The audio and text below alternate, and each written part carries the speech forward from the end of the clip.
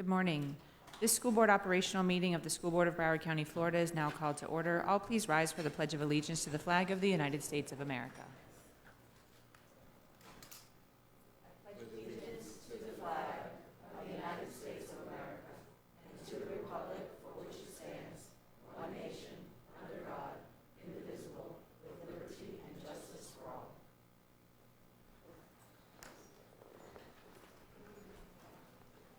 This weekend, our news was again dominated by horror and tragedy. It is difficult not to think about the innocent people who lost their lives and were injured in El Paso and Dayton, which was the third and fourth mass shooting and act of domestic terrorism in 1 week. As a community, we are all too familiar with the repercussions of a tragedy in our local area. We are averaging more than one mass shooting a day in the United States. This type of violence has no place in our society, and none of our children should have to live through the climate we are in. As our hearts go out to the victims' families and communities, let us take a moment of silence to think about how we can all change our thoughts, words, and behaviors to help eradicate fear, anger, hate, and racism to create a better humanity for our children and generations to come.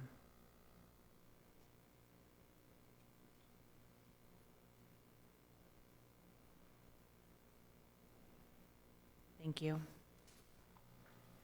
In order for the meeting to operate within an appropriate professional environment, at this time it is respectfully requested that all cell phones and other electronic devices be either turned off or put into the silence mode.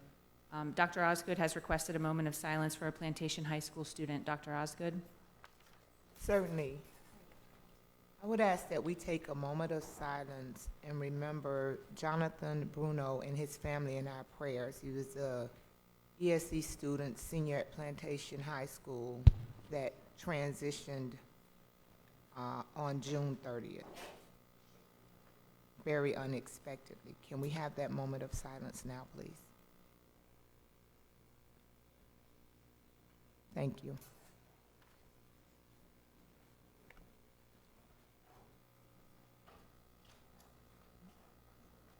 Does anyone else have a moment of silence? Ms. Murray? Yes, I'd like to take this moment to remember Mr. Victor Rodriguez, who was a teacher at Apollo Middle School. He was our science teacher and really an inspiration to the many students that came before him. He'll be missed by his mother and family, and I'd like to take this moment to remember him.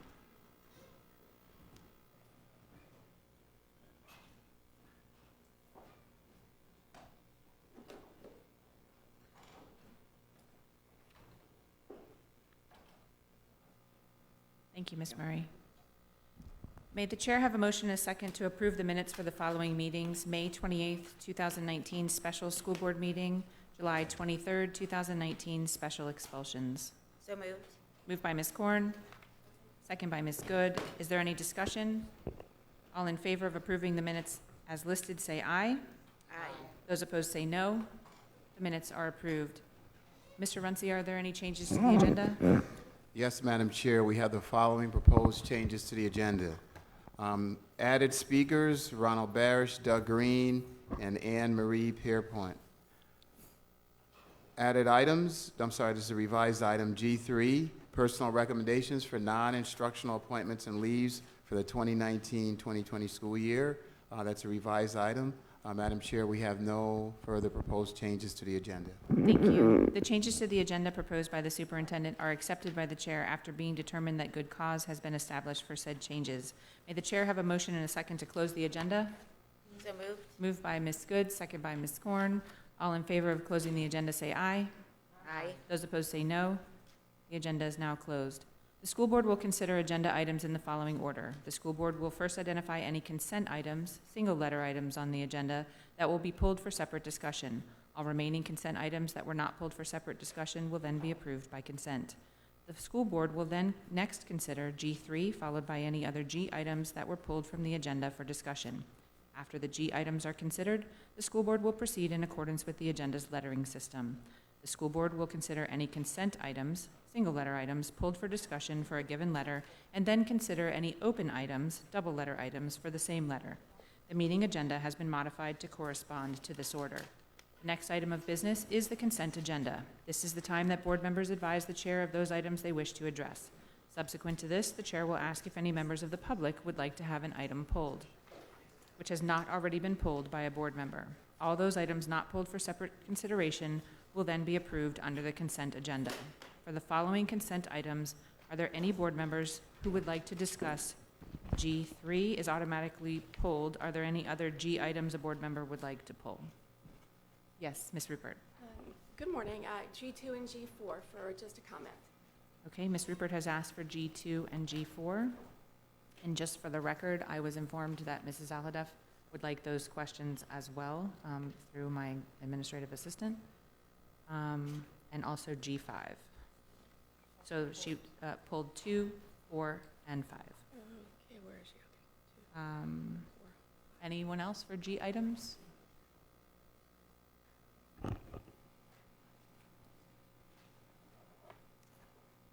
A item? E items? Ms. Rupert? E1 and E3, please. E1 and E3 for Ms. Rupert. Anyone else for the E items? Also, Mrs. Alhadeff had indicated she had a question on E2.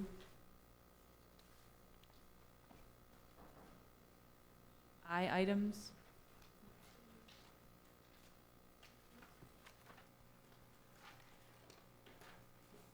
J items?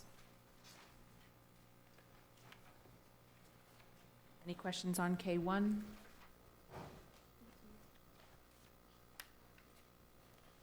Is there anyone from the audience who would like to speak to an item that has not already been requested for discussion? Please state your name for the record. Good morning, Ronald morning. B. Barish. I hope everybody had a nice summer. Was G5 pulled? Yes, it was. Okay. K1. Mr. Barish has requested K1 be pulled from the consent agenda. Any additional audience members like to pull a consent item that has not already been pulled? Thank you. I'll review them if you'd like. Yes, Ms. Good? So just, if you can just clarify for those in the audience, those consent items, once approved, the audience cannot speak on those items. Yes. Just want to make So sure. if there's anyone in the audience that wishes to speak on a consent item that has not been pulled by a board member or a member of the public, now is your time to pull that item. Skeet Jernigan, just want to confirm that GG item A1 will be discussed and it's not been a consent item? A1 is a consent item, and it has not already been pulled. Would you like it pulled for separate discussion? Yes. Thank you. Mr. Jernigan has requested A1 be pulled from the consent agenda. Yes, Ms. Good? So add me to A1. Ms. Good would like to be added to A1. Does anyone need me to review what's been pulled, or are we all good? All good? Okay. At this time, may the chair have a motion and a second to pass the consent items that have not been pulled for discussion? So moved. Second. Moved by Ms. Corn, second by Ms. Rupert. All in favor of approving the consent agenda, say aye. Aye. Those opposed, say no. The consent agenda items have been approved. At this time, will board members please identify the open items that you will be asking questions of staff? This will better manage staff's time by letting them know which open items we intend to address. Any EE items from my colleagues? Ms. Levinson? I have EE4, EE5, EE7, and EE8. 4, 5, 7, and 8 for Ms. Levinson. Ms. Corn? Yes, please numbers EE 7, 8, and 10. 7, 8, and 10 for Ms. Corn. Ms. Rupert? And mine are EE1. And that was it, EE1. Thank you. EE1 for Ms. Rupert. Any other colleagues on EE items? I have EE8, EE10, and EE11.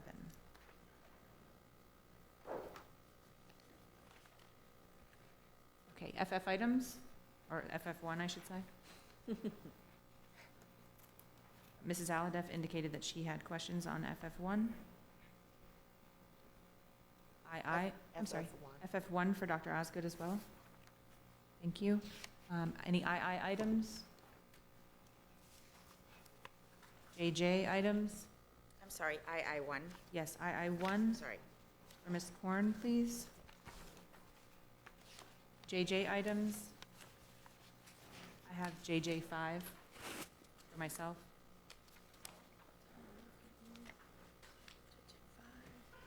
You can add me to that. JJ5 for Ms. Good as well. Anyone else? For JJ items? And LL items. Okay. Heather, Yes, Ms. Bartleman? can I have G2? It's already been pulled, thank you. Perfect, and then I'll tell you the double letter. All right, thank you. May the chair have a motion and a second to consider G3? So moved. Moved by Ms. Rupert, second by Dr. Osgood. Audience input on G3? Seeing none, board member input on G3? All in favor of approving this item, say aye. Aye. Those opposed, say no. Ms. Brinkworth, Yes? she said we already did the double letter items, so I was just going to let people know I have. You can do that after we finish with the G3, Ms. Bartleman? Oh, okay, Yes. perfect. Thank you. Okay. So G3 passes unanimously. Okay. So the first person is Ronile. Did I say that right? How do you say it? Ron. Just Ron? That's not what it's. Okay, they have other letters after Ron, but okay. Ron Alito. He's our manager for area security. Nice to meet you, Ron. Now, Mr. Bradley, do you like Ronald or Ron? Ron Bradley, manager area security. Oh. Perfect, we only have to remember one name. Okay. Merlin Kornblit, Maylene Corbett, registered nurse, school health. And this one is very easy. Philip Dunn, chief information officer. Congratulations. So I'd like to congratulate our new professional development specialist, Sarah Kellum. And our newest supervisor for coaching and induction, Jacqueline Smith. And our assistant director for administration, Farah Wilson.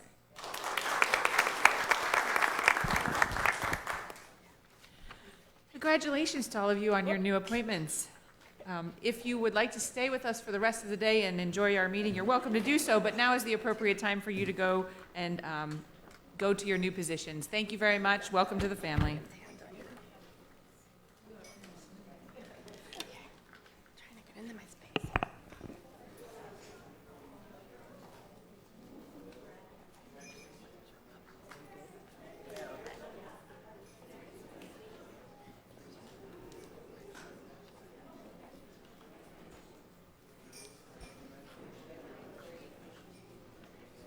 May the chair have a motion and a second on G2, please? So moved. Moved by Ms. Korn.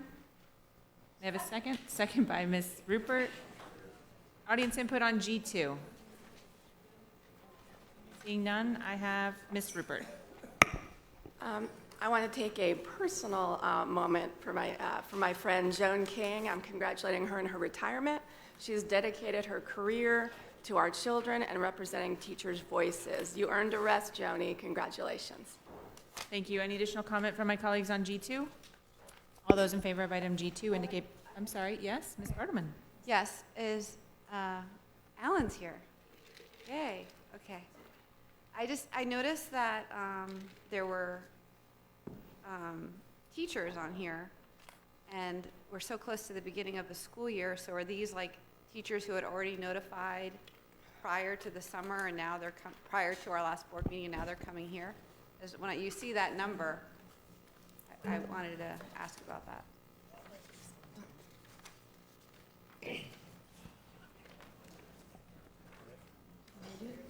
Good morning.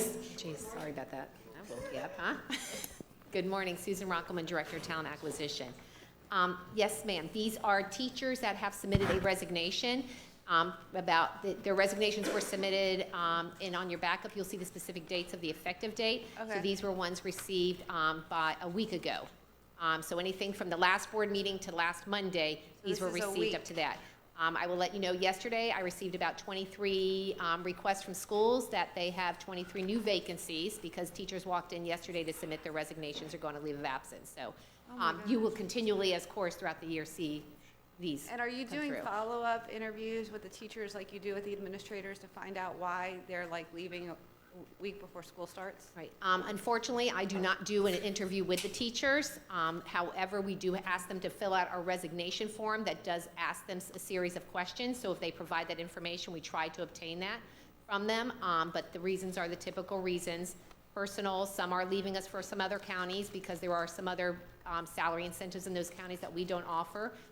People are leaving to go back to school. People are leaving because their families transferred, their husbands, wives transferred out of the county. So the traditional reasons. Okay, and then Mr. Strauss, I know I spoke to you about what the other counties are doing for retention of teachers, so, and you sound like you really believe in getting that done to help our teachers find out why they're leaving, get to the root. And so I didn't know if you wanted to comment, and then go ahead first. Right, Alan Strauss, Chief HR Equity.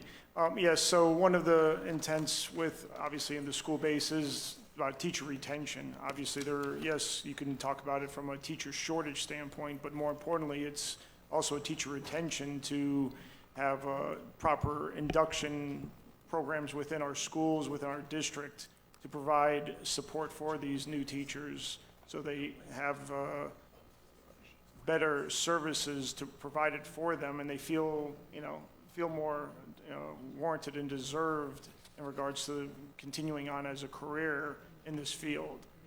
What Ms. Rockelman, provides every year, unfortunately, to her point, there are teachers that, for whatever number of reasons, hold off informing schools until the last minute that they are no longer returning, even though they might have known, when they left for the summer that they weren't going to return. So these are some of the unfortunate, turnover issues that we do face. Okay, well, I just look forward to you guys.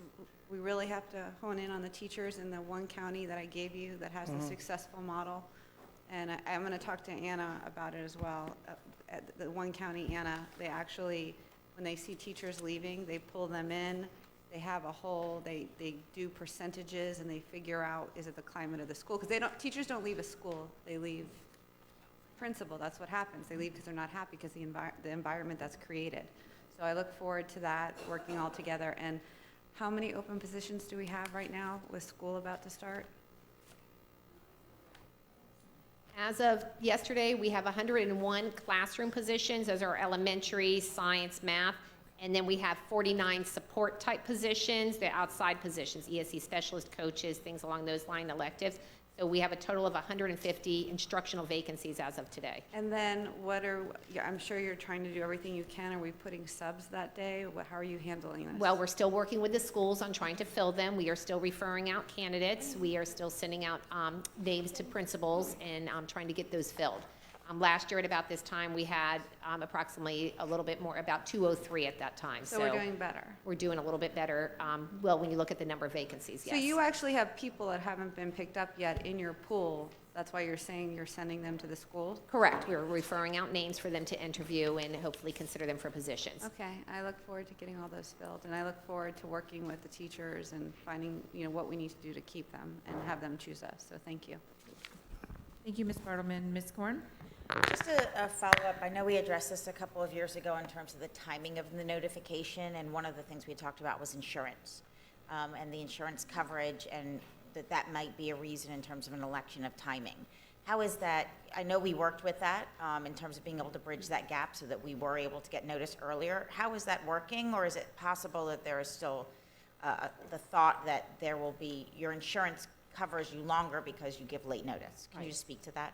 Yes, I can. So we have implemented what we call an early incentive notification. So if a teacher notifies us, I want to say by April 1st, they will receive an incentive of $500, and then their benefits will be covered over the summertime. So if you say you're going to leave June 5th, then your benefits will be covered the month of July and August.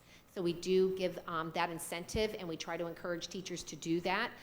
So again, exactly why these ones are last minute things. Some of them were just truly last minute, the teacher didn't know. Yes. But we do try to get word out to encourage people to give that incentive notice so that we have time to fill it over the summer. Okay. I can get you some specific numbers of what we've received over the last, I believe we've done it for 3 years now. Okay, and I really I'm speaking to that because that's something we did address a few years ago, and this was a creative way of trying to, have notice as early as possible. In terms of informing our teachers, I would assume that that's something that's done, or don't let me assume. If you could just share with us how we make sure that all of the teachers understand that that's available to them. We send out notifications to the principals, of course. They put the flyers up in their areas where the teachers will be. In addition, we send out email blasts to the teachers letting them know about this. And we work through our different outlets with the union and anybody else that can give notice out to teachers to let them know. Okay, thank you so much. Thank you, Ms. Korn. Any additional comment from my colleagues on item G2? I just want to verify, Dr. Neesmith, there is no one on the line? Okay, thank you. All those in favor of G2 indicate by saying aye. Aye. All those opposed say no. Item G2 passes unanimously. Mr. Runcie? Yes, Madam Chair. With your permission, I just want to mention we overlooked 2 additional revisions to the agenda. Those items are not on consent, so no action was taken. Those 2 items are EE5, recommendation to approve extension and additional spending authority for fire alarm equipment, parts, and components. And that's a revised item in the FF1, a state mental health assistant allocation plan for the school year 2020. That is also revised. There are no further changes, Madam Chair. Thank you. And just to reiterate, both of those items were open items, so no action has been taken on them. Thank you, Mr. Runcie. At this time, I'm going to just dispose of the rest of the G items, and then we'll do committee reports. May I have a motion and a second on item G4, please? So moved. Moved by Ms. Rupert, second by Dr. Osgood. Audience input on G4? Seeing none, I have Ms. Rupert. Yes, I wanted to make a general statement here and not particularly get into any situations. I'm going to be supporting, obviously, this item. But besides discipline, when people are, let's just say, erratic, what other therapeutic measures do we put in place to really make sure that there's safety for all, and including the very employee themselves? So I don't really think we've discussed this.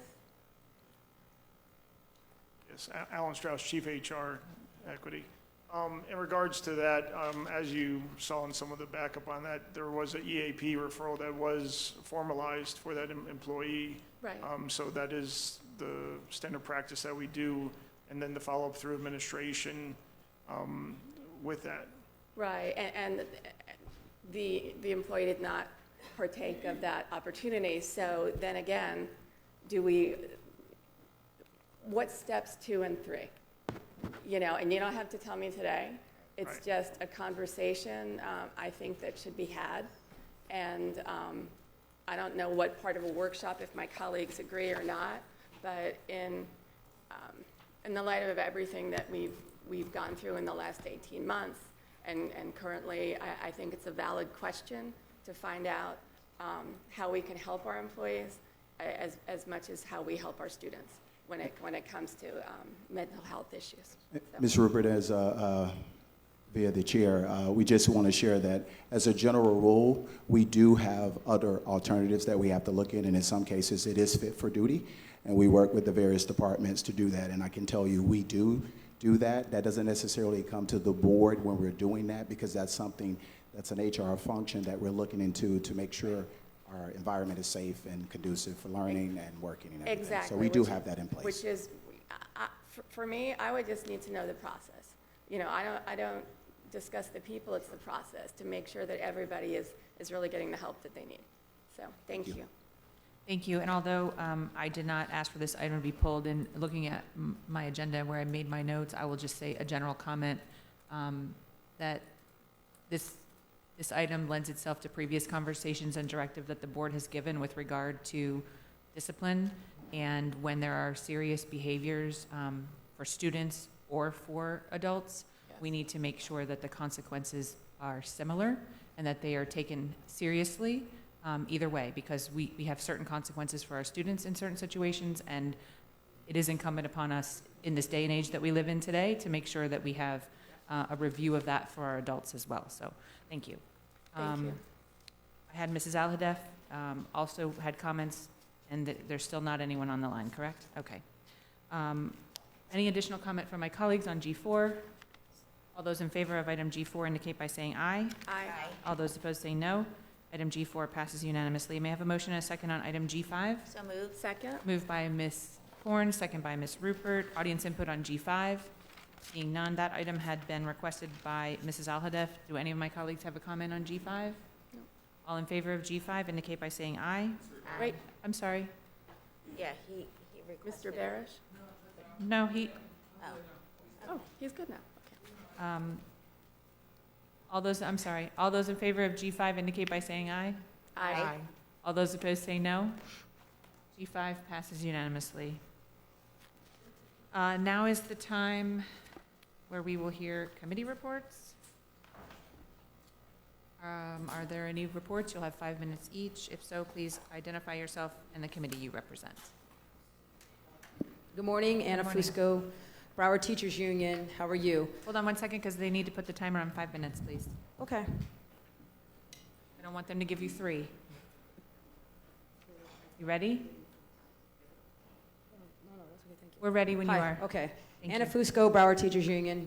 Good morning. How are y'all doing? A couple messages I'll touch base on about the teachers resigning, being released, retiring, and so forth. There are multiple reasons why. The biggest reason is that the Broward Teachers Union, we do our own research, we do our own surveys, which I'll talk about the other survey that we have done and has made the media, and there will be another report running 10 o'clock tonight on Channel 7, since I've only had one person from the board reach out to me about the survey, but that's okay.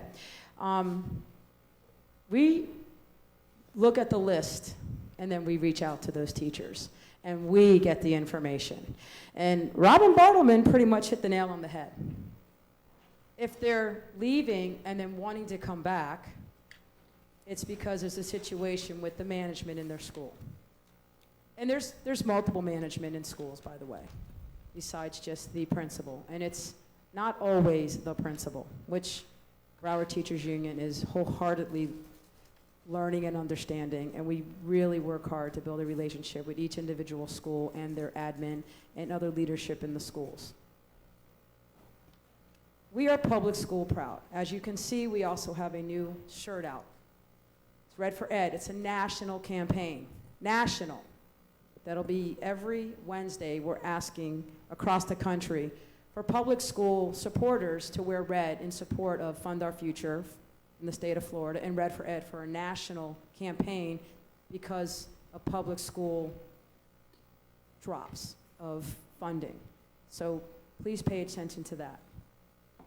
I'm asking you guys to wholeheartedly have stronger conversations with your leadership, your directors, your cadre leaders, cabinet, to have stronger conversations with admin on understanding the learning curve of our new teachers that come in.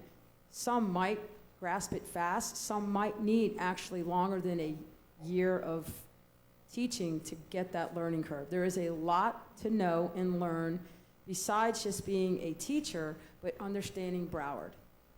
There's a lot.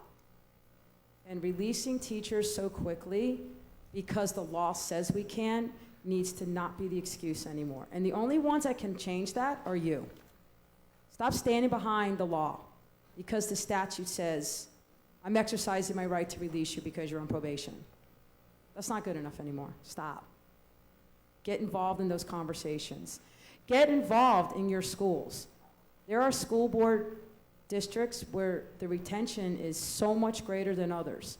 And I could tell you because of the school board members that are involved in their districts. So getting involved is a help.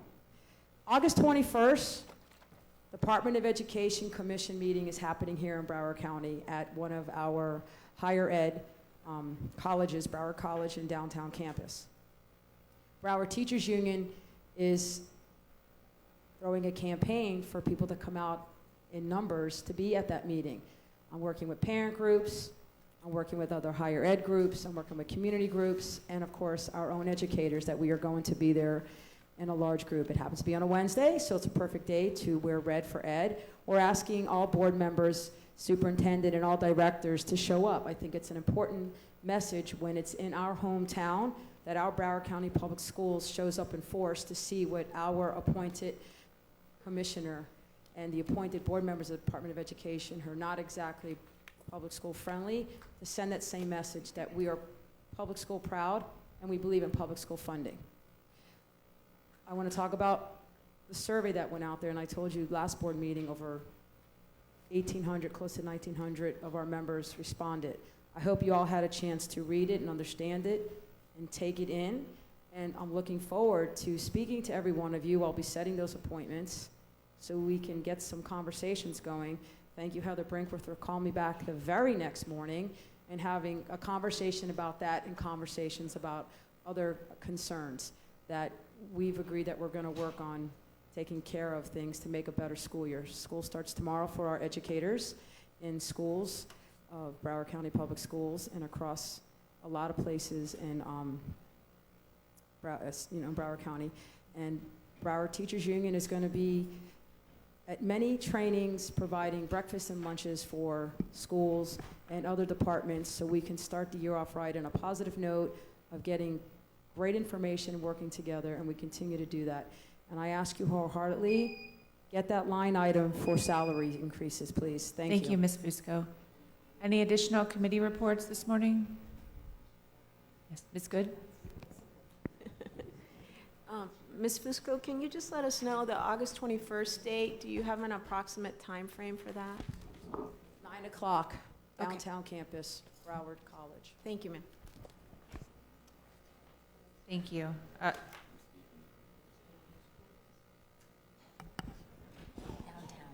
downtown BC campus. If we could just make sure that, I know Mr. Runcie has it on his calendar, could you make sure that the board members have the information for that event, please? Thank you. Any additional committee reports? Okay, may the chair have a motion and a second on item A1? So moved. Second. Moved by Ms. Horn, second by Ms. Rupert. Audience input on A1, please.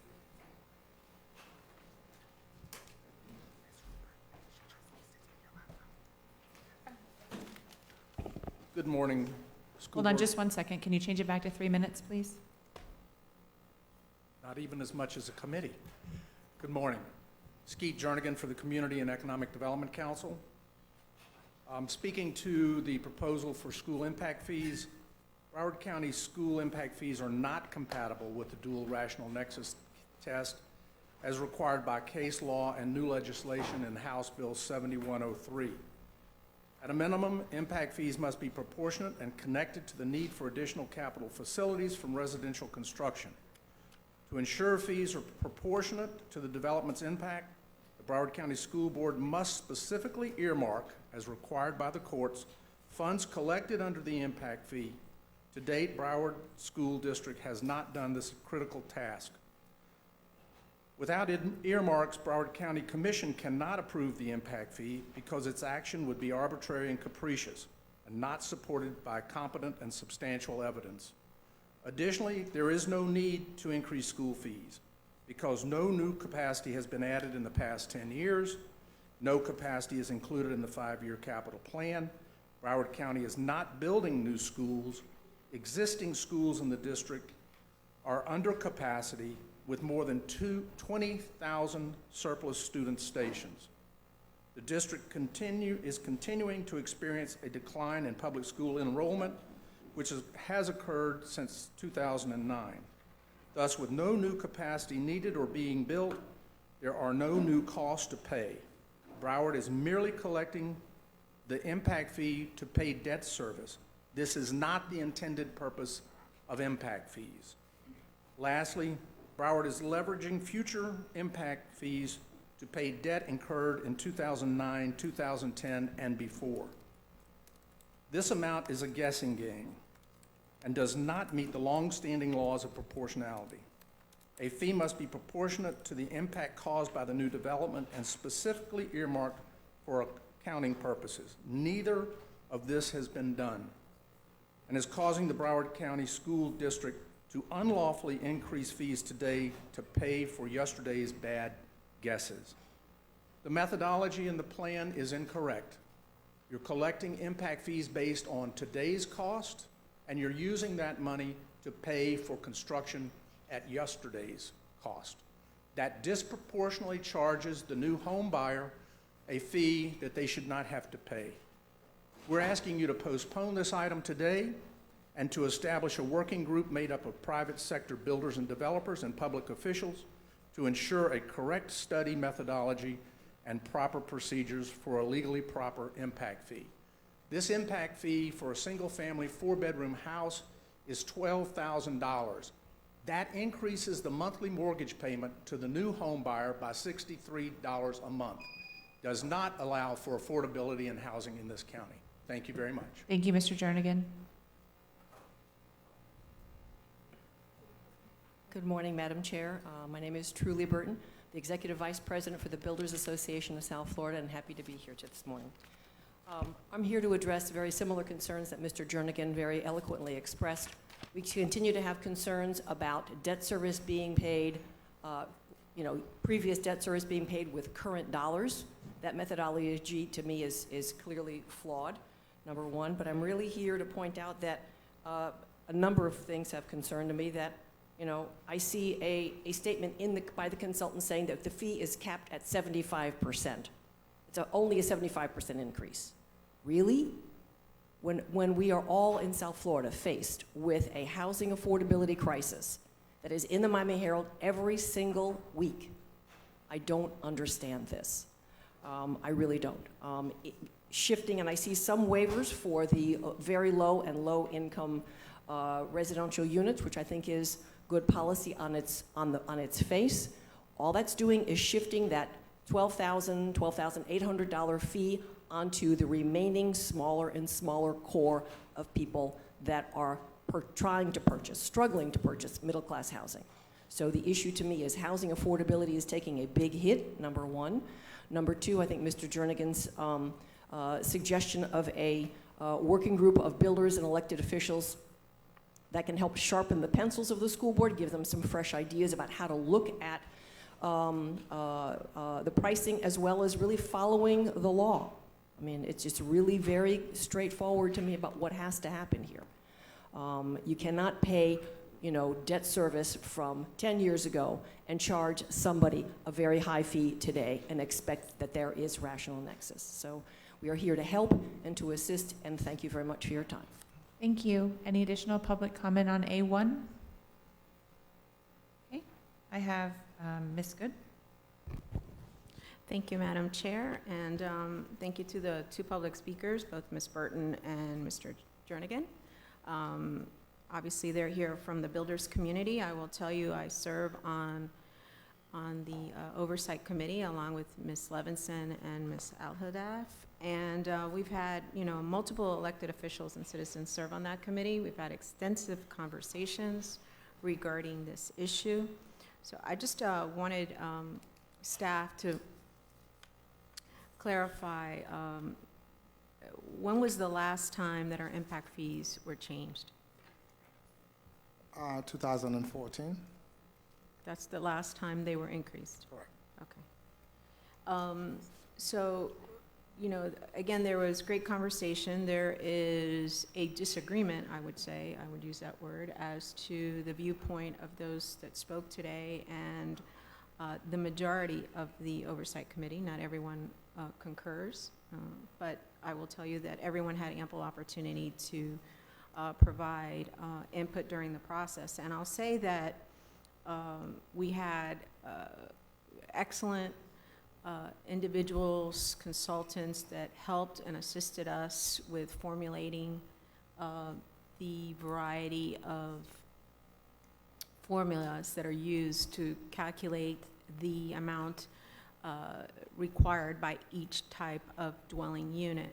Some dwelling units did go very high, and because of that, we collectively decided that they be capped to a certain amount, and that amount was. Leslie Brown, Chief Portfolio Services Officer. The Oversight Committee made the recommendation to cap it at 49%. And originally it came at a higher cap, but we ultimately decided that was a number that we felt comfortable with.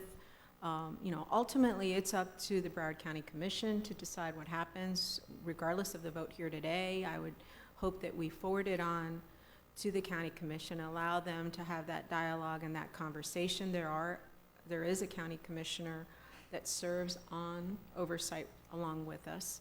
And I think the conversation needs to continue to occur so that we can move this along. I think we looked at every aspect. I mean, there's exemptions for senior housing. We looked at affordable housing and how to minimize the impact on that. We issued caps. I think the Oversight Committee did an excellent job at looking at every opportunity to minimize impacts to those that are developing within this county. I will say that every large district that I know of, and I know there was conversations, and Ms. Brown can maybe speak to it a little bit better than I can, but everyone utilizes impact fees for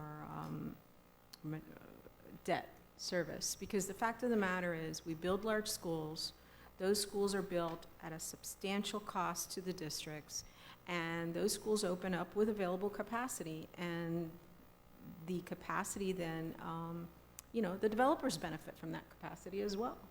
So schools don't get built today and paid off tomorrow. It's just like your home or your mortgage. It takes years to pay them off, and so that's why impact fees have been utilized for that purpose. Now, I know that staff followed up on that issue, and I wondered if Ms. Brown could speak on that very quickly on that point. Yes, just briefly, we did have legal take a look at it. It came back that the work that we are doing is allowable under the law. We also worked with the Auditor General. We were able to actually prove the rational nexus. They actually considered us an exemplary example of making sure that we do that. So we have looked at both sides to make sure that what we are going forward with makes sense. So I'll just end with the fact that there's no guessing involved in this whatsoever. In fact, we were probably very adamant on the fact that there should be rationale for everything that we decided on this group. We used the consultants very heavily in our conversations and our discussions, and ultimately our proposal to bring this forward today to the board corporate. So, you know, again, to say that any guessing or ultimately guessing is what dictates what's before you today is really not true. And so I will be supporting the item and look forward for the passing of this today, and ultimately have that matter come before the County Commission for their consideration. And again, when it gets there, they can vote it up, they can vote it down, or they can change it. Right, Ms. Brown? Yes, ma'am. Okay, thank you. Thank you. I have Ms. Korn, followed by Ms. Levinson. Thank you. So not being one that serves on the committee, but I have actually in the past, I just wanted our legal to weigh in on the fact that, because collectively as a board, we are voting on something that the comments that have been shared stated emphatically with legal jargon that we are not aligned with state statute. So I just need our counsel, and I appreciate Ms. Brown, you speaking to it, but I would just like our counsel to be able to make a statement as this board is getting ready to vote and move it forward. And I need some clarification from Your mic. Oh. Ms. Yeah, Batista? she's using it. They just turned it on. It's on There you now. go. So I need some clarification from Ms. Brown as to the opinion that that you sought from the General Counsel's office. Yes, we worked through Ms. Myrick as well as Bob Gang, and we did receive back confirmation that it was legally defensible. Okay, thank you. Thank you. Ms. Levinson? Yes, first I want to say that serving on the Oversight Committee, I concur with everything that Ms. Good just said. We have been going through this process for how long? 18 months. 18 months we've been going through this process. We have looked at everything, every which way. So we finally were able to bring this to a vote at the last meeting. And what was the vote at the last meeting? Chris Akabus, the Director of Facility Plan Real Estate, was 7-3. 7-3. So it finally did pass through our Oversight Committee, which, as mentioned, does have elected officials from the county, from municipalities, city managers, and others sitting on that committee. And I know that there were comments made about the correct study of the methodology. And I know that it was not a correct study. And I know that we have our consultants here, and so I just wanted to verify with them what they went through without getting into all kinds of detail to ensure that we have a correct study methodology.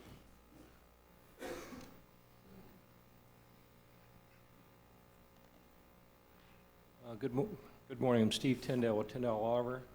We've been doing this for almost 30 years, and one thing we clearly do is work with both the technical people and the legal staff, and we monitor state legislation as it's being adopted and approved, and without going in the details, you really need to understand the intent of the state legislation when it gets passed and maybe how it might be applied in a court case, which is somewhat complicated.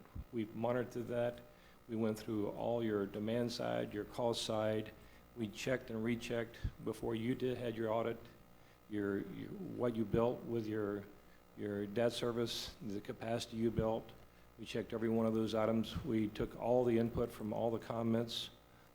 And I think one thing you'll hear the group say is we're very honest. If we found anything at all that we missed, we just cleaned it up. We didn't come up with any excuses, and it was, I think, very little, but most of the time we adjusted things anytime, and having that many eyes on things we think is very positive. So we feel comfortable with the technical part, the proportionality, the benefit side in terms of what you're doing. We also do school master plans. We understand, like water and sewer systems, you have lumpy investments. You can't build a tenth of a school. That's part of the way you have to do your operation. You're not like, you can't go out and buy a half a park or 10 acres of land. Your things you're doing now, you do expansion. So we feel very comfortable. We've heard the comments that you heard this morning multiple times, and every time we hear it, we go back and check and recheck. We recheck with both the legislative things and what we do. And I think the other thing I can say is if you'll read the document with all the footnotes and the appendix, I don't think you'll ever find a document that is as well documented with reference material and where you can track back and see where everything was done and how it was done. So we feel very comfortable with both the report and what you're doing as far as moving forward.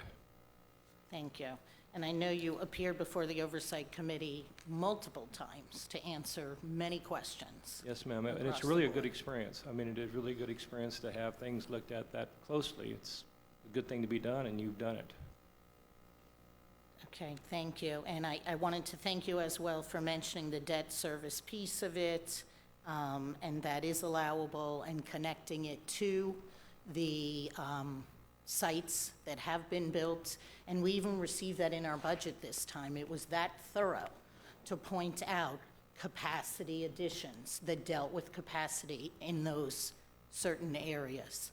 So, and then just to reiterate again that there are waivers for seniors and for low and very low units. So I thank you very much for answering the questions, and I would encourage our colleagues to support this. This has been 18 months in the works, and I thank you for giving us details today. Thank you, Ms. Levinson. Dr. Osgood? Just want to say thank you to my colleagues for serving and representing us, and thank you for the information that you've shared with us today. Ms. Corn, thank you. I know you're not on the committee, but I know you have experience and expertise in this area. And it is very important when we have these items that we have this information shared with those of us that are not on the committee, and that we are communicating clear facts to the public as we make these decisions. So I just wanted to take this opportunity to thank you all for your continuous superlative leadership in representing us, and then coming back and sharing on these items so that we know that we're making the right decisions as we cast our votes today to support this item. Thank you. Thank you, Dr. Osgood. And do any of my other colleagues have comments before I make a quick comment? Thank you. I share those sentiments as well, Dr. Osgood. Thank you to my colleagues who serve, and thank you for bringing us information. Thank you to the members of the public who took the time today to come speak before us and have done so in the past. Just very quickly, I wanted to make sure I had a conversation with Mr. Acabuso and Ms. Brown yesterday with regard to the ability to remove the audit finding and the information that you provided and how that's satisfied. So if you could just speak a little bit to that so that it is very clear to the public. Leslie Brown, Chief Portfolio Services Officer. We worked through the capital budget team, and they were able to provide to the auditor the actual expenditure of each of those dollars based on the seats that were available and how the impact fees were applied to those seats. So the auditor was able to clear the finding, and I think it's a great standard for across the state for the auditor to continue to take a look at. Thank you, and thank you for taking time yesterday to speak with me about the item. Any additional comments from my colleagues? All those in favor of item A1 indicate by saying aye. Aye. All those opposed say no. Item A1 passes unanimously. May I have a motion and a second on item E1? So moved. Moved by Ms. Korn, second by Ms. Rupert. Audience input on E1. Seeing none, I have Ms. Rupert. Yes, I was waiting for Ms. Coker, maybe?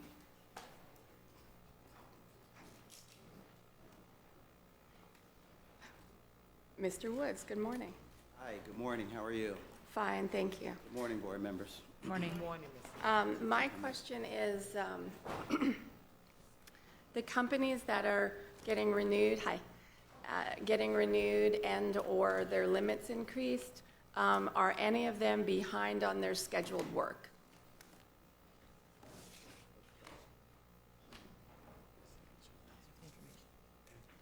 And if so, how is the process to move forward, by SREF limits, et cetera? Good morning, Mary Coker, Director, Procurement and Warehousing Services. Good morning. Thank you, Ms. Rupert, for your question.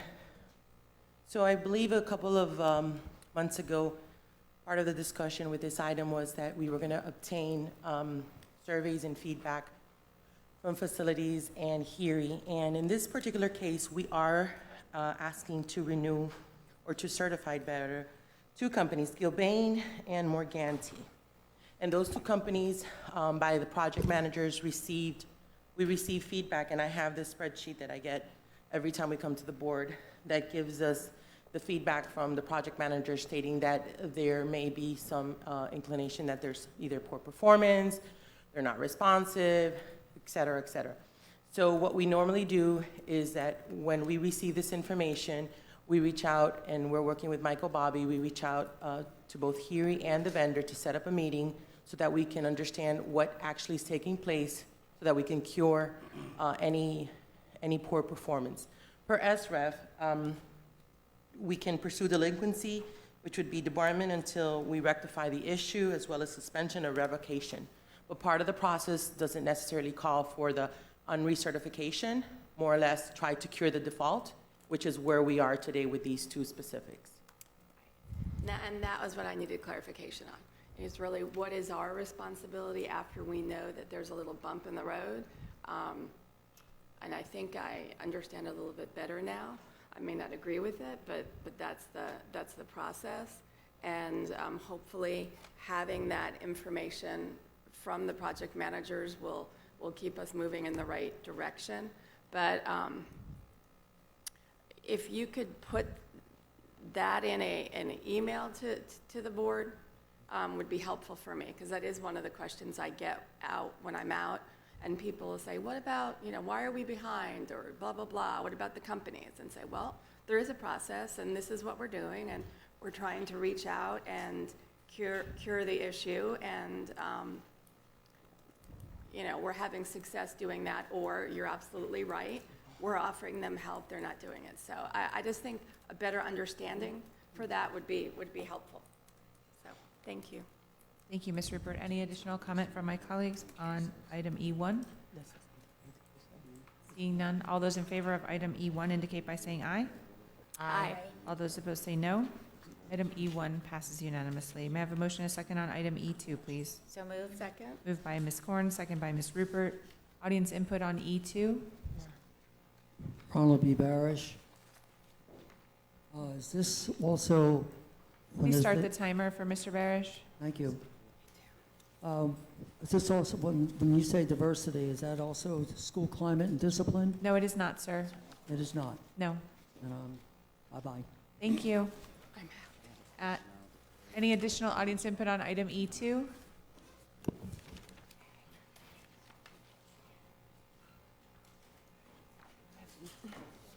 I know Mrs. Alhadeff had indicated that she had a question on E2, so we'll give her just a second.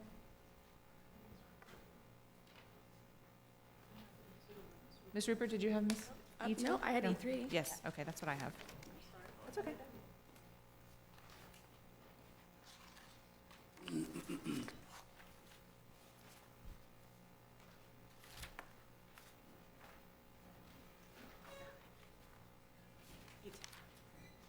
On page 1 of 6. So can you explain the first event? It says it's not a Broward County Public School event. Why would Heary be going to a Broward County School Board candidate fundraiser? So welcome. Thank you for joining us. This is a subject that we had discussed in length in a prior board meeting.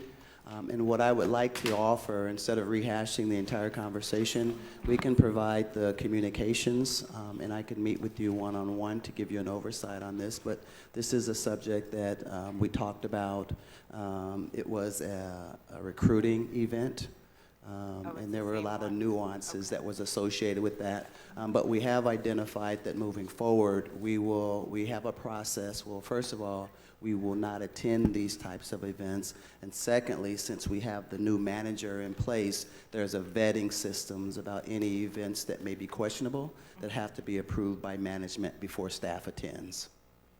And I can follow up and share some of those communications. No, I remember it being the last event, so I didn't realize it was the same one we were talking about. Thank you. No worries. Thank you. Yes, Ms. Rupert? Just something that you'd said, Mr. Woods. You said it was a recruiting event. How so?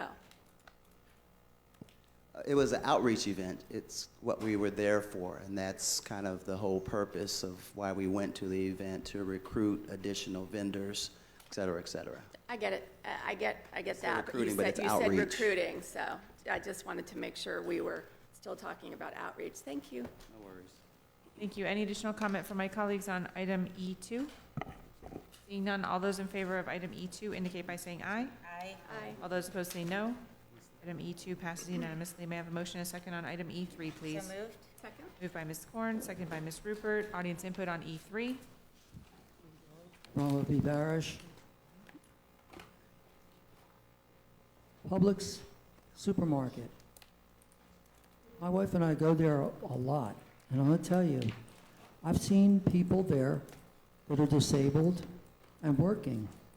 I think it's a great thing to do, that the Broward School Board does this, and I think it would be great for all students,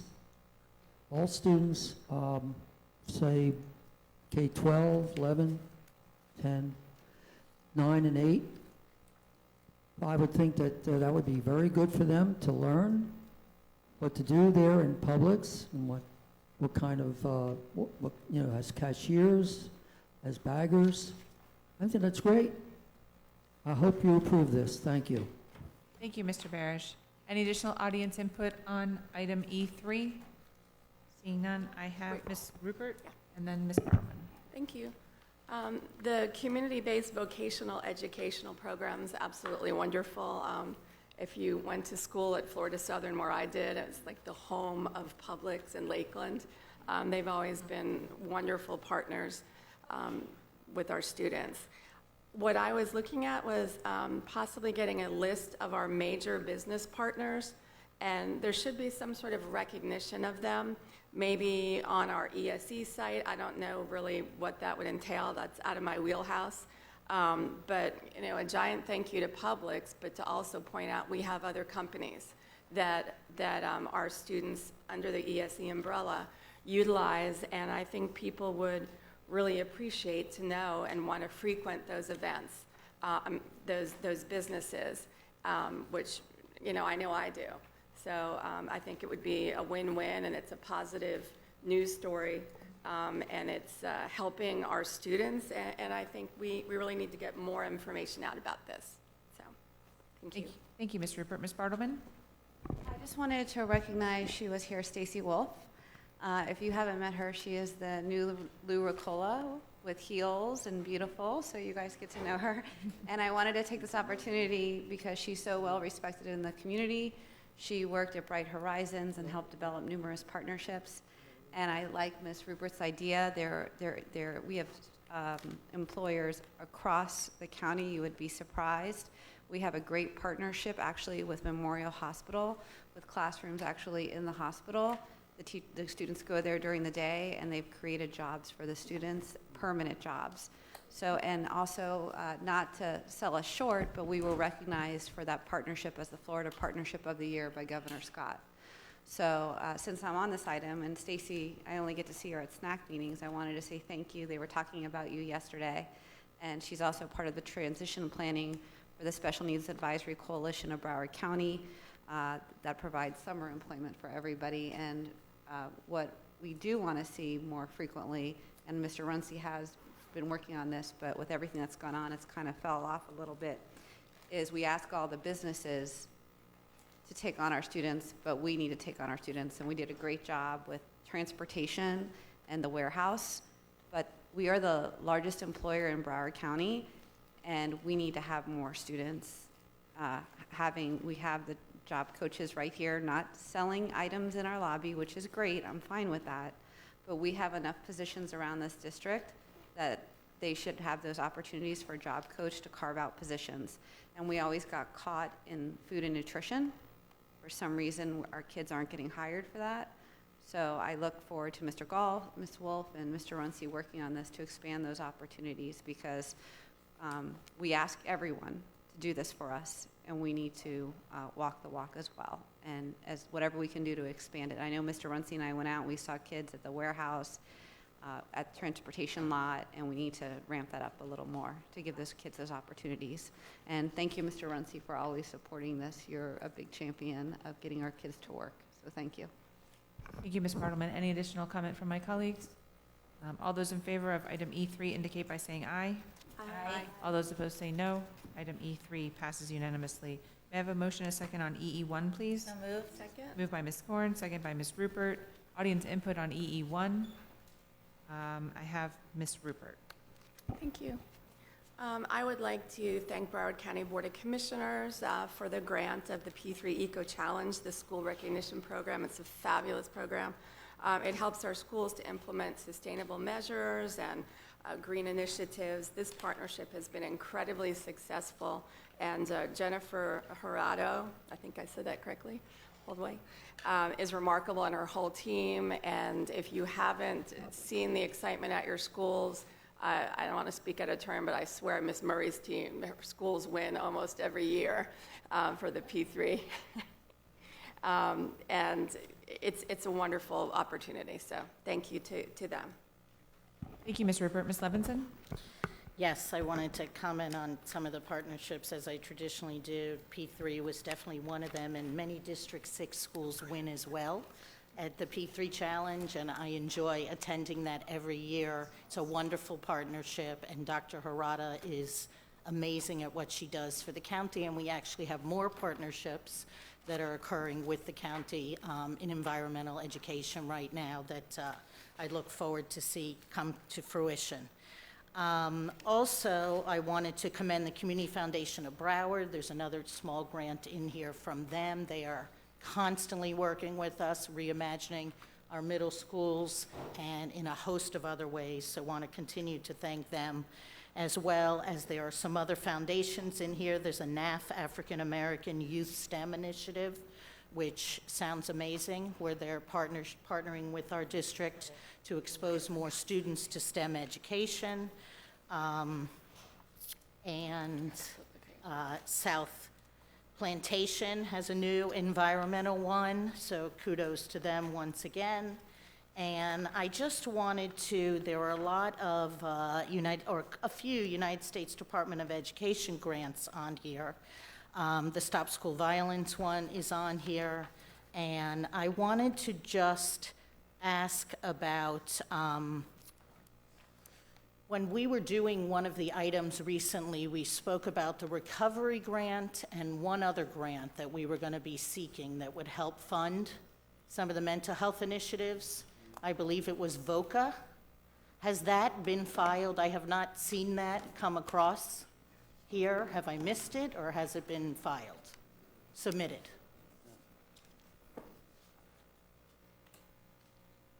That has been recently submitted, and there had been as of this week, there have been some questions, so we had to send some more information. We were told that it would be submitted yesterday. So has it been submitted? Yes, it's been submitted from our office. It has been submitted, okay. All right, thank you very much, and kudos once again to all of our staff for working on these grants. I also wanted to mention the Smart Ride, which is out of the Department of Equity and Diversity, which is a wonderful grant as well. Thank you. Thank you, Ms. Levinson. Ms. Rupert? Thanks, I forgot to flip the page.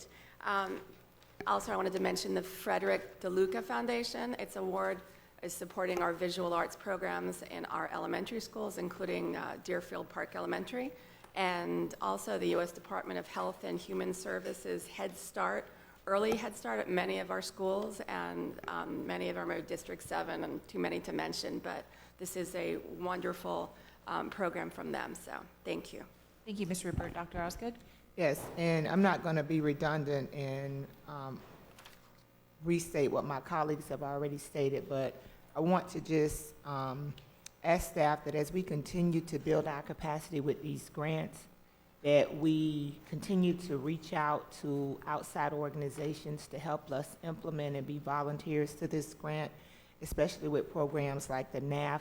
I know personally that FPNL has a good group of Black engineers that can mentor on this grant and help us, with this initiative if we're successful on the next phase. I know we're in the planning phase now with the first $10,000, but if we could look, and I actually think it would give us leverage in the grant if we have groups like FPNL, the Links Incorporated, where we have these bodies of professionals who are looking to mentor and do community service, because those organizations are all about community service.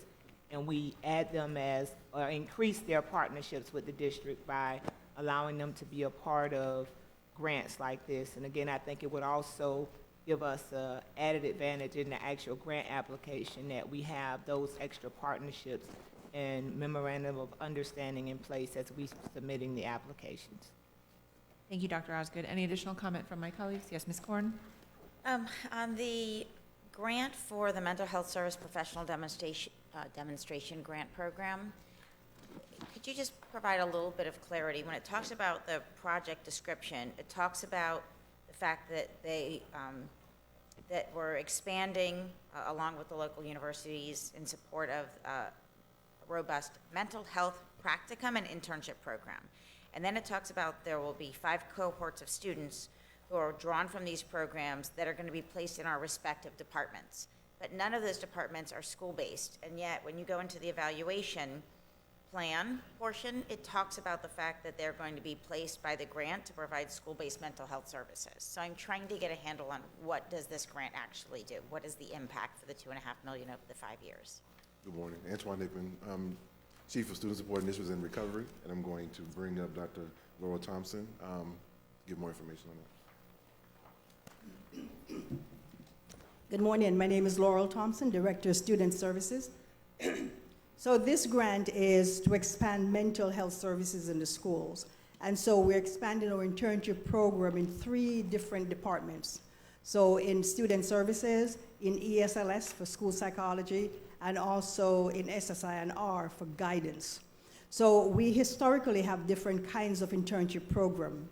With this opportunity, it is for us to expand. So what we're doing this time is making the internship program a bit more robust in terms of mental health training, and we're developing what we call a Broward certification for these interns. So when they're done with us, they can be hired directly from graduation into us because they would have learned all the pieces they need, as opposed to the prior years, especially for school social work. We ask that all of our interns who come to us, and we have in social work about 24 interns every year.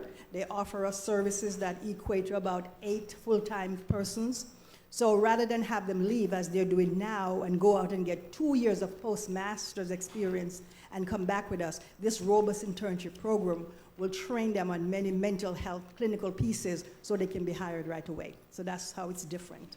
Okay, so I want to applaud you for this. We really need to educate, and all of your staff, really getting the pipeline full with the trainings and being able to have those partnerships so that we can then attract the professionals to come in and to be able to fill those positions, especially with the referendum, now Yes. having those additional positions to fill. In terms of the program itself, is this accomplished in a year? Is it accomplished in 2 years? How long is this portion of the program before they Okay. get that Broward certification? Yes. So it will be accomplished in 1 year, to be the advanced year of the internship program for the students who come to us. And these students are going to be rigorously recruited and interviewed to make sure we are picking the very top level students that are available to enter our program. Okay, perfect. Thank you so much. Surely. Thank you, Ms. Corn. Any additional comment from my colleagues? All those in favor of item EE1 indicate by saying aye. Aye. All those opposed say no. Item EE1 passes unanimously. May I have a motion and a second on items EE2 and 3? So moved. Second. Moved by Ms. Bartleman, second by Ms. Levinson. Audience input on EE2 and 3. Colleague input on EE2 and 3. Yes, Ms. Bartleman? Okay, so I'll do EE2 real quick. I think that this is a great idea. I'm on the right one. Is someone, who's going to speak on EE2? That's not going to be you, is it, Mr. Wood?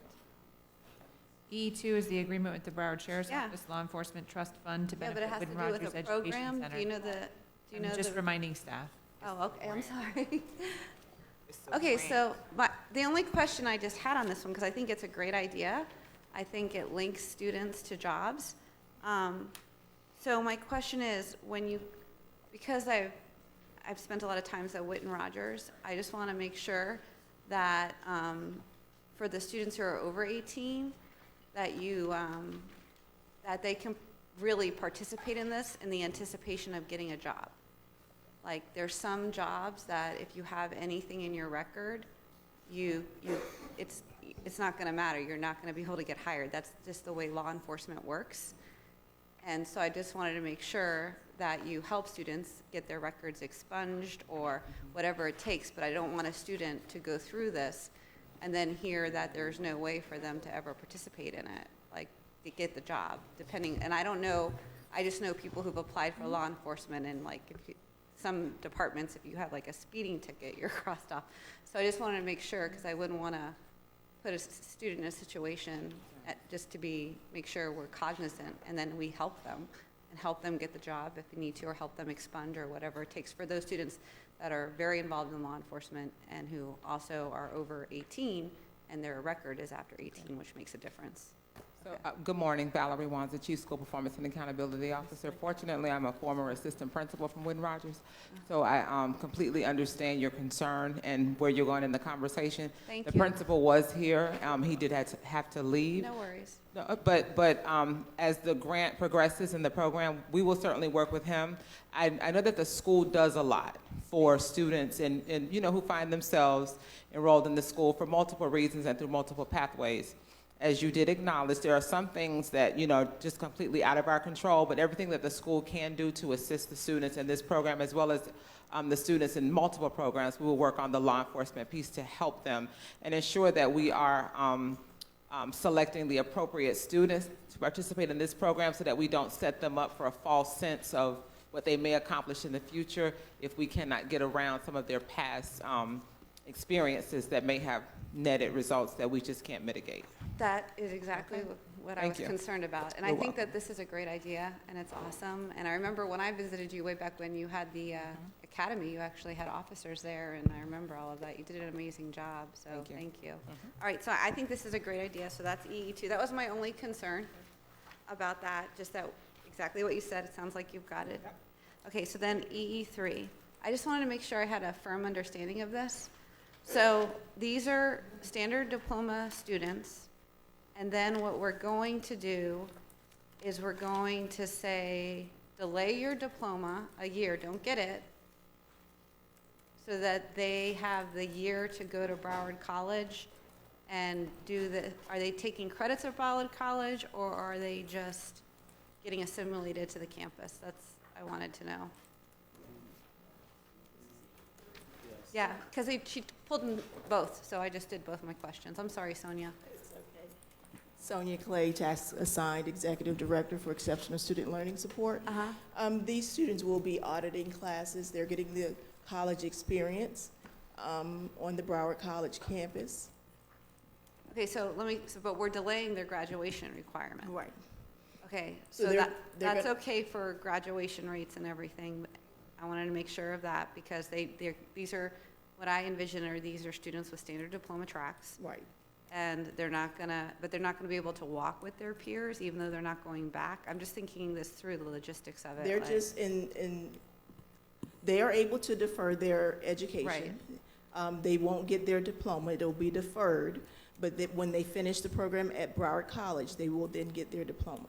Are you going to allow them to participate in their high school graduation? We do not prevent them, we allow them to walk with their class. Okay, that's important. Well, I mean, not with their class, with, at the They'll be school, able to walk with their traditional class. school. Mhm. And then the auditing of the class and all of the classes, that's getting paid through A grant. IDEA? It's a grant that we have, that Is we're it working with Broward College. A separate grant, like a It's federal separate- grant? Yes, it is.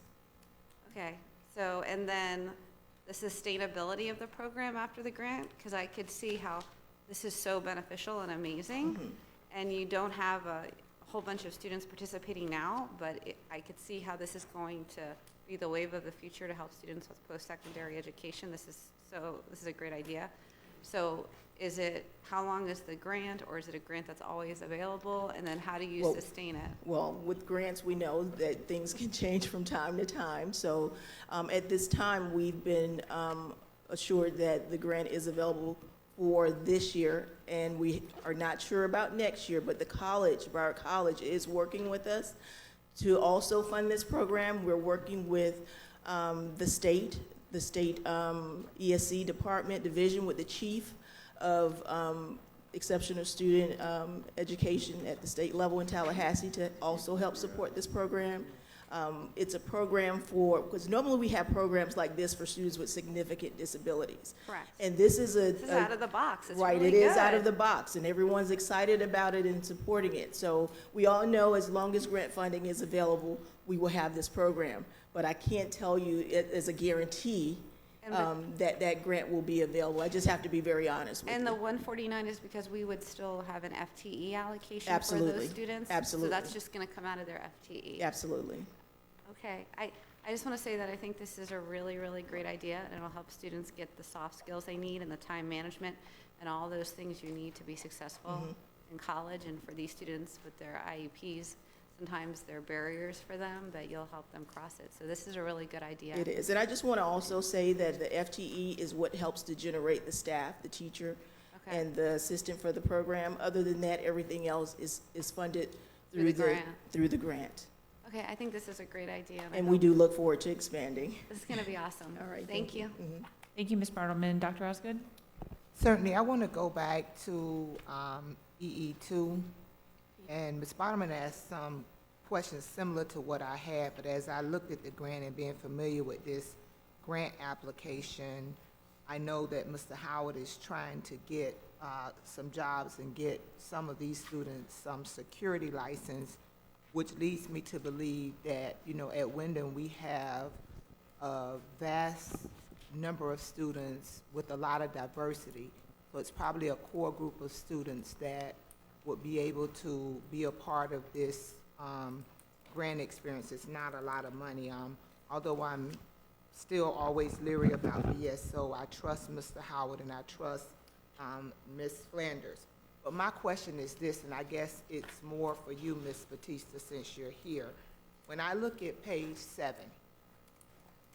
and maybe I'm just not understanding it, it seems contradictory in what it's saying about records and public records, but then on the last bullet on E, it says, all public records stored electronically by the grantee pertaining to the services contracted for in this agreement must be provided to BSO upon request from BSO or BSO's designee or BSO's custodian of records designee in a format that is compatible with information technology systems of BSO.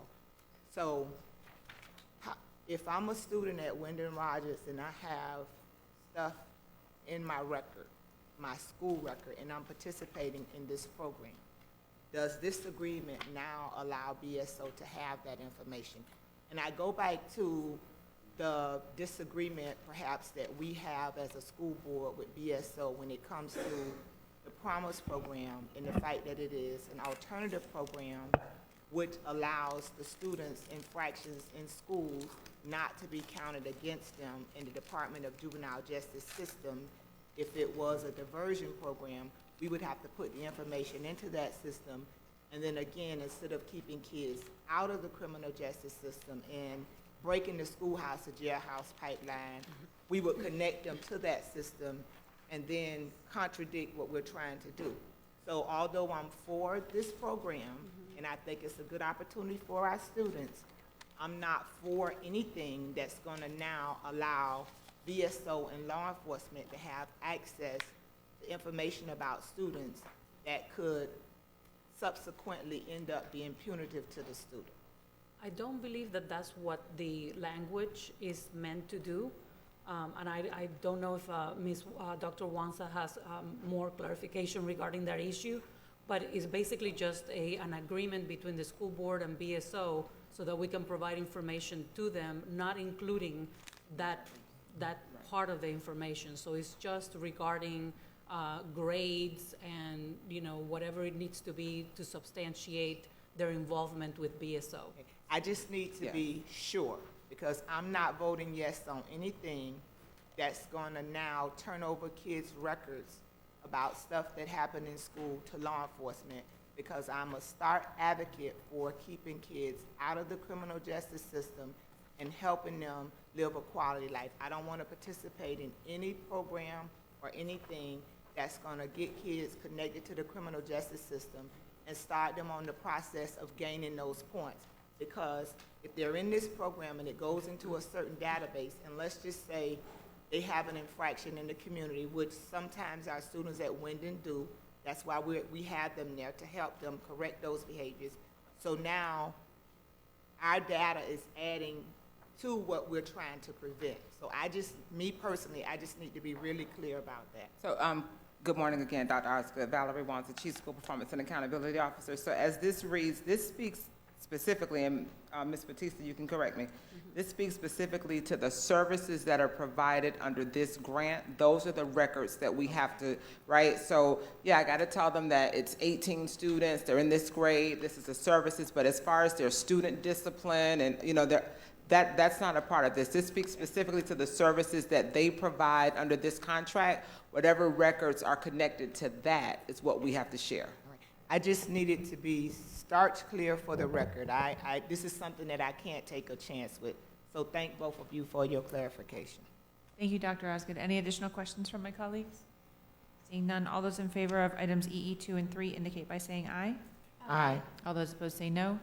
Items EE2 and EE3 passed unanimously. May I have a motion and a second on item EE4, please? So moved. Second. Moved by Ms. Korn, second by Ms. Rupert. Audience input on EE4. Ronald B. Barish.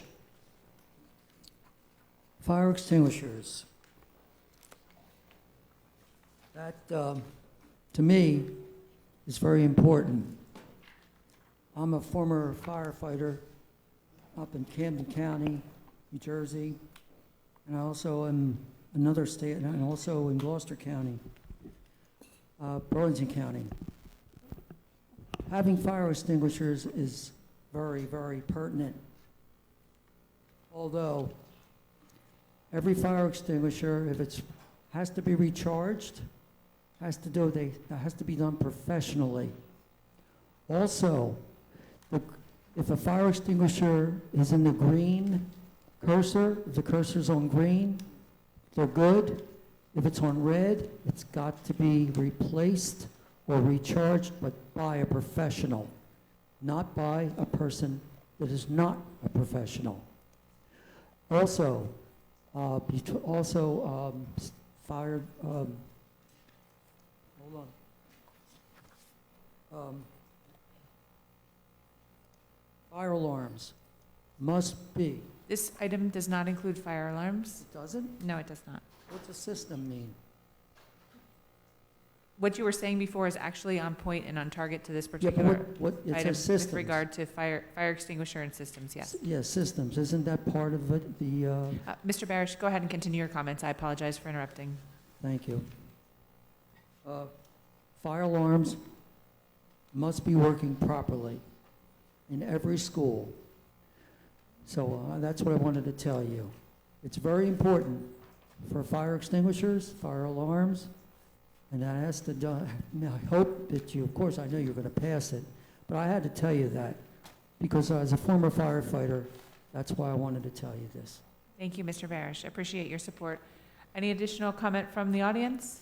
Comments from my colleagues on item EE4? I have Ms. Levinson. Thank you. My question on this item is, there was a single vendor for 6.5 years, and now there's the same single vendor.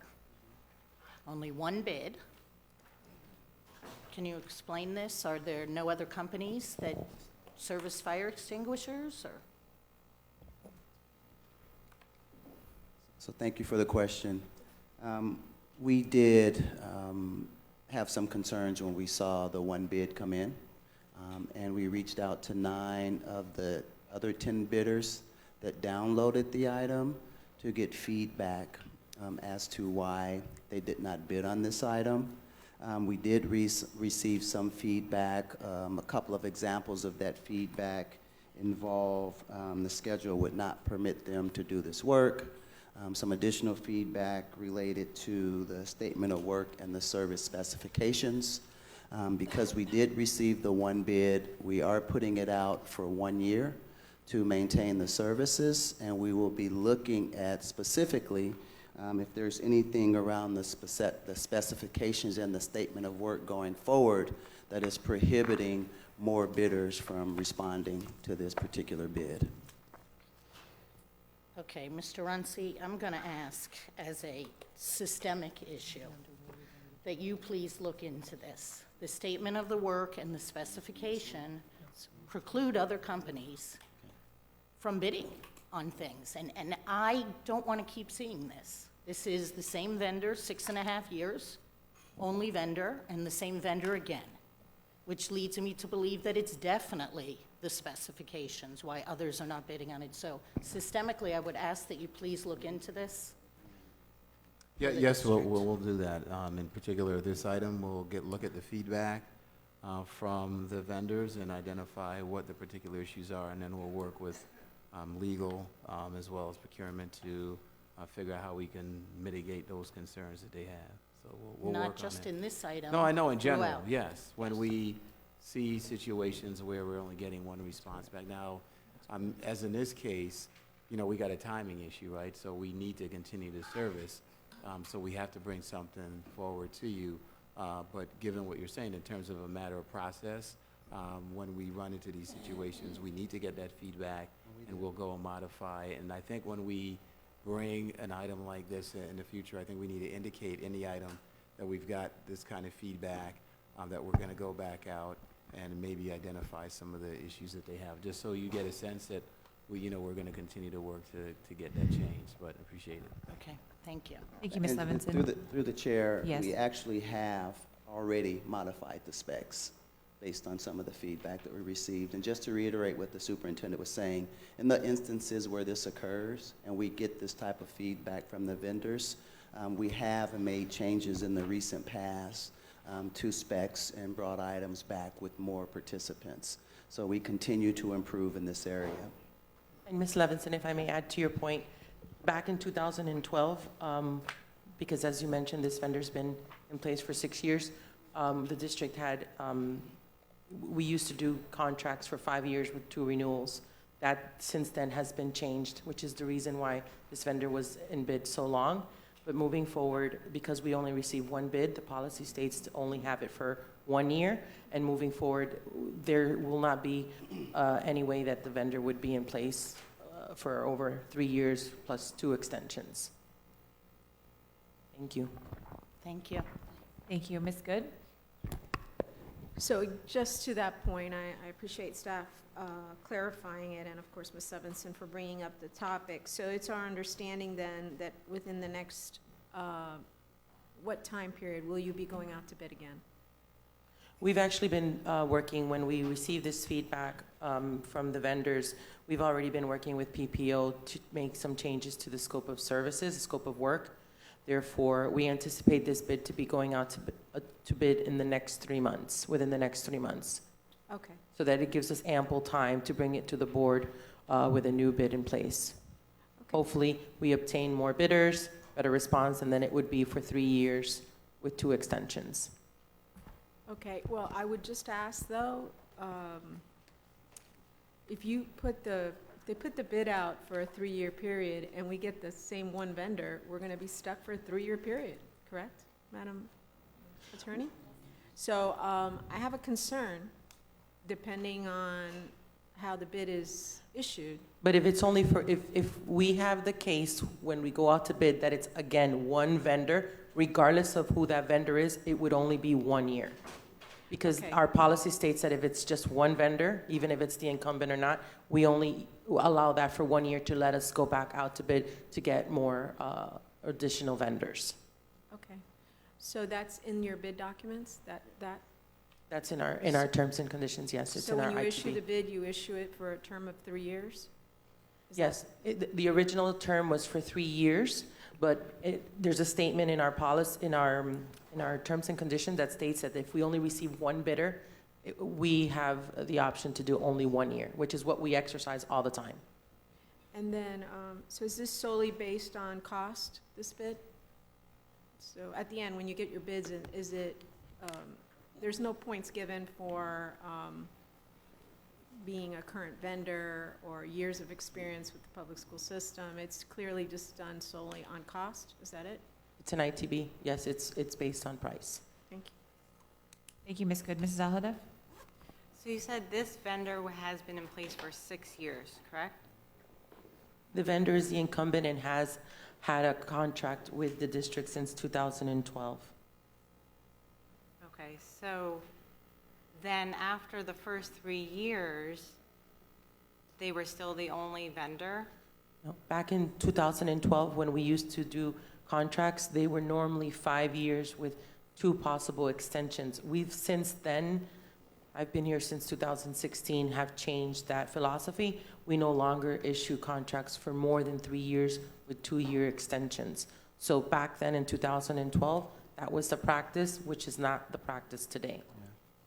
Therefore, that's the reason the vendor was in place for more than 5 years, because that was the contract he was awarded in 2012.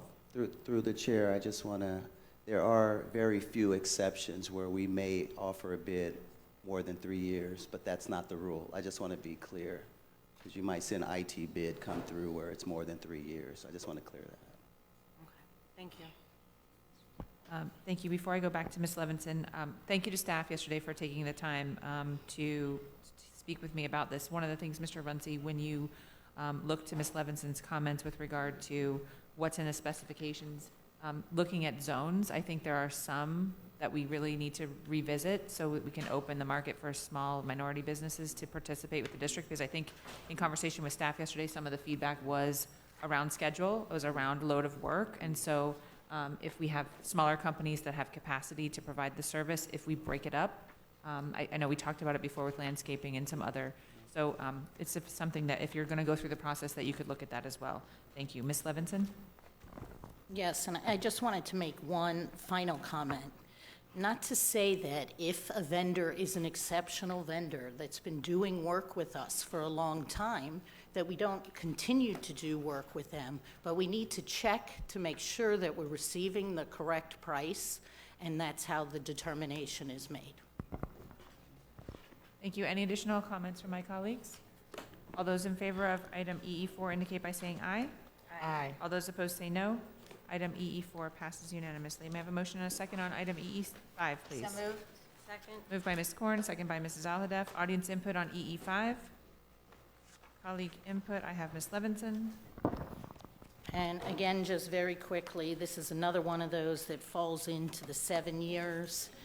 Why an extension for a few months, and why was the new bid not ready? Good afternoon, Mary Coker, Director of Procurement and Warehousing Services. Thank you, Ms. Levinson, for your question. Thank you for asking that, because indeed, the reason why for 3 months, if you notice, the bid is through September of 2019. We felt that we needed 3 months because we needed sufficient amount of time to go back out. This is another example of the change of specifications, that we are changing the specifications.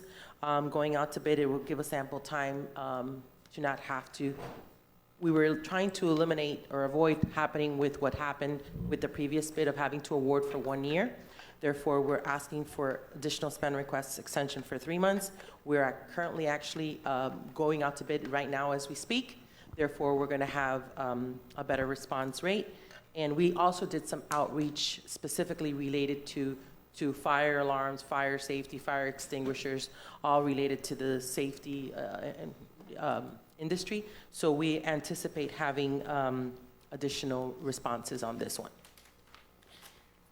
Okay, and this is something that you would have coordinated with Mr. Katz's department as well, as far as safety and Through the Dr. May specifications? and Mr. Sam Bays through PPO. This specific is fire alarm equipment, parts and components.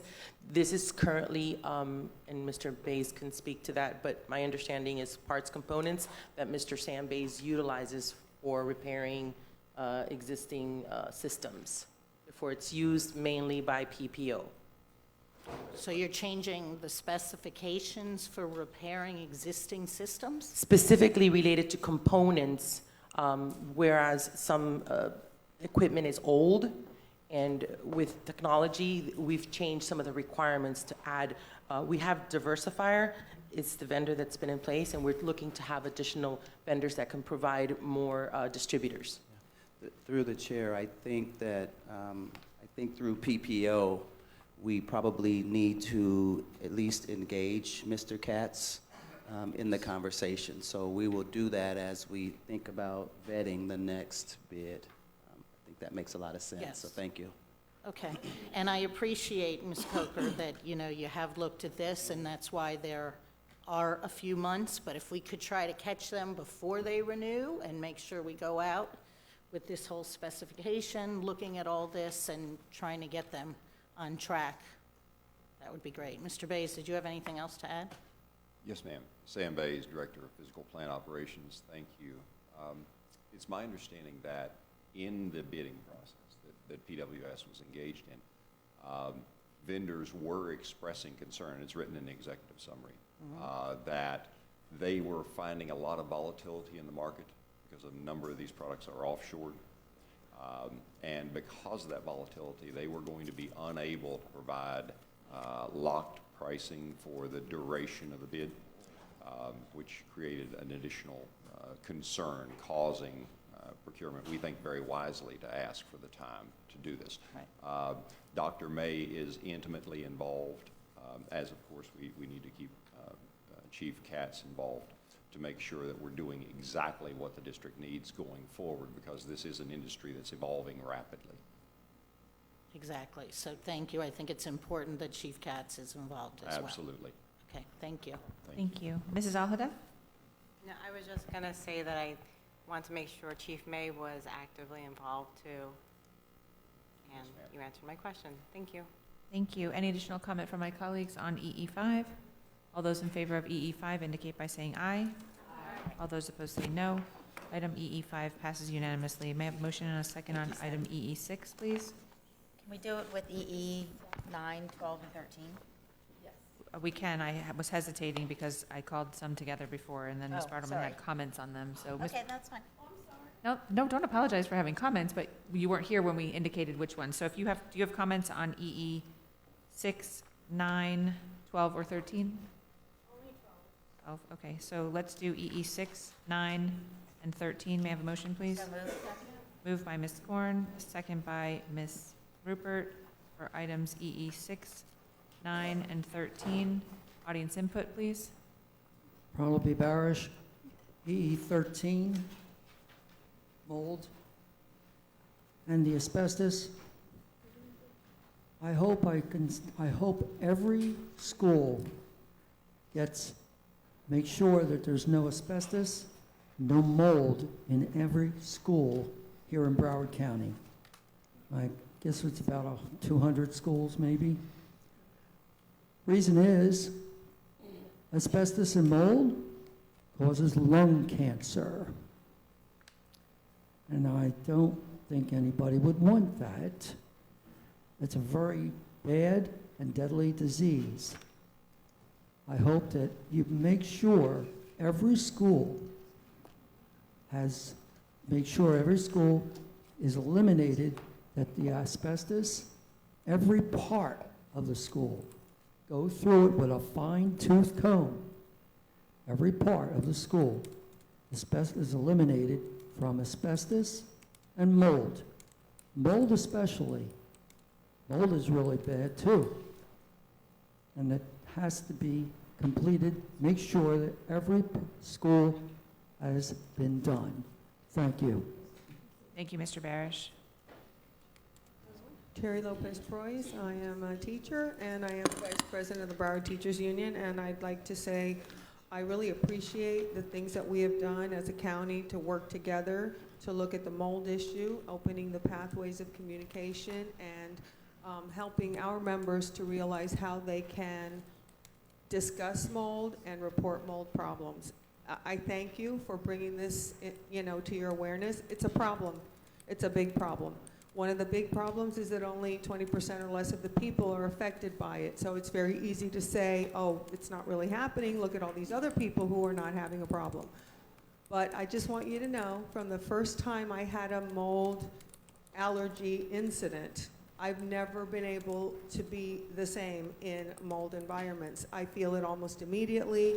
It is a problem. It happens. All different kinds of things happen, from sneezing to watering eyes to coughing to itching all over my body. It's happening, and it's happening to our members. It's happening to our workers. It's happening to our students.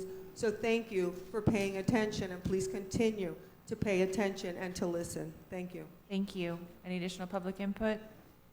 Seeing none, a colleague input on items EE6, EE9, or EE13. All those in favor of items EE6, 9, and 13 indicate by saying aye. Aye. All those opposed say no. Items EE6, 9, and 13 pass unanimously. May I have a motion and a second on item EE7, please? So moved. Moved by Ms. Korn, second by Ms. Rupert. Audience input on EE7. Terry Lopez Proyce, Vice President of the Broward Teachers Union. EE7 sounds like an amazing thing. Keyboarding is very important, literacy skills added to it. I just want to reiterate, on any of these purchases, software or otherwise, people over products. A lot of the things that people do and can do are trying to be replaced by these products, which sometimes are amazing and sometimes are not. The biggest issue that I have is when educators are forced or pressured into embracing a new product. It states in the literature here that this grew organically. Yay. Educators want it in their classrooms. They ask for it. Yay. You're putting it there to help us. Yay. But if we have management that wants to pressure it and say it has to be used, especially when we have so many other things going on, new platforms, Canvas was, supposed to be not mandatory, but it is for a number of things. So all of these things affect the teaching dynamic. And if we're going to be interfacing in real time and educators are expected to be doing this, then what part of the lesson that was planned is being thrown off? I'm not saying it's a bad thing. I'm saying it looks really good. I'm just saying the choice should not be taken from the educators who are using this. And in those cases where it is, or where management would like to pressure or to say, oh, not using, we told you needed to use it, that you please be very aware that that happens and that it is a problem. And it doesn't help genuine teaching and learning when that happens. Thank you. Thank you. Ms. Korn, followed by Ms. Levinson. Thank you. So in the backup, it says that currently there's 5,000 teachers that are already using this. But this is a new contract, is that correct? So help me understand, how are they using it if we don't have a contract with it? Do we need a contract? Like, how is this falling into place? So, good morning, Dan Gold, Chief Academic Officer. Previously, schools were procuring this individually, and therefore the contract in aggregate had not come before the board. And a part of our software review process, we are identifying any number of things, doing our weeding and seeding for things. This is an example of where an existing usage base within the schools is now being brought to the board as a district contract. And we are eliminating a competing piece of software that was providing some of these other services. And you'll see in the background where it's described what keyboarding was done before, where this grew out of our English language learner usage, a number of other things. So this is refining and reducing our list of overall software and expanding the number of learning opportunities. To Ms. Preuss's remarks earlier, this is not something which a teacher can be sanctioned for not utilizing, but if they want to teach keyboarding, this is the tool to use. Okay, so that I have an understanding, you said we're eliminating one. This was done at a school level, correct? The use of this Nearpod was done at the school level where they decided to pay for this software at their school. So we're bringing it to a district level. So a couple of questions. The first one is, what we're eliminating something that other schools were individually, independently using that they liked, and so that now when we do this, their response is going to be, why are you taking that right away from us? The competing product had been procured at the district level, so this Okay. is replacing a district procurement with what had proven to be much more popular with the campuses. Perfect. Okay, so this was at the school level. This is now going to be our one sole district level resource for this need. And it said it was a consolidation of functionality. So is this taking over more than just one? Because it said a reduction in a number of platforms, plural. So I'll let Director Darrell Diamond from Innovative Learning speak to the reduction comments. Good afternoon, everyone. Besides just the keyboarding skills, we also have digital literacy and digital safety. That's part of this as well, which was part of the competing product that we had been using. The additional aspects that there are over 7,000 different interactive lessons that will be available. Some are college and career exploration, so that way we're not only just using the Naviance with our 6th through 12th graders, but this now brings college and career applications to the K through 5 space. Social emotional learning, there's a piece to that in Nearpod as well, so that those schools that are utilizing social emotional learning lessons can now actually find things here in Nearpod. And our English language learners were the first ones who were actually using Nearpod as an interactive way for having their students learn English and to be able to interact in the classroom and have some formative assessments along the way. So those are the additional aspects that this product brings that the other product did not. Okay, perfect. So that sounds like a win in many different categories. With that, the spend, because we had a district spend and then we had school level spend. What was our district spend on what we are not now going to be using? what we're eliminating? So on page Sorry. 9 of the executive summary, you'll see that the current investment would have been $726,340 had we been bringing back the other item, along with what we're currently spending on this item. The proposed investment that we're asking for here is $566,300, and that is really a savings to the district of $160,040. Okay, so, but on that page, I guess my question, so the learning.com was the district level, and then the this was in the current investment, right? So the 181 was all school level spend, because we didn't have a district spend with them, correct? So let me just go back a little bit with the learning.com. Although it was district-wide, it was specific, it was K-5 and then specific groups of students, global scholars, classrooms, different classrooms that we felt that the keyboarding and specifically the digital safety was going to be important because they were on the internet. Okay, so I guess where I'm trying, let me explain where I'm going with this question is, it looks like there's a similar spend at the district level, right? It was 545 before, now it's 566. That's the district spend. The 181 is what was spent at the school level. Those schools now are not going to be spending dollars, but they're still going to get the resource in an expanded model and no spend out of their budgets. Correct. Okay, that's where I was trying to go. So this is in essence for what, $21,000 more at the district level. All of the schools are going to have it, and those who weren't using it before will have access to it, correct? This is district-wide, anyone can make use of it for this dollar amount. Correct, it's up to 8,000 teachers, and I just wanted to highlight too as an example of, the requests of,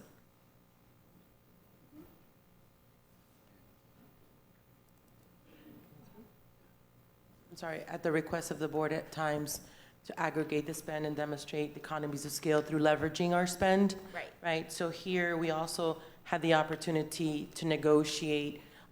Normally this would have actually cost double. If you look here on page 8 of the executive summary, normally for this type of services, if we would have gone through the model of being used as it was being used on an individual basis, it would have been close to $1 million, but we obtained a $460,000 savings through our negotiations. So that's why it brought it down to $566,000.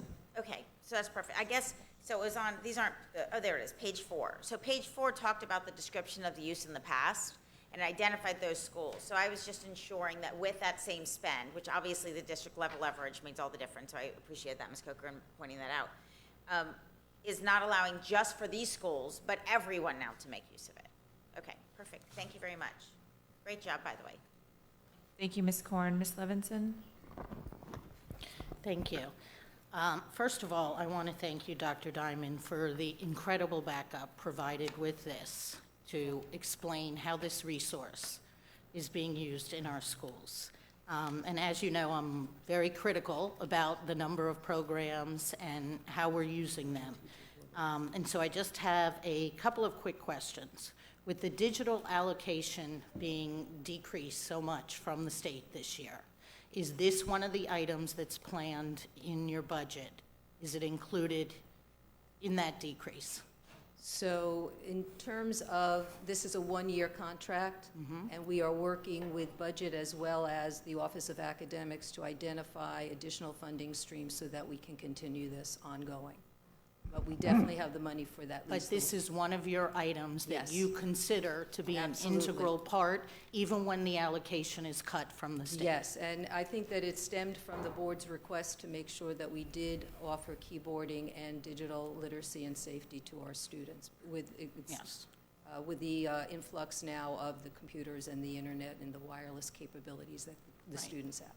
And to me, the digital literacy and citizenship is, there are very few things more important than teaching our kids about what is real and what is not out there. Adults can't differentiate, and we need to make sure that our students know what are reliable sources for We agree. information. So to me, that's critical. My second question is, in the past, it has been partially financed by the bilingual ESOL department. I see that this is now coming out of the general fund. So is there a reason, with the limitation that we have on digital allocation, that part of the funding is not coming from the bilingual ESOL department and part from the general fund? Well, that's why I said I think the Office of Academics is going to be sitting down and making a plan, and if we have to go into different departments and see if there's a funding stream from the different departments, we will at that point. Okay, I guess I'm confused why it wasn't done like that, because it's been paid in the past through that department. So Ms. Levinson asked a great question. I'm going to make an analogy here to Title I of the supplant versus supplement question. Previously, the ESOL department, and Director Saldala is here to speak to it in particular, was paying a partial contract for a particular usage of the Nearpod software. As we move to a district standard, it is now part of an overall offering. So rather than charging just the ESOL Title III budget and that department budget, which is also general fund if it's not the grant funded, we are moving to a model where, as it is a standard service provided to all students regardless of language status, this is something that should be part of the overall general fund. The DCP allows us to do that for this year.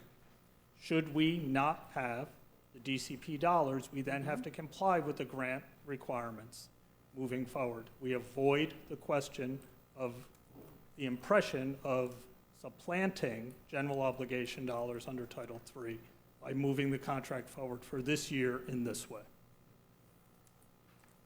Okay. All right, and then I just wanted to ensure, when you look at the activity by grade, my last question, it's not really being used in 10th through 12th grade. Are we paying money to include 10th through 12th grade? Are we paying additional money? So by licensing it by teacher count, we're going to be able to adjust available licenses to where there is demand. So the low usage in the 10 through 12 is compensated by the higher usage, particularly in the upper elementary grades around keyboarding, and the middle schools around the digital citizenship. Okay, and I really would like to see usage in those grades for the digital citizenship piece. At least, I think it's an important age to be doing that, so. We're working with civics, and with the emergence of new forms of what I'll call digital confusion, new deepfake technologies to fake videos and things, it's incredibly important that our students have modern, not antiquated definitions of what is digital citizenship. It changes so rapidly. Right. And then my last comment is about the application giving teachers the ability to search by standards, resource type, and grade level to align with instructional needs. So this is something that enhances what the teacher is doing. This is not replacing what the teacher is doing. I think it's a very important comment to make based on the feedback that we receive. Thank you for highlighting that. You are absolutely correct. Thank you. Thank you, Ms. Levinson. And just based on some of the questions from my colleagues, so I think you said it's expanding from 5,000 to 8,000 teachers. So it will, I guess the question that I have, so if I have a student in a class and the teacher is not utilizing it, then my student will not have access. Is that? It is teacher generated, correct.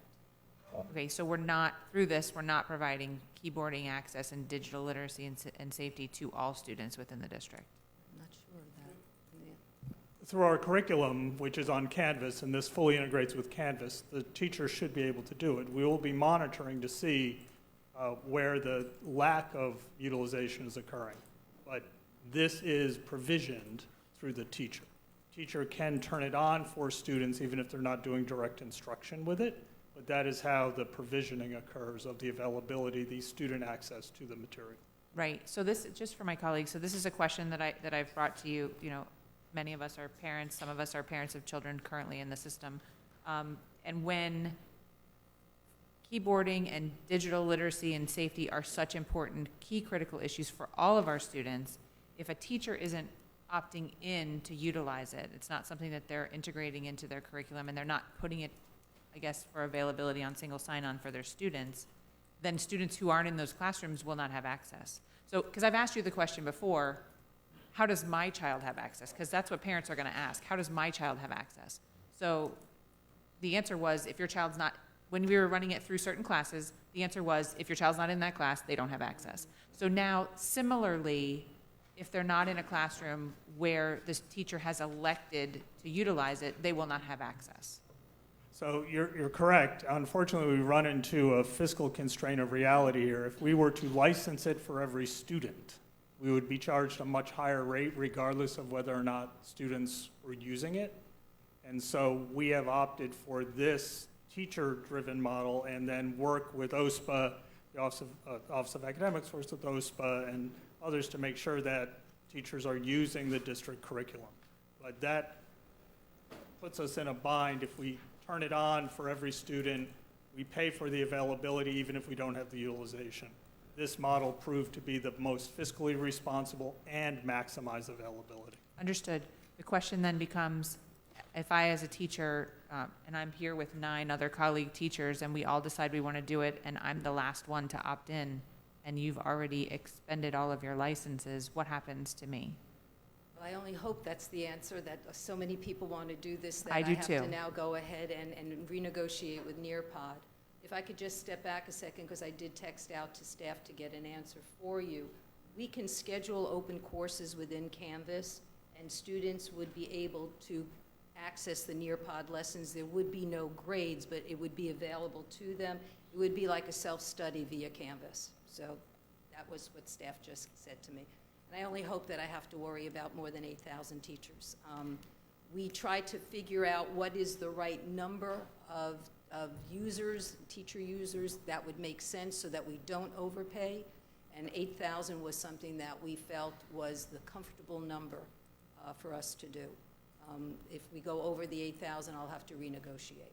Okay, and so, Mr. Runcie, the thing that I would just ask you to have staff consider is when we have the opportunity for programs like this, that we ensure that there's equity across the district, because one school administrator could be extremely excited about the opportunity, and then many of their teachers might opt in where other teachers might not even be exposed as heavily to the opportunity, and so then therefore those students would miss out. So I would just ask that we have some process within the district that ensures that there is some equity and distribution across our schools, and then looking further, if there is that demand and that opportunity is provided for those open classes, I think that that's something that we as a district need to offer, to have that opportunity. So there is an additional piece of equity for all students across the system.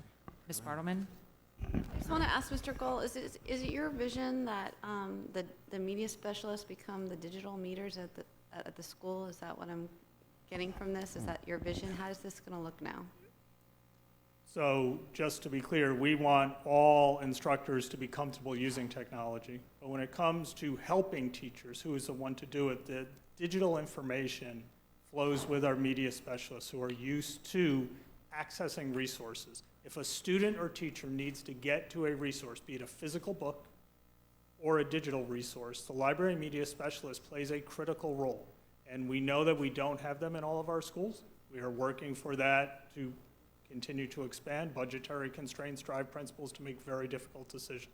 But we provide support from the Office of Innovative Learning, from the Office of Elementary and Secondary Learning, because Saldala has been a leader in providing it to our bilingual, our dual language, and other courses. But at the site level, it is a library media specialist who plays that hub role. Okay, thank you. Thank you. Any additional comment from my colleague, Ms. Murray? Yes. As you said, and I think Ms. Brinkworth's point is very clear, because I've heard from teachers, well, I couldn't have access, the licenses wasn't available, and the whole 9 yards. So as you can identify who's using these, I think it would be behooving to the board members that we get a report of what schools are using it, how many teachers are using it, so that when I talk to staff out in the field, that I can bring that information to you to find out why principals aren't taking advantage of these subjects, because this is the direction that you're going in. So we need buy-in from everybody. Okay, so I would appreciate if you could put that together and send it out to us. Thank you. Thank you. Thank you, Ms. Murray. Any additional comment from my colleagues? All those in favor of item EE7 indicate by saying aye. Aye. All those opposed say no. Item EE7 passes unanimously. May I have a motion and a second on item EE8? So moved. Second. Moved by Ms. Korn, second by Ms. Rupert. Audience input on item EE8, please.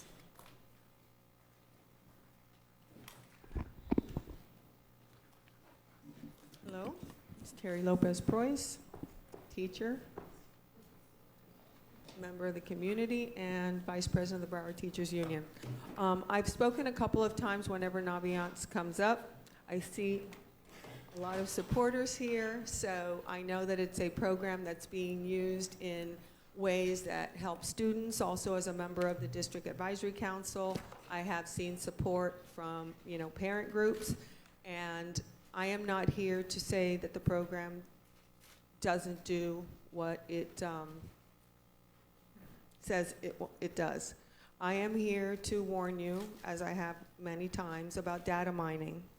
These companies that get all the student information from kindergarten to high school sell it, use it, and sometimes are actually invested in other companies, other data mining companies. If you research it, you'll find out there are global entities that are utilizing data mining. It's out there. There are many states who have complained about certain things with Naviance. I just want you to be aware, because when parents bring their kids to school and put them on these programs, they do not expect that everything about their child will be known, will be sold, will later come to, haunt them in one way or another. So with all of the benefits that come from these programs, we must be wary of the other part of it, and the data mining, and that sometimes sinister organizations create wonderful programs so that they can then collect information on people, our children. And that is something that is very widely spoken about from coast to coast in our country. So please be aware. At times you might need to warn the student or warn the parent, and I just want that to be said repeatedly as we use these amazing products. Thank you.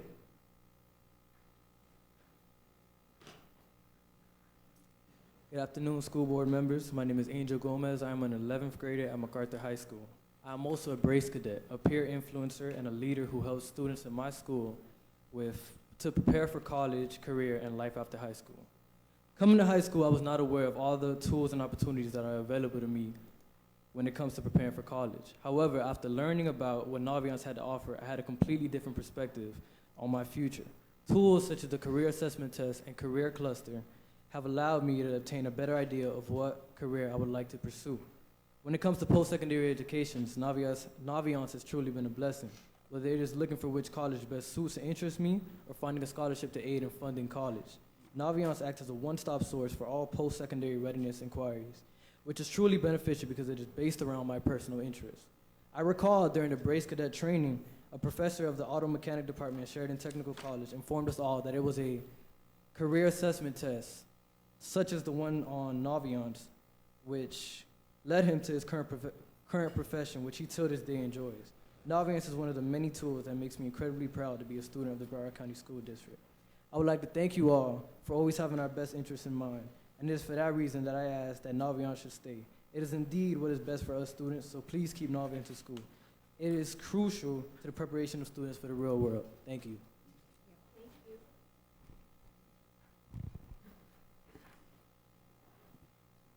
Good afternoon. My name is Mariana Saros, and I am a 12th grader at Atlantic Technical High School. I am also a Brace Cadet and a Brace Social Media Cadet.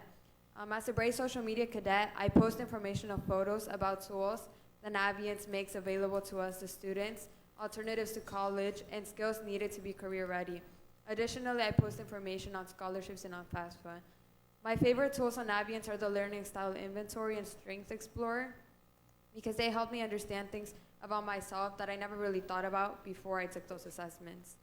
I also really like that colleges I'm thinking about future, because it allows me to select all the universities I am interested in, and it puts them all on one page, and it shows the regular decision, early decision, and priority deadline, so it's all on one page, which makes it really easy to access. The scholarship list is also very useful for me to find merit-based scholarships. It's important to me to know that scholarships are credible, and if they are in Naviance, I feel safe and confident applying to them. As a part of my social media project, I make several posts with instructions for students to find scholarships that they qualify for. I believe that being able to filter the scholarship search makes it much easier and less overwhelming for students as myself. As a Brace social media cadet, I'm helping my guidance counselor review a senior Naviance worksheet, which gives students step-by-steps on how to make a resume, request transcripts, request letters of recommendation, do college and scholarship searches, all on Naviance. Naviance has made my life and other students' lives easier in learning more about oneself and with the college process.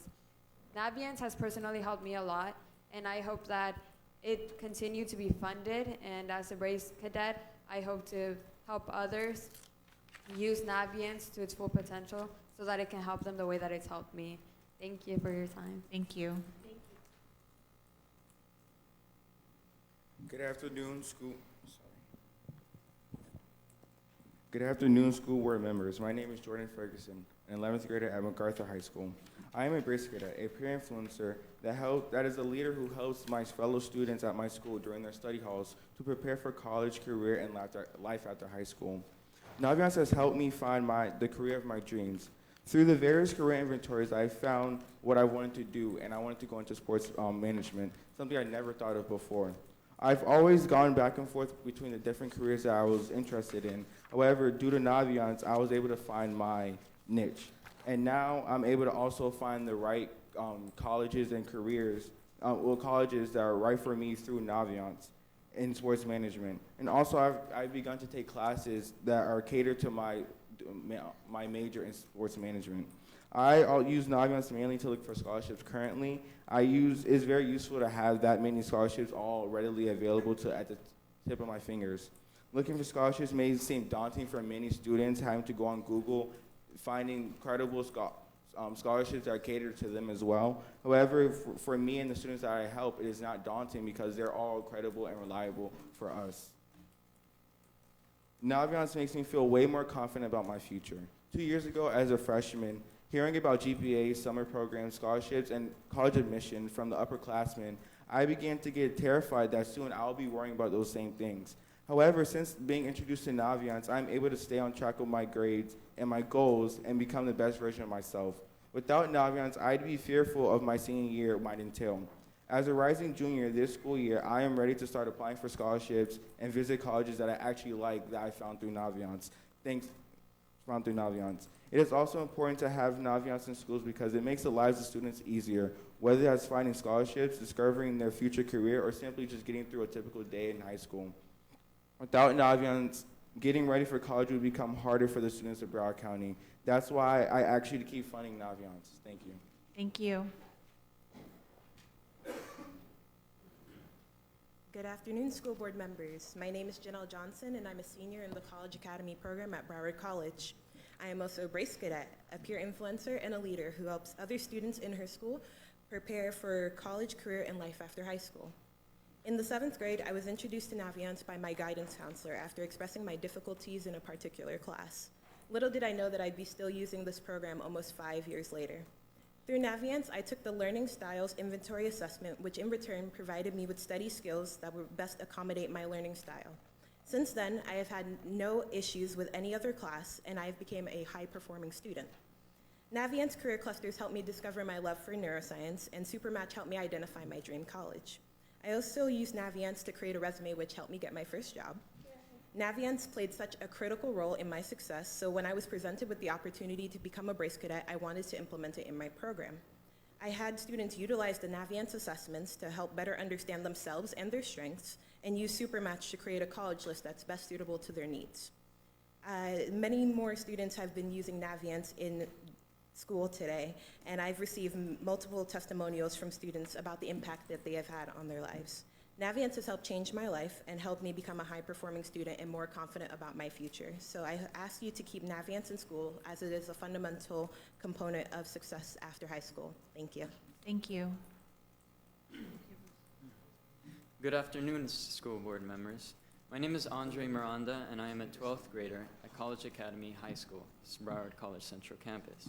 I'm also a Brace cadet, a peer influencer and leader who helps other students in my school prepare for college, career, and life after high school.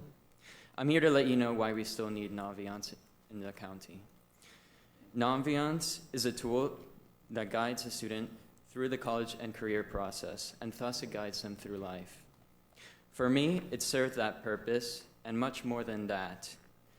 I, like many other students at my age and now, was at a point where I had no idea what I wanted to do, what college I wanted to go to, and how to even get involved in anything related to colleges and careers. But then my old school, William T. McFadder Technical High School, introduced me to the solution to my problems: Naviance. With it, I was able to not only find what career was best for me and which one interested me the most, but also which colleges were best for me for the associated career I wanted to be in. I simply used the career cluster and interest finder to find the best career for me, and then the SuperNatch college search to find the right college for me. In only a matter of an hour or so, I was able to set myself on a path that is right for me. I've also tried these finders and searches more than once to assure myself that this will be my future, and today I still remain convinced that my future, to major in psychology, study medicine, and attend a top research university, is the right path for me. Not only am I confident in my far future, but also in my nearer future. That is, the college admissions process. Naviance helps me understand where I fall within my school and what colleges are best to apply to based on my academic statistics. Moreover, without Naviance, I wouldn't have become a Brace Cadet, nor would I ever be able to know of the many scholarship opportunities that are around me. Alas, without Naviance, I would be essentially lost. Without any idea of what to do, I would fall into a path that would land me into a university and a career that is simply not right for me. But since Naviance has saved me from that fate, I can only thank it so much for the help and guidance it has given me. That is why I ask you to fund Naviance again. Thank you. Thank you. Any additional public input? Seeing none, I have Ms. Levinson, followed by Ms. Gordon. Thank you all so much, Brace Cadets. We really value what you do in our schools as peer influencers and leaders, and the impact you're having on so many other students, advising them through the course of becoming college and career ready. So thank you to all of you, and thank you for coming and sharing with us today. Now, as far as the item, I know I've been vocal on this item from the beginning, from day one when we purchased it, what a fabulous item it was and how so many private schools were using it and the benefits of it. The discussion last year was on the utilization of it, not on the product itself. The product itself, as they can attest to, is tremendous. It does all the things. I don't want to go through all the things that the students just mentioned, but the self-assessments, matching with college, scholarships, the application process, aligning their interests with the courses they're taking, etc. So we all know the benefits of it. The question last year was the utilization. And I'm happy that this board went through this exercise last year, because if you look, you will see in the backup the utilization and how many students are benefiting. And that's really what we wanted as a board.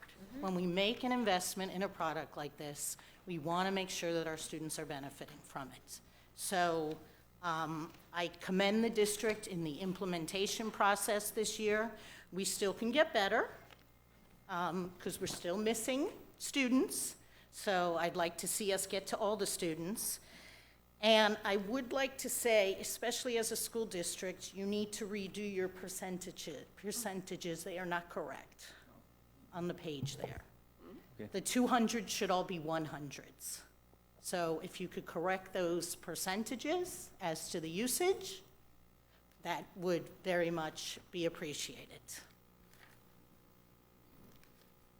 Meaning the increase in careers added, instead of 242% up, it's 142% up. So if we could just please change those to have the correct numbers, that would be wonderful. But whatever way you look at it, we have drastically increased the number of students using it. And as we heard from these students, and I've heard from many others, that this is a product that is benefiting them tremendously. Let me see if that was the only other. Those were my comments on it, and I just encourage our district staff and our school staff to continue making sure that all of our students can benefit from this. Thank you. Thank you, Ms. Levinson. Ms. Gordon? Thank you. So I'm going to speak to, I think it's an awesome product. I have one that just graduated from high school, one who's in high school. I can tell you that they use it. They're very familiar with it. Their experiences were slightly different in terms of their exposure to it and how much they were encouraged to use it, and that was at the same high school. So I can tell you that, as Ms. Levinson said, these are good numbers and obviously an opportunity to do more. And based on the feedback from the students, every student who has the opportunity to look at this will benefit from it, because many who may not have considered something before will now see an opportunity and maybe change the path of their life. So with that, my question really goes to, and I didn't pull all of the items because I've spoken to this before, and I guess I'm just trying to understand why, as a board, we've talked about it and we haven't seen it different, which is renewals. When renewals come to us, we talk about spend authority, and the spend authority, for whatever reason, continues to just be added on top of what the prior spend authority was. One of the reasons I'm pulling this one is because in this one, the last spend authority addition was $320,000. The spend was $350,000. The intention for the spend authority is to provide some form of a cap. But because the spend authority, and unless I'm reading this wrong, was added to the prior spend authority and there was still room in that spend, this spend went over that. This spend authority now needs to go to $395,000, even though, because it's bridging the gap. So Mr. Runcie, I believe my colleagues have all basically concurred with the idea that when we're asking for renewals, to please stop just adding spend authority onto spend authority onto spend authority, because what happens is that we end up then having a spend authority that's inflated, potentially beyond where it's supposed to be. I would like, as a board member, a spend authority for this portion of what that contract is. So if it was a 3-year contract, we had a spend authority, we either used it all or we didn't use it. This is a renewal, so that spend authority should be associated with this renewal, not with the overall spend. And I'm fairly sure this is now 3 meetings in a row that I've asked for it and my colleagues have concurred. So maybe someone can explain to me why we don't like to do this.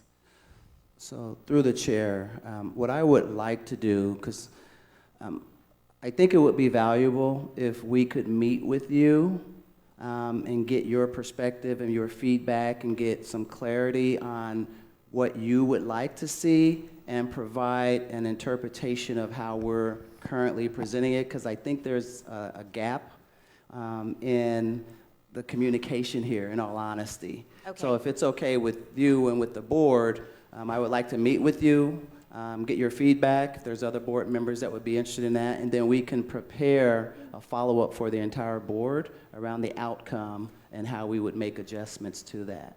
Okay, so I appreciate that opportunity and would be happy to. But again, the purpose of spend authority beyond contracts is checks and balances.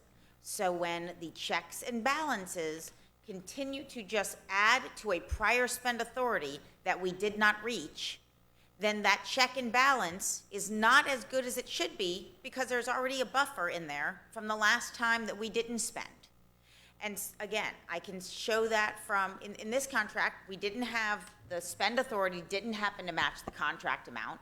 In that case, it gave us extra room. What that extra room meant was we thought we were going to spend another $320,000. We ended up spending another $350,000. But because the spend authority had room in it, that occurred without it coming back to us. I would just like for it to align. And yes, I'd be happy, Mr. Woods, to speak with you and to make sure, but that is my point.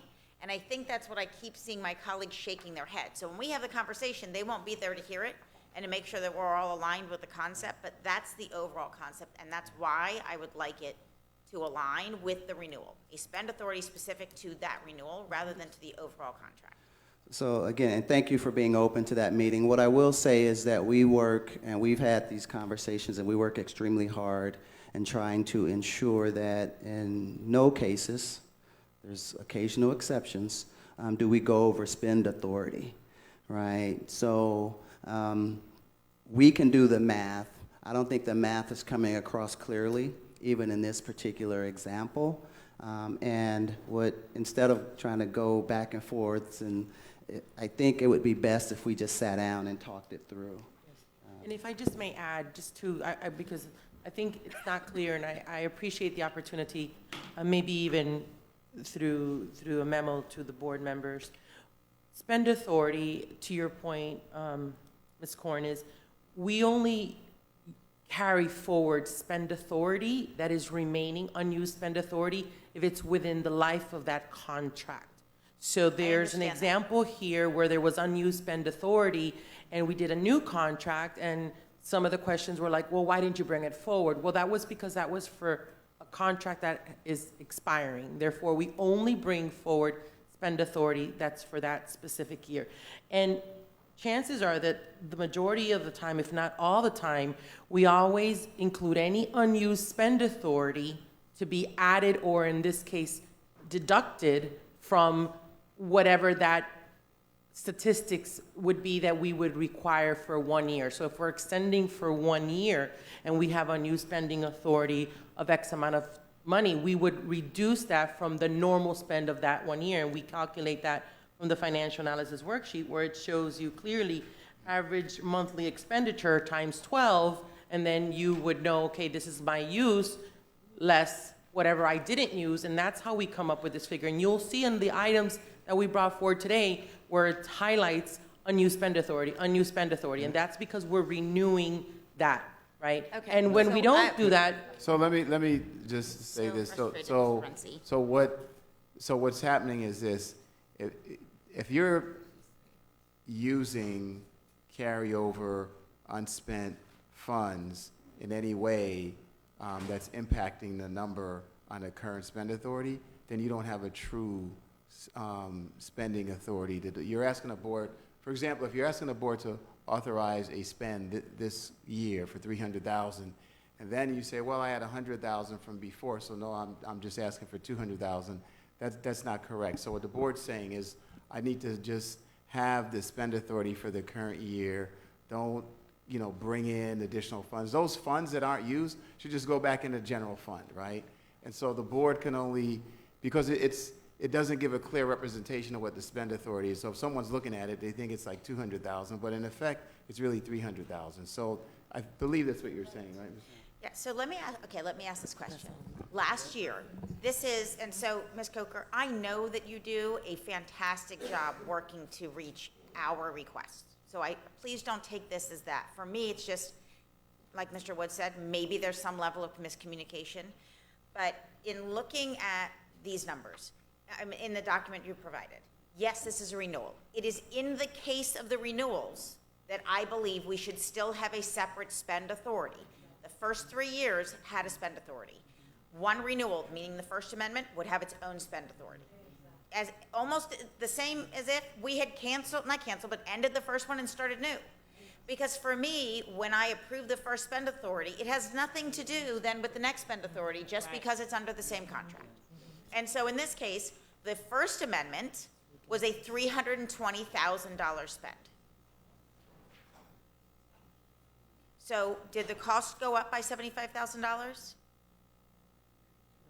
No, it shouldn't have, because you said that it didn't. But this time you're asking for $395,000. So we either exceeded the spend authority, or you're asking for more money than we need, but there's not supposed to be an increase. And the spend authority is the number that we see based on what actually was utilized. And I understand we're not actually spending money from the spend authority. That is literally just a cap, a check and balance. There is no money coming and going out of general fund. So I understand the difference. But for us, that is our way as a board to say, you can't exceed this amount of money. You can't. It just is not allowed. So every renewal, whether it's a 1-year renewal, a 2-year renewal, whatever it is, would have its own spend authority cap. That is what I would like to see. If there is a reason for us not to do that, that is somehow counteractive to what we're trying to accomplish, I'm more than happy to listen. But it makes sense to me. The first contract, here's your spend authority. You do a renewal, it has its own spend authority. There is not money. Again, it's not general funds. I'm not rolling the money, but I'm no longer looking at the first spend authority because it is not part of the renewal. I'll work with staff to fix it. I think I understand what the board's asking for, so I'll sit down with staff to get it fixed going forward. And you all do a great job, so I'm not trying to minimize that. I just don't know why this has been troubling, and I, again, didn't pull every item, but this was an example that I could try to be specific about. So, thank you. Thank you, Ms. Korn. Next I have Ms. Good and then Dr. Osgood. I really couldn't say it any better than Ms. Korn did, and Mr. Runcie explained it perfectly, so I would just ask that it be completed in that fashion. Thank you. Thank you. Dr. Osgood? Thank you, and thank you, Ms. Korn, for your comments, and I'm sure we'll get this worked out through Mr. Runcie, so that we have a clear, accurate picture, and it's representing what the board is asking for. I absolutely love the Brace Cadets and this whole idea of Brace Cadets and how it helps us solve a problem that we've talked about for years with our Brace advisors and just building our capacity and using our students to do it. I am an advocate of any type of peer-led initiatives that we have. As we talk about Naviance and we continue to have this conversation, I'm wondering if this is not an opportunity that we can reach out to BTU and other of our groups to help us have all of our team members be comfortable with using Naviance. It is so much that Naviance offers and brings to the education experience. However, if I'm working as a teacher or principal or in a certain capacity in the school, I think about the training time or just where am I going to really be able to fully, understand Naviance and all that it offers. I remember we were in a meeting with the mile markers group and this subject came up and some of the assistant principals were just really glad to hear the things that was offered on Naviance. But in the scheme of all the stuff that they already are doing from day to day, they just wasn't able to do it. So my question is this, as I think about like our new teacher trainings and the different trainings that we have, do we have a component in there that expose those individuals to Naviance as they're joining a district in those different jobs? Hello, Ralph Aiello, Director of School Counseling and Brace Advisement. We recently had a new counselor academy, so as part of the new teacher academy, where we did go over elements of Naviance with our new counselors. It is included in our new director training, as well as any Brace advisor trainings coming up. For teachers, we do have trainings available at least once a month, and we have engaged in some discussions with the union about Naviance. In order to try to expand our use of it, as well as externally working with our partners in our community, such as the Boys and Girls Club, the YMCA, and so on and so forth. Yeah, okay, I just wanted to make sure on record and gonna ask that we consider including our ESPs. I mean, the more we get team members acclimated to Naviance, the better it'll help all of us, so it doesn't become the only, another thing on the list of a teacher or principal, but we have various team members within our schools that can help a student access Naviance, where we're integrating it on every level that we could. I would actually, if I had my way, have cafeteria workers and everything, because it just has so much that it offers. So whoever the student is trusting would have the knowledge of Naviance, and then as you're mentoring students, Naviance gives you solutions to a lot of the issues that our children are faced with when they're trying to navigate college, they're trying to choose careers. When you think about being exposed to this at 7th grade, I'm sure if I would look at the path of that student, we would see it very differently from a student that was not exposed to Naviance at 7th grade. So in my mind, I'm thinking, how do we get more students exposed in a way that it's not going to become, per se, a burden on a teacher or a principal or one. And I think the answer is to have the training and the exposure be diversified in the school, where anybody that's interacting with a student has an opportunity to be exposed to Naviance, because it just brings a wealth of solutions and resources to the table. And thank you, Brace Cadets, for being here today. You look sharp today. You, as us young people would say, you represent it real well. Thank you, Dr. Osgood. Ms. Murray? Well, this is a program that I have been solidly behind since it started. But this past year, the state legislature passed that we now have to start preparing our students at the 7th and 8th grade level to have a career path. And Naviance is clearly the way to go. I don't know if our middle schools are really utilizing this the way they need to, but these young people that are here today, if we could incorporate them to drop back into our middle schools for a period of time to work with our students. And I also want to mention that the after-school programs, like our 21st Century, which touches the middle schools and the high schools and some of the most vulnerable students. So that's a big area that we could readily touch and get them aboard. Because again, when this started, I think we're in our 4th year now? This is our 4th or 3rd year? Yeah, we've completed 4 years of the contract, 4 heading years. in the 5th. Okay, but I was in Ed Talk back when this first came on, and I was sitting with 3 young boys from Pompano Beach High School. And I happened to bring that subject up, and they were telling me that they bought into this. One boy had already gotten scholarships lined up for himself, how much money he had accumulated, his points, his grade point average was enhancing him with the opportunity to get into certain schools that he had picked. So for those that I've seen really utilize this tool, it's such a great opportunity, and it really drives the student. So this is what we want to do, but like I said, the middle school, as we see the young people here today that have really captured this, we need to move it back into the middle schools because state legislature is telling us to do it, and this is the tool that we need to use. So again, we don't have brace teachers in our middle schools. We have guidance teachers. So if we could assemble some sort of an academy of high school students that could enable to work with our middle schools, that would be a big plus to really jack that program up and make sure that our young people are getting that opportunity. So when they get into high school, they'll be really way ahead of the game here in their opportunities. But thank you. Thank you, Ms. Murray. Any additional comment from my colleagues? I just have a couple of quick comments.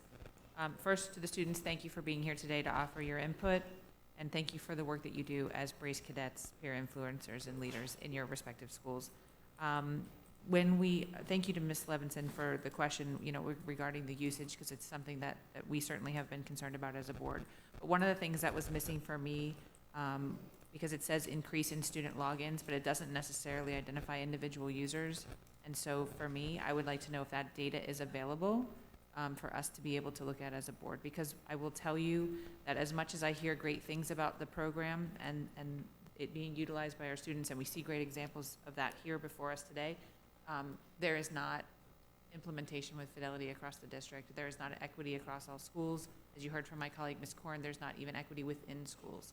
So I think it's incumbent upon us as a district to make sure that we do everything we can, and I think supporting staff through PD efforts and the opportunity for Brace cadets to work with other schools, because I'm sure you have the opportunity through the statistics that are provided from the program to see where there are schools that are implementing it and utilizing the resources and where schools are not. And so where those Brace cadets could then work across schools and where PD could be delivered across schools from teacher to teacher, again, peer-to-peer through the Brace cadets as well, to help support usage of the program, that would be great. And then if we could just follow up with perhaps a student group, maybe your Brace cadets would be a good way to get feedback from within their schools of issues that students have had with usage, because I have heard some comments, both from students and from staff, about the rigidity of some of the elements of the program. Like once you enter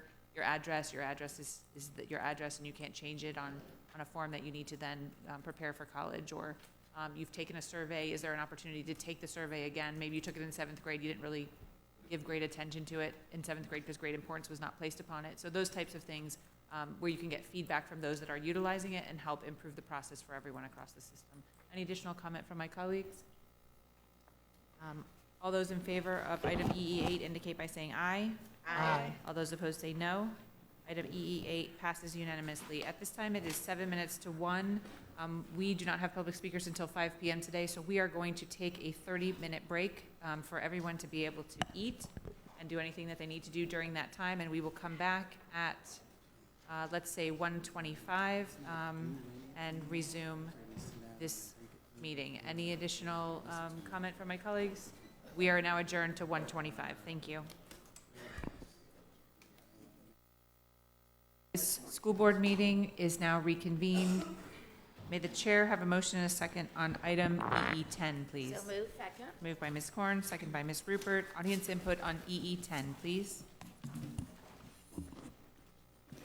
Ronald P. Barish. Here we go with the spending authority again. As per Ms. Korn, they are doing a good job. I will tell you that. But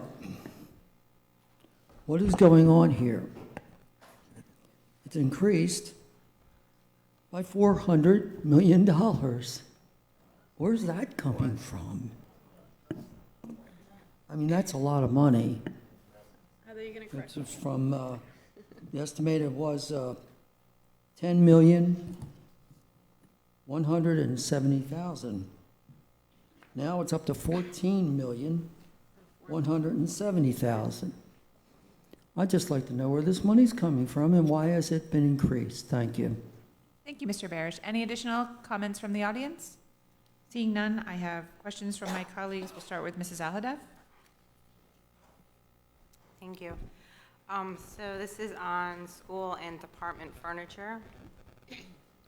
So it says that this bid includes a single fixed percentage discount. What is the single fixed percentage discount?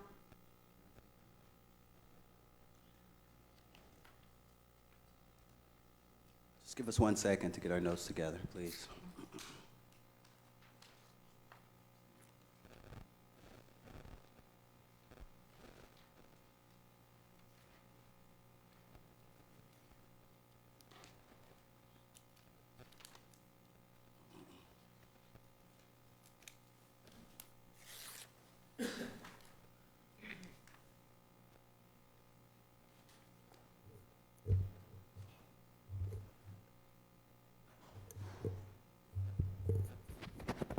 Good afternoon. Ms. Alhadeff, thank you for your question. I have a copy here of the open school department furniture catalog bid, and we have percentages that range from 54%, 57%.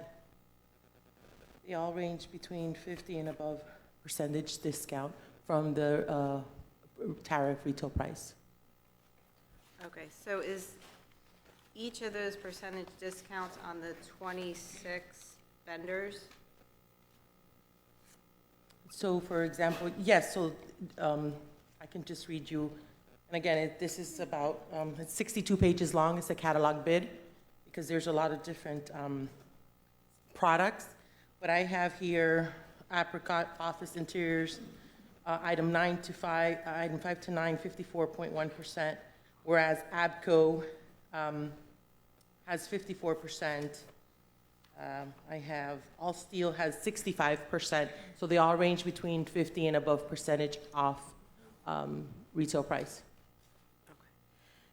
So I noticed that we're using 26 vendors, and with some of them giving a higher discount than others. Why are we doing it that way?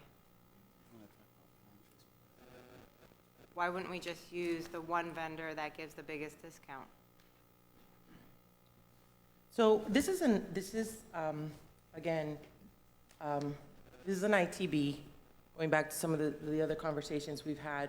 We've got a specific amount, and I would be more than happy to follow up with the board on the specific high-value items where we've identified these top vendors to provide the best pricing. Oftentimes, it depends on the actual furniture brand that is existing in that school for them to continue to purchase off the cubicles they have or the desks that they have. So by having this bid and these amount of distributors, it gives us the opportunity, depending on if it's an old furniture or newer furniture, to have the available products depending on what's in the schools. I'd be more than happy to provide the list of like the top 20 spend so that you can compare the prices, if that would be of your desire. Okay. And then you're saying here that the historical average monthly expenditure is $301,163. Is that based on the needs of the schools, and then you're just averaging them? Or do we know each year upfront what the school's needs are for furniture? Yeah, so thank you for the question. That's a good question. The majority of this spend,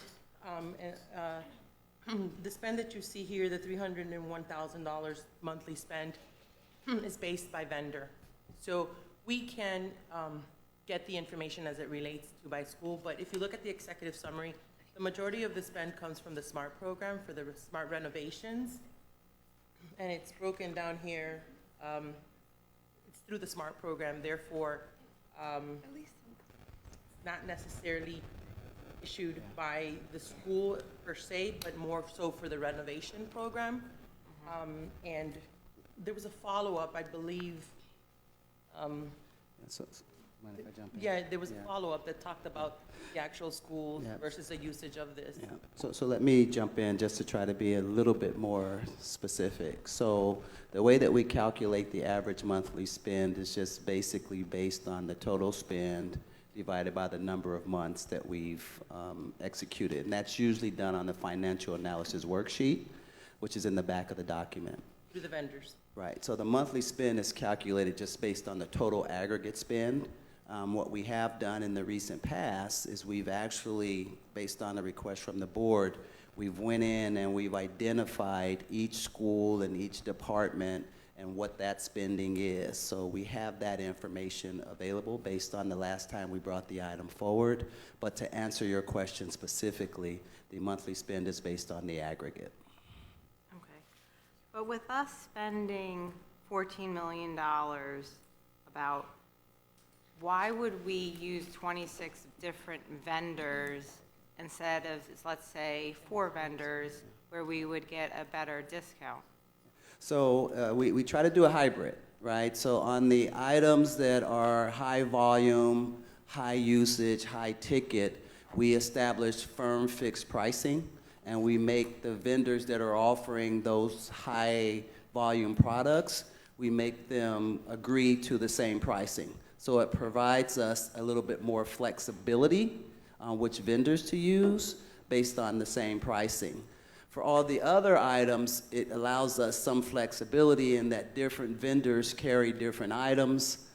Some of them carry different brands. So it's a hybrid where for the high ticket items, we have firm fixed pricing. We only use those prices that are most aggressive for those items. And then for the plethora of other items that are available, we try to create some flexibility for the schools and the departments to select the items based on vendor availability for the types of items that they're looking for. Existing furniture. Does that help? No, it helps, but I guess I'm just going back to if we spent that much, we're spending millions and millions of dollars, if we used not 26 vendors and we use less vendors, maybe we would get a better price, and not giving such flexibility to the schools on what piece of furniture to buy, and maybe the district could save money. I can understand the concern, but it's important to note, partly the reason why we have the amount of vendors that we do is because not all distributors distribute the same manufacturer. Because we have such a variety of different furniture and school equipment dispersed throughout the district, we can't limit ourselves to have one distributor that doesn't have a specific brand in order to continue expanding the media center that already had an existing brand. We always look in procurement, we always look to make sure that we are getting the best price. So I can assure you that by the way this bid has been done, with the amount of vendors available, we are getting the best price for that specific brand at the time through that distributor. So I want to make you rest assured that the percentages are actually significant. They're over 50% discount. And you can see that by follow-up to the board if you would like those specific fixed prices on those specific items. We'd be more than happy to share that with you. Okay. Thank you. I have Ms. Korn. Thank you.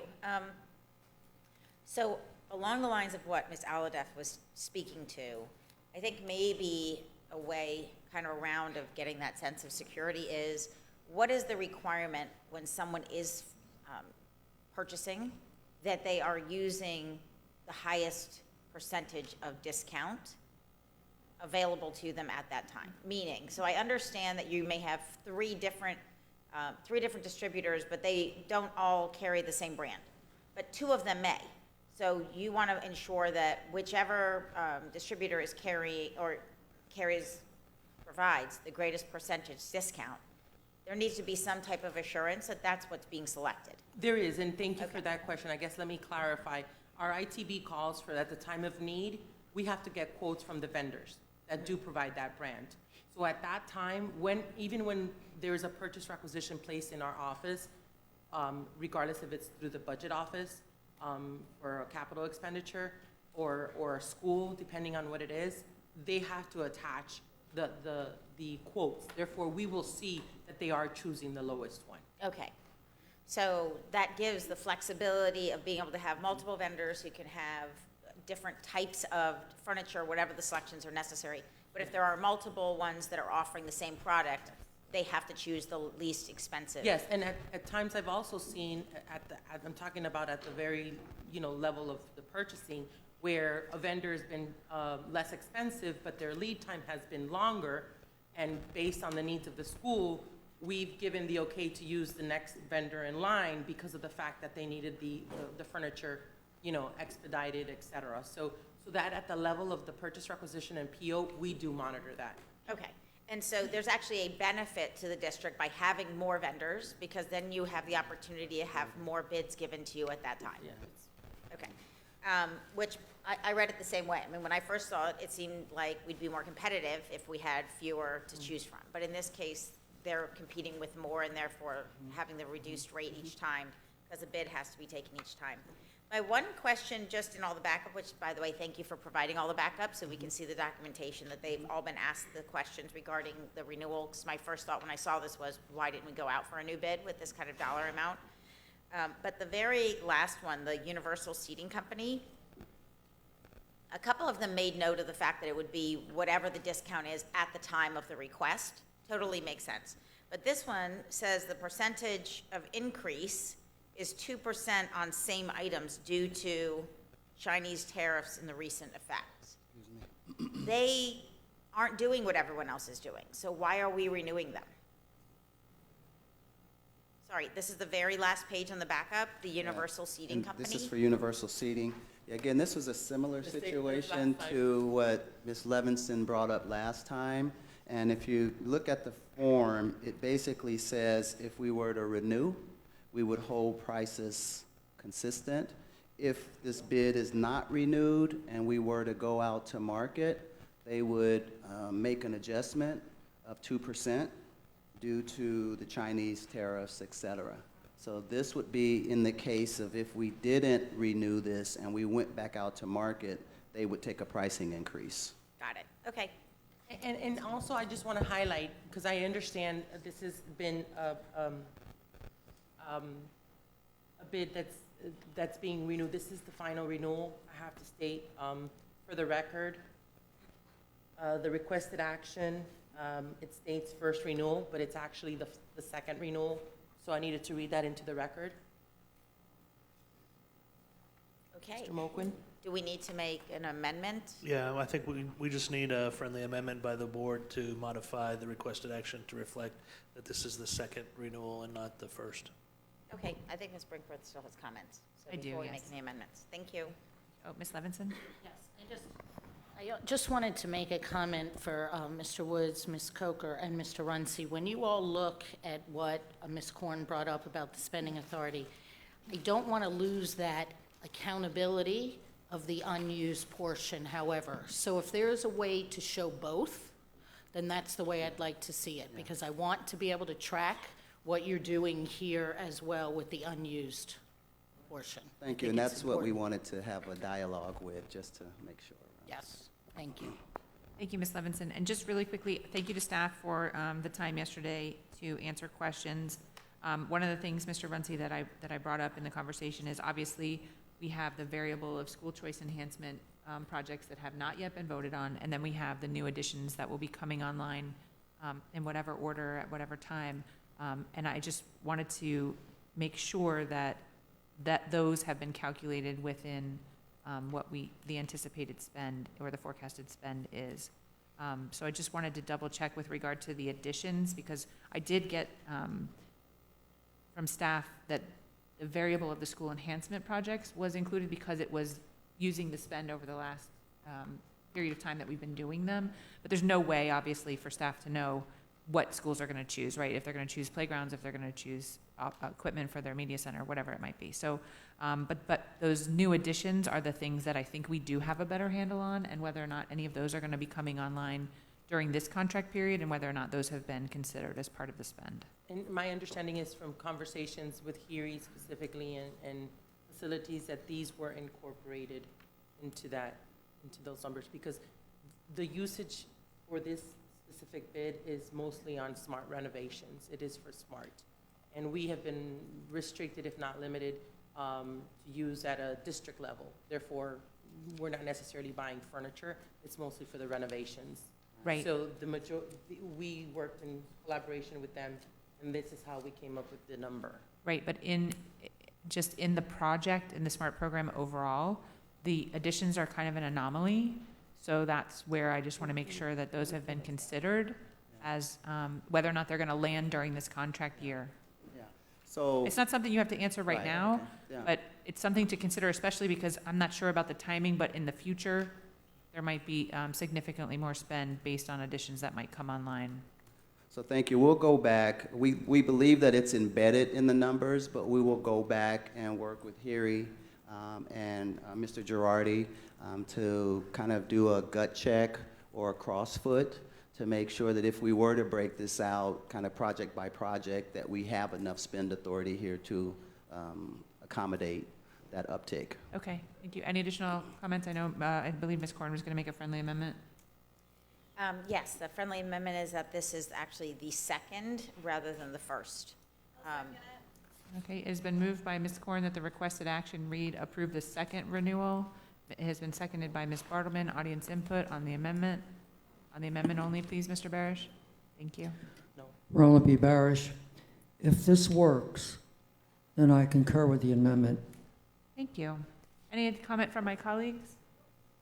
Seeing none, all those in favor of the amendment indicate by saying aye. Aye. All those opposed say no. The amendment passes unanimously. Now back to the item as amended, audience input, colleague input. All those in favor of item EE10 as amended indicate by saying aye. Aye. All those opposed say no. Item EE10 as amended passes unanimously. May I have a motion and a second on item EE11? So moved. Second. Moved by Ms. Corn, second by Ms. Rupert. Audience input on EE11. Roland B. Barish, spending authority again. It was increased by $205,000, and now it's up to $1,124,884. I do concur with theater dimming and racks and the stage lighting and equipment. I do concur with that. But $205,000. Now I want to know where that came from. And that's what I want to know. Thank you. Thank you, Mr. Barish. Any comment from my colleagues? Oh, yes. Hold on just 1 second, yes.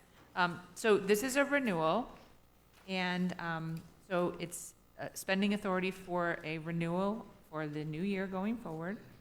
And so my question, and I gave this question to staff yesterday, and it's not something that I need today prior to voting, but it's just one that I wanted to ensure that we were going to get some feedback on.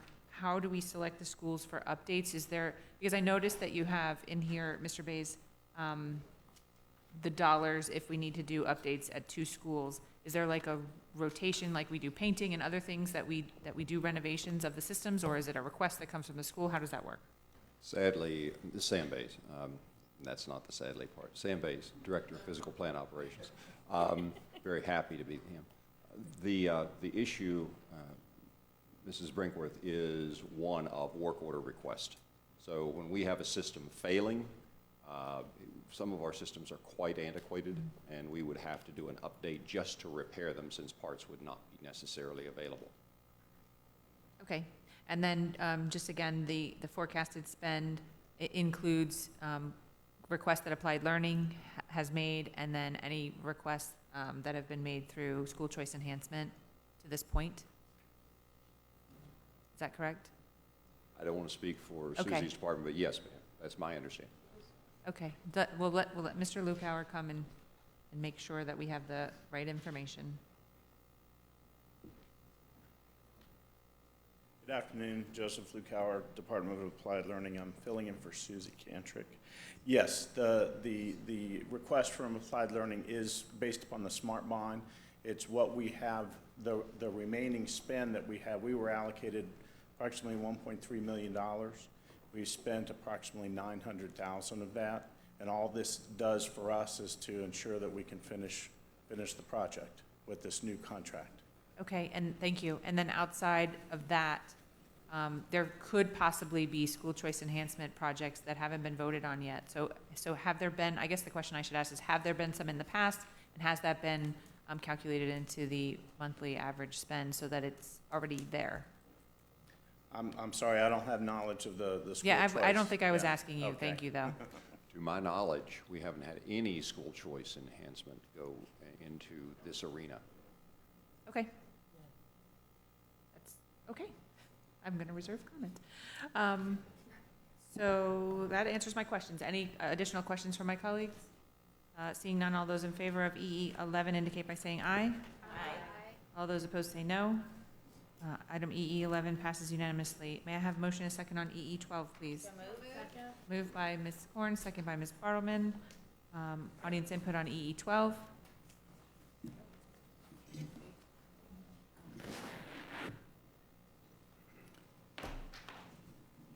Paper and plastic.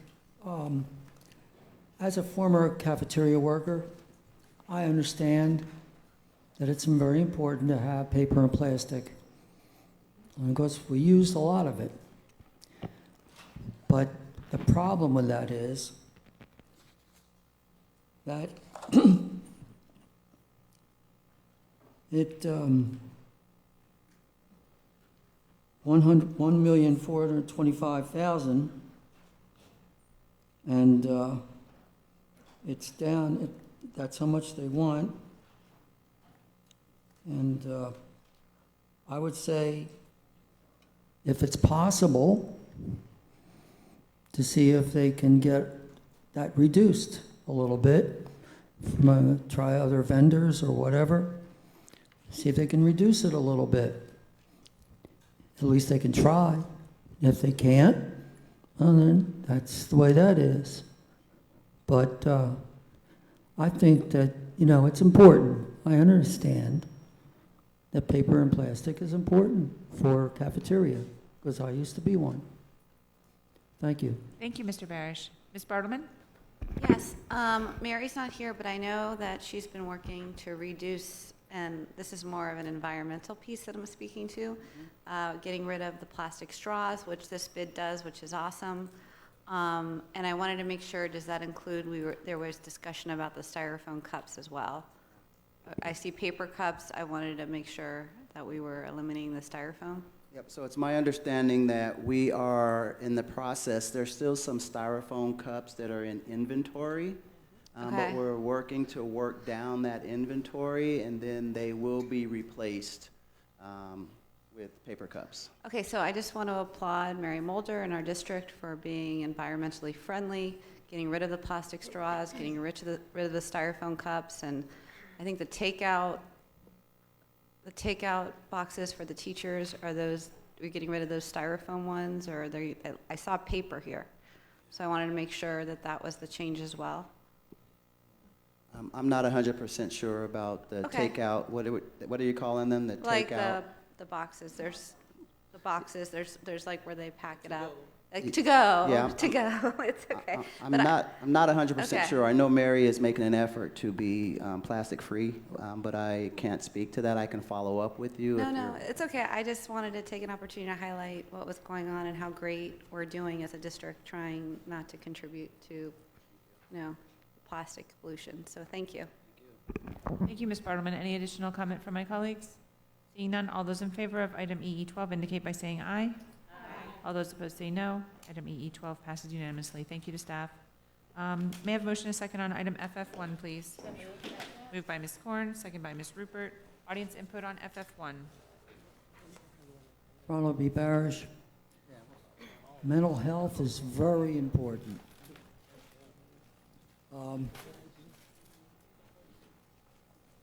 I like the idea that that's going to happen. And also,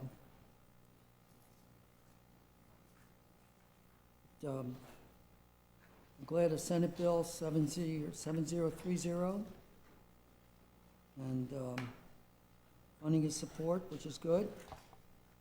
I think that mental health is very important, and that all the guidance counselors, psychiatrists, psychologists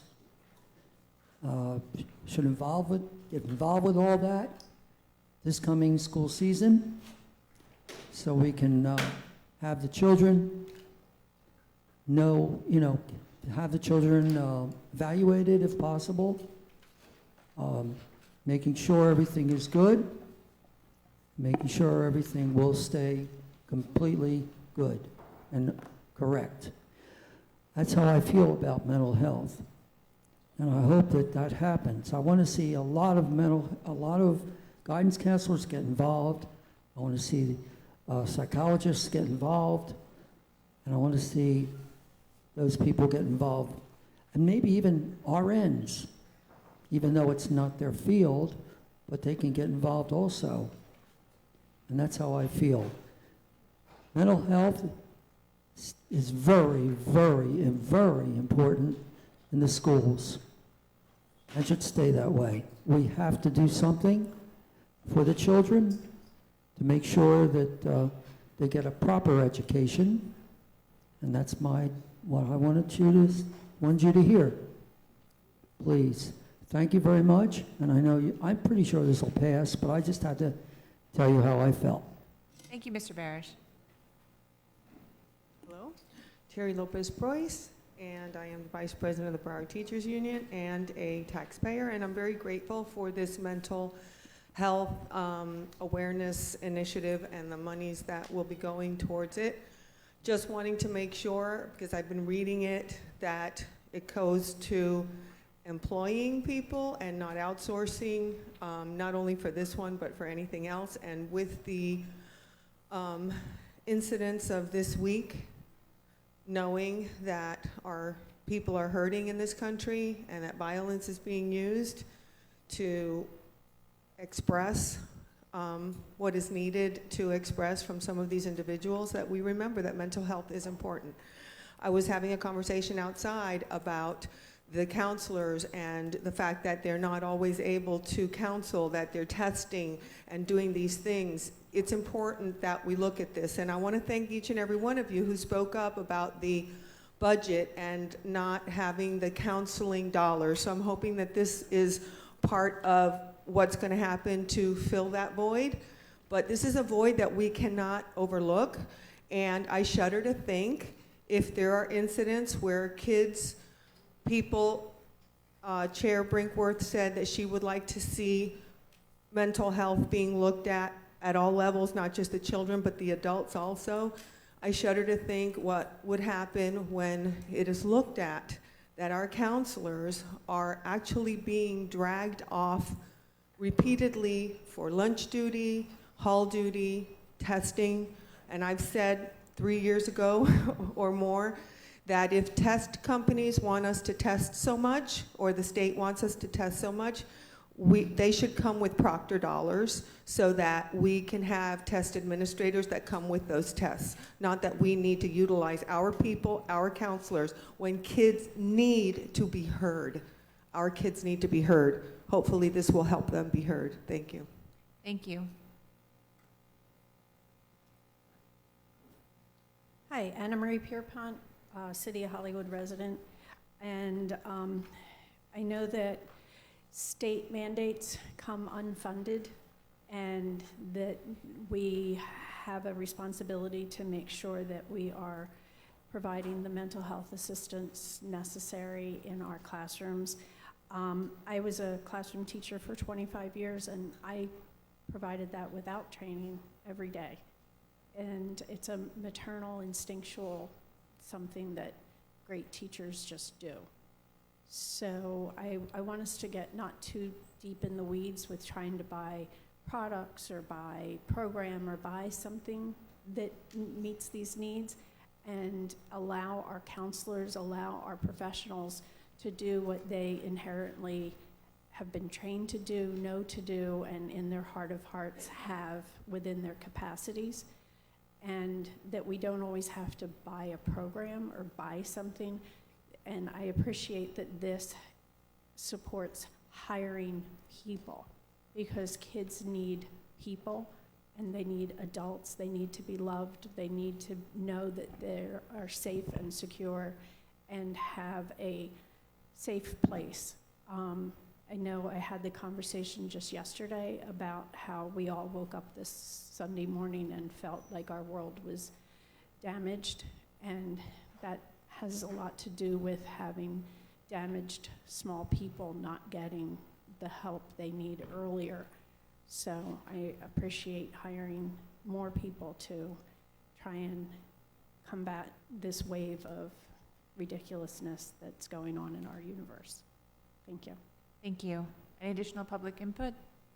I have Dr. Osgood, followed by Mrs. Aladev. Thank you, Ms. Frankworth. And as I was looking at this item, I had a couple of thoughts as I thought about our last conversation. As we look at these positions, I think it's important that we have a diverse group of individuals with different skills of expertise. It's not my expectation that a school counselor or a teacher would be doing the work of a psychologist or someone that's trained in trauma. The various components of mental health are very, very different. And I think as we continue to move forward and develop that for the district, we will ultimately find a way to do it where we are maximizing the existing resources as well as building our own capacity. The question that I had is, we put a lot of things in place as a result of what happened on February 14, 2018, with a lot of the centers and trauma counselors and those things. So I just want to make sure that what we're doing here is in addition to. You know, it's allowing us to broaden our capacity or build our capacity. That's my first question. Dr. Osgood, you're exactly right. That was part of the conversation we shared the other night, that the things that we're putting in place now are in addition to what we already have. We're adding a layer above what we've had in the past. We're trying to address the more recent issues that have occurred in the past 18 months with the increase in threat to harm to self and threat to harm others, and discipline in the mental health, and also Baker Acts and the like. So this will, part of the plan is to address some of those increases, and not so much, as we've discussed, about trying to decrease the overall ratio, but to meet the needs that have arisen since last year. And then as we all experienced what happened this weekend, it really put me at a major quandary.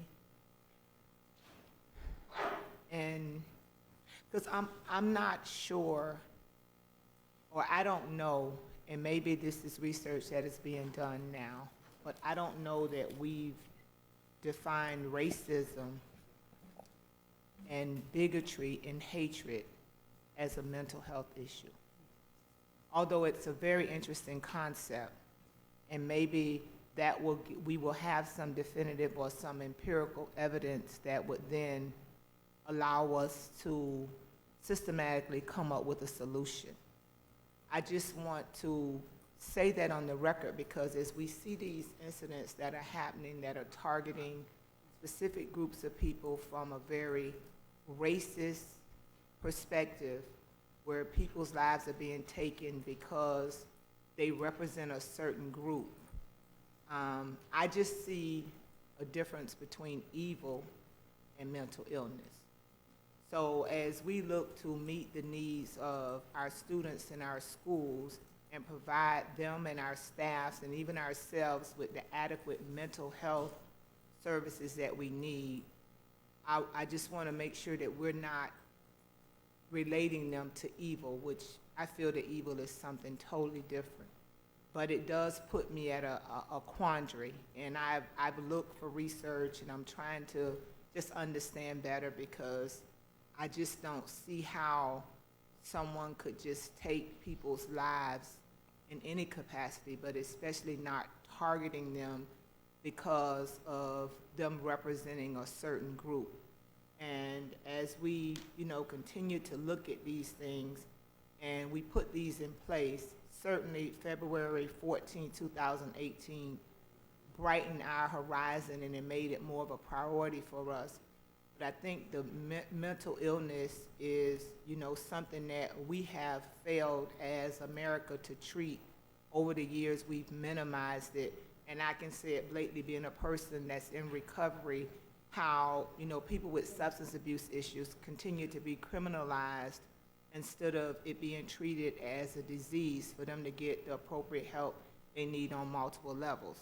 So I appreciate it as I looked at this, and I know that we also have an RFP out now for psychology services, but I think as we move forward, we're going to have to continue to have these discussions.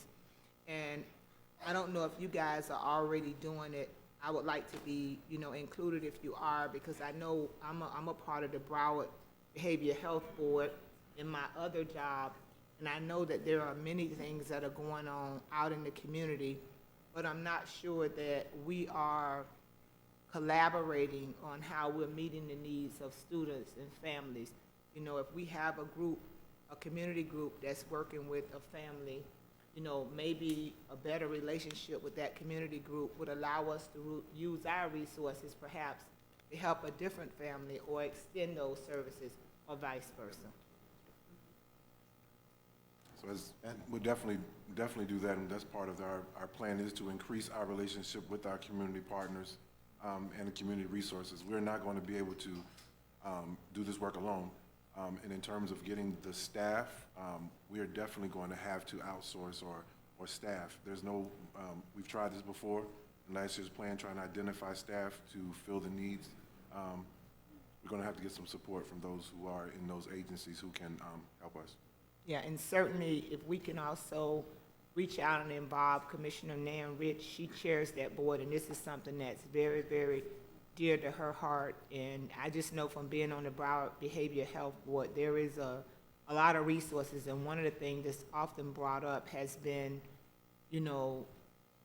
needing of improving the school board's relationship with those other organizations. Thank you. Thank you, Dr. Osgood. Next, I have Mrs. Olive. Thank you. I'd like to understand on page 4, where you have the available as needed in all 5 regions. Logistically, how are you really going to put these different therapists, counselors, psychologists, social workers, behavior analysts, EAP counselors in schools? And how are you going to be able to start establishing relationship with students and being committed to that?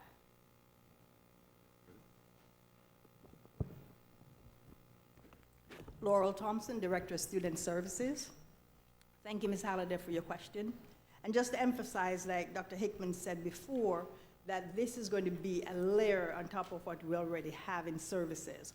So we have divided the county into 5 regions. And each region has contiguous zones.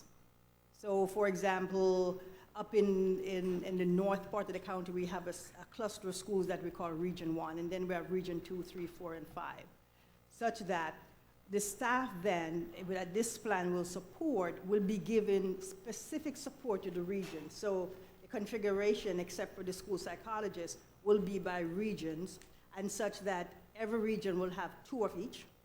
And so the layering that we're putting on top of this is for those students who need some intensive work. So schools will identify who those students are. We'll go through the same process like we do for regular students. So through the RTI process, we will use that as the entry point. And so we think of students who have been in schools, they're getting the regular services of the staff that's already in the schools, and somehow the need is not being met, we need a little bit more. So these students would be referred to the team. The team, of course, is made up of various professionals who would then visit the school, do some assessment of what is happening with the student, see what the needs are, and add that additional layer of support. Sometimes the support might be support to a particular school, because we might see, we're using our data very richly. So we might see in our data that school X is having many suspensions. Probably that's not a good example, but I say suspensions. And so we might want to use our team in that particular time in that region to go to this particular school and do some intervention school-wide with administrators, with teachers, about some different ways of handling some kind of behaviors like that. So understand that this is a layer on top of, as is needed, based on the identified need of the schools and sometimes the students. Okay. Well, I think the other piece, Ms. Alladef, that you're referring to, which we've certainly learned over the past year, is that the students need consistency. So, you know, the issue of different adults trying to deliver services to them can become problematic in many cases. So that's something we need to be cognizant of. And it doesn't sound to me like these resources are to, I guess, replace that. You're trying to augment what's actually at the schools. But on top of this, we probably do need more folks out there to reduce the caseloads. Surely. Right, and thank you, Mr. Runcie, I agree. There needs to be that continuity of care.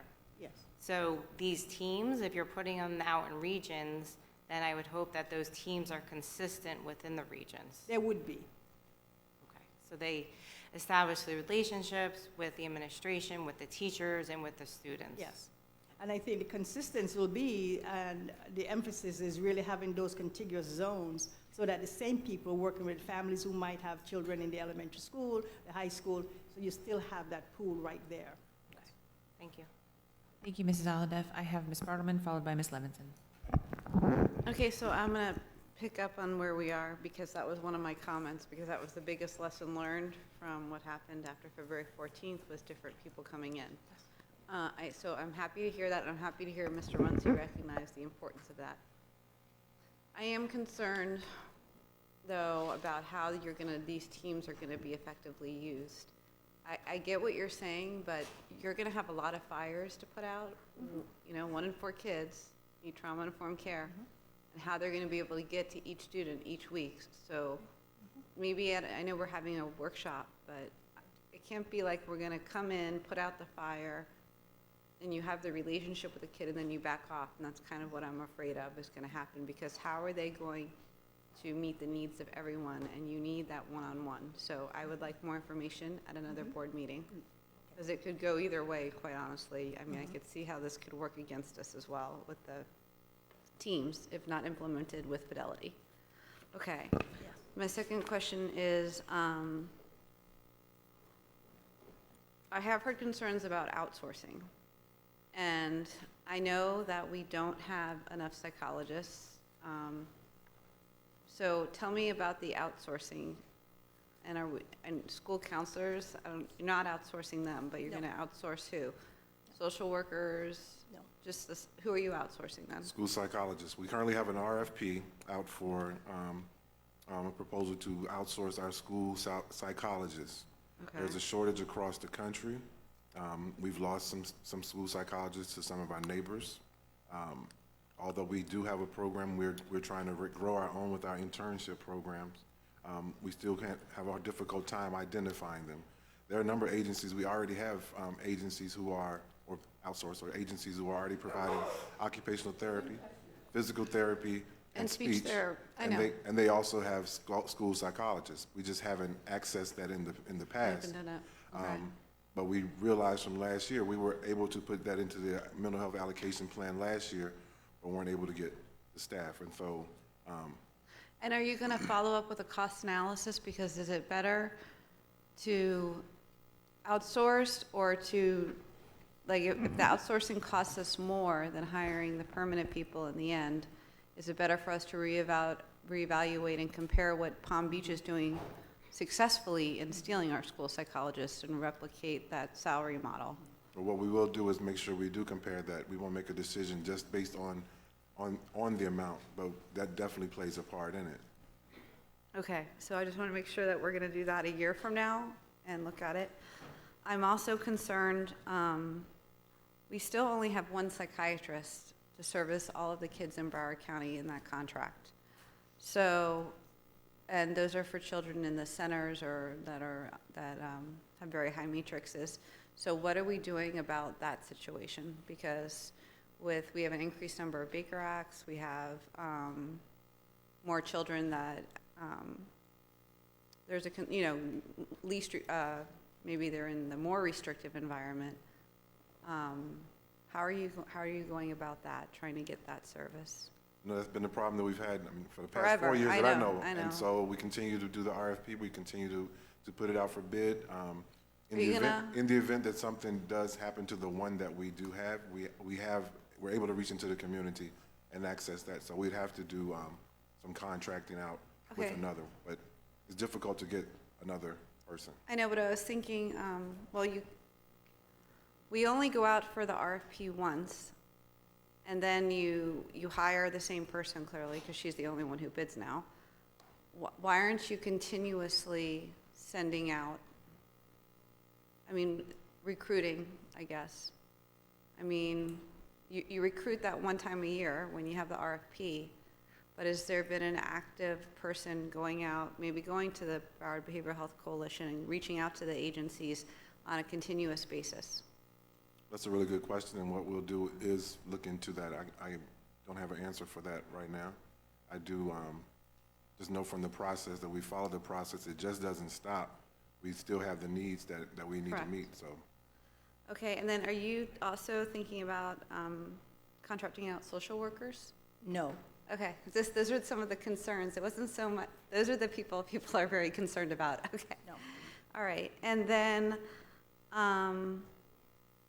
my next question. So I received tremendous feedback when the comments about letting school counselors do their job, like people were calling, telling me what they were told to do and not part of their job, and the school counselors are really excited because, it's a very specialized degree. You can't just take a test and be a school counselor. Mm-hmm. And they're trained to do therapy with students.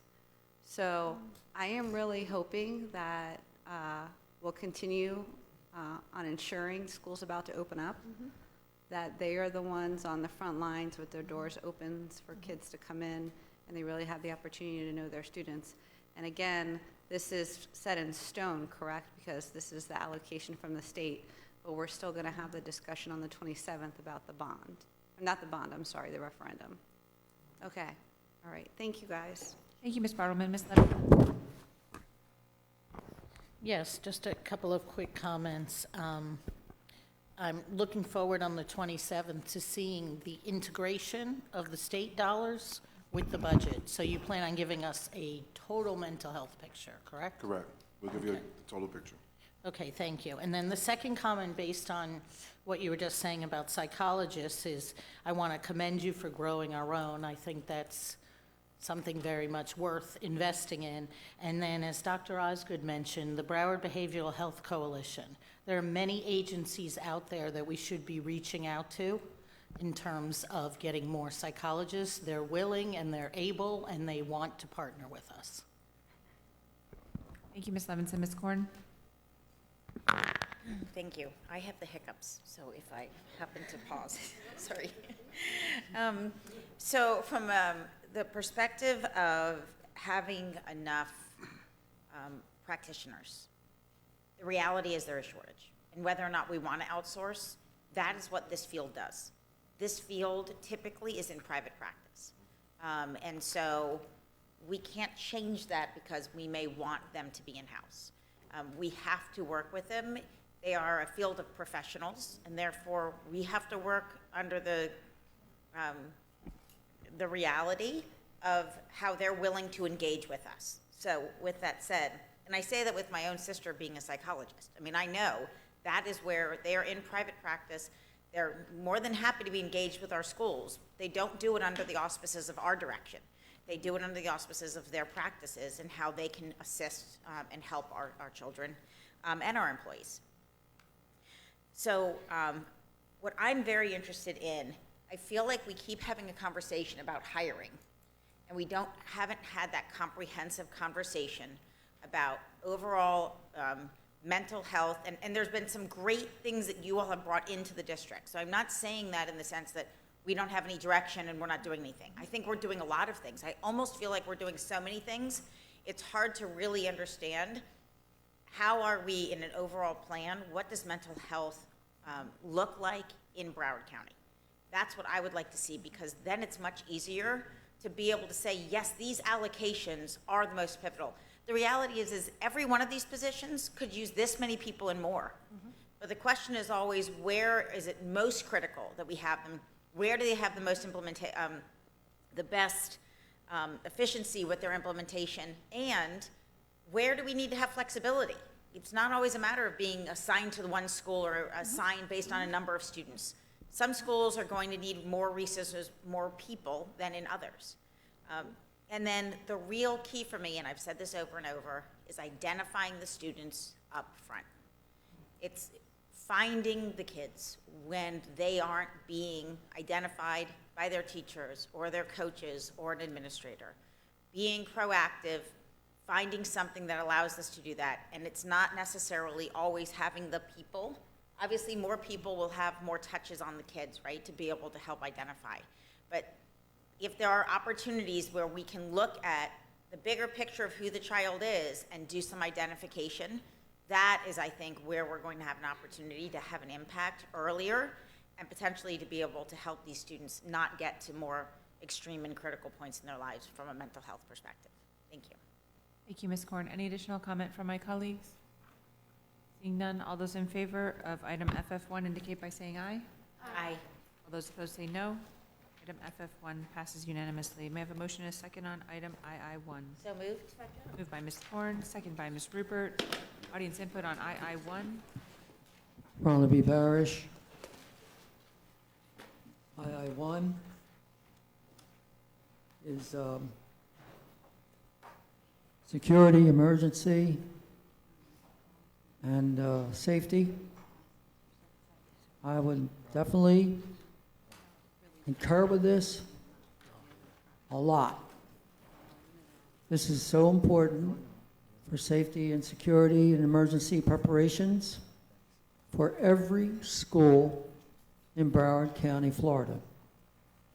It's got to be done because safety and security is now more important than anything, especially because of February 14th, 2018, and also because the United States of America has gone through a lot of horror this year so far. We have to keep our kids safe, sound, secure, and make sure that they are, because they have to get an education. We want them to get an education so they can be the persons of tomorrow that we are today. That's my importance of getting this done as soon as possible. I'm sure you're going to pass it, but that's my opinion. Safety and security, emergency preparedness is number one in my book. And also, emergency preparedness is also for hurricane season 2019. Also, get the kids prepared, even though we may not get anything, but get them prepared anyway. Make sure they're safe. Thank you. Thank you, Mr. Barish. Any additional audience input on item II1? I have Ms. Bartleman, followed by Ms. Korn. Oh, I have Ms. Korn. So my question on this page is there are only 4 positions that are noted as being part of funding from the referendum. Is that only because that's the revised, or are those really the only 7 positions on this page that are funded through the referendum? Good question. Which are the 4 that you're calling out? Which are the 4 you're noting? I'm sorry, I'm looking at II1, Yeah, the so area manager. For the area security managers, referendum funded, it's 7 positions. Yes. That are additional positions coming from referendum. That's all for the revision. So in your whole department, at this level, only 7 positions are being added from the referendum. All of the other referendum added positions in safety and security are below this, okay. And they're school-based. All school-based, got it. And so these are the area managers are going to be going from school to school in teams, right, that we had talked about, on different days at different, but they're all going to be assigned different schools. So we're going to have 14 of those now. Correct. Every day. From a timing perspective, when do we see ourselves filling these 14 positions? So we approved 2 more today, so we're up to 5. We're doing interviews on Wednesday, I believe, to try to fill the original 7. So that we'll be at 7, hopefully, either right when school starts or for that approval at the August 20th meeting for you to approve, hopefully, 2 more candidates. Once this is approved, then I can start on that process of as quickly as we can bring these on. Okay. But I wasn't able to do any of that until we made this change. Got it. And then the structural change, because obviously referendum dollars are only there committed, at least this time, for 4 years. Correct. So the structure of this is basically providing less schools to more managers. So what I would say is that when the board originally approved the original 7 area security managers, it was based on what staffing looked like at schools at the time, but prior to us doing the school allocations based on referendum. So the addition of these managers are to support that doubling of security staff. If that security staff went away, the managers would go away with them. Got it. Okay. So this is really, you added the 7 not because of how many people We're they're adding. each individually overseeing, not the number of schools per se. Correct. Okay. Yep. So I think right now we're based on the high side, it's about 80 per with the 14 model.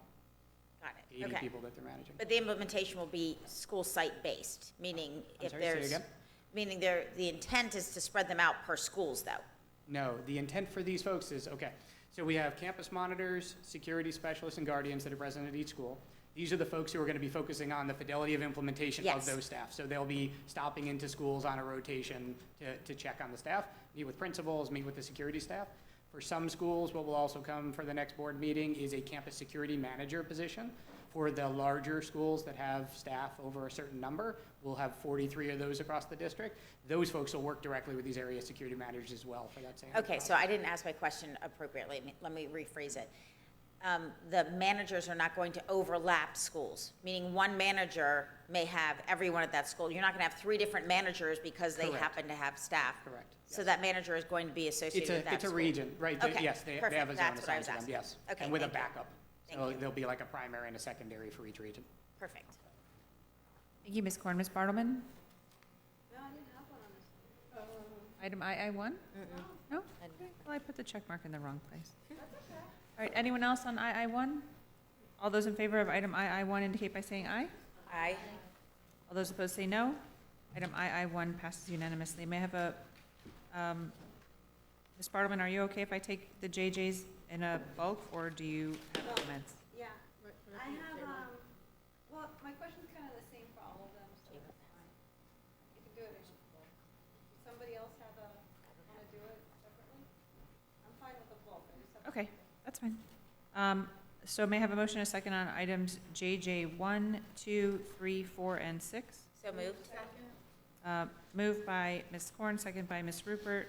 Audience input on JJ 1, 2, 3, 4, and 6. Ronald Barish. Ronald B. Barish. I have added up JJ 1, 2, and 3, I already came up to $15,031,841.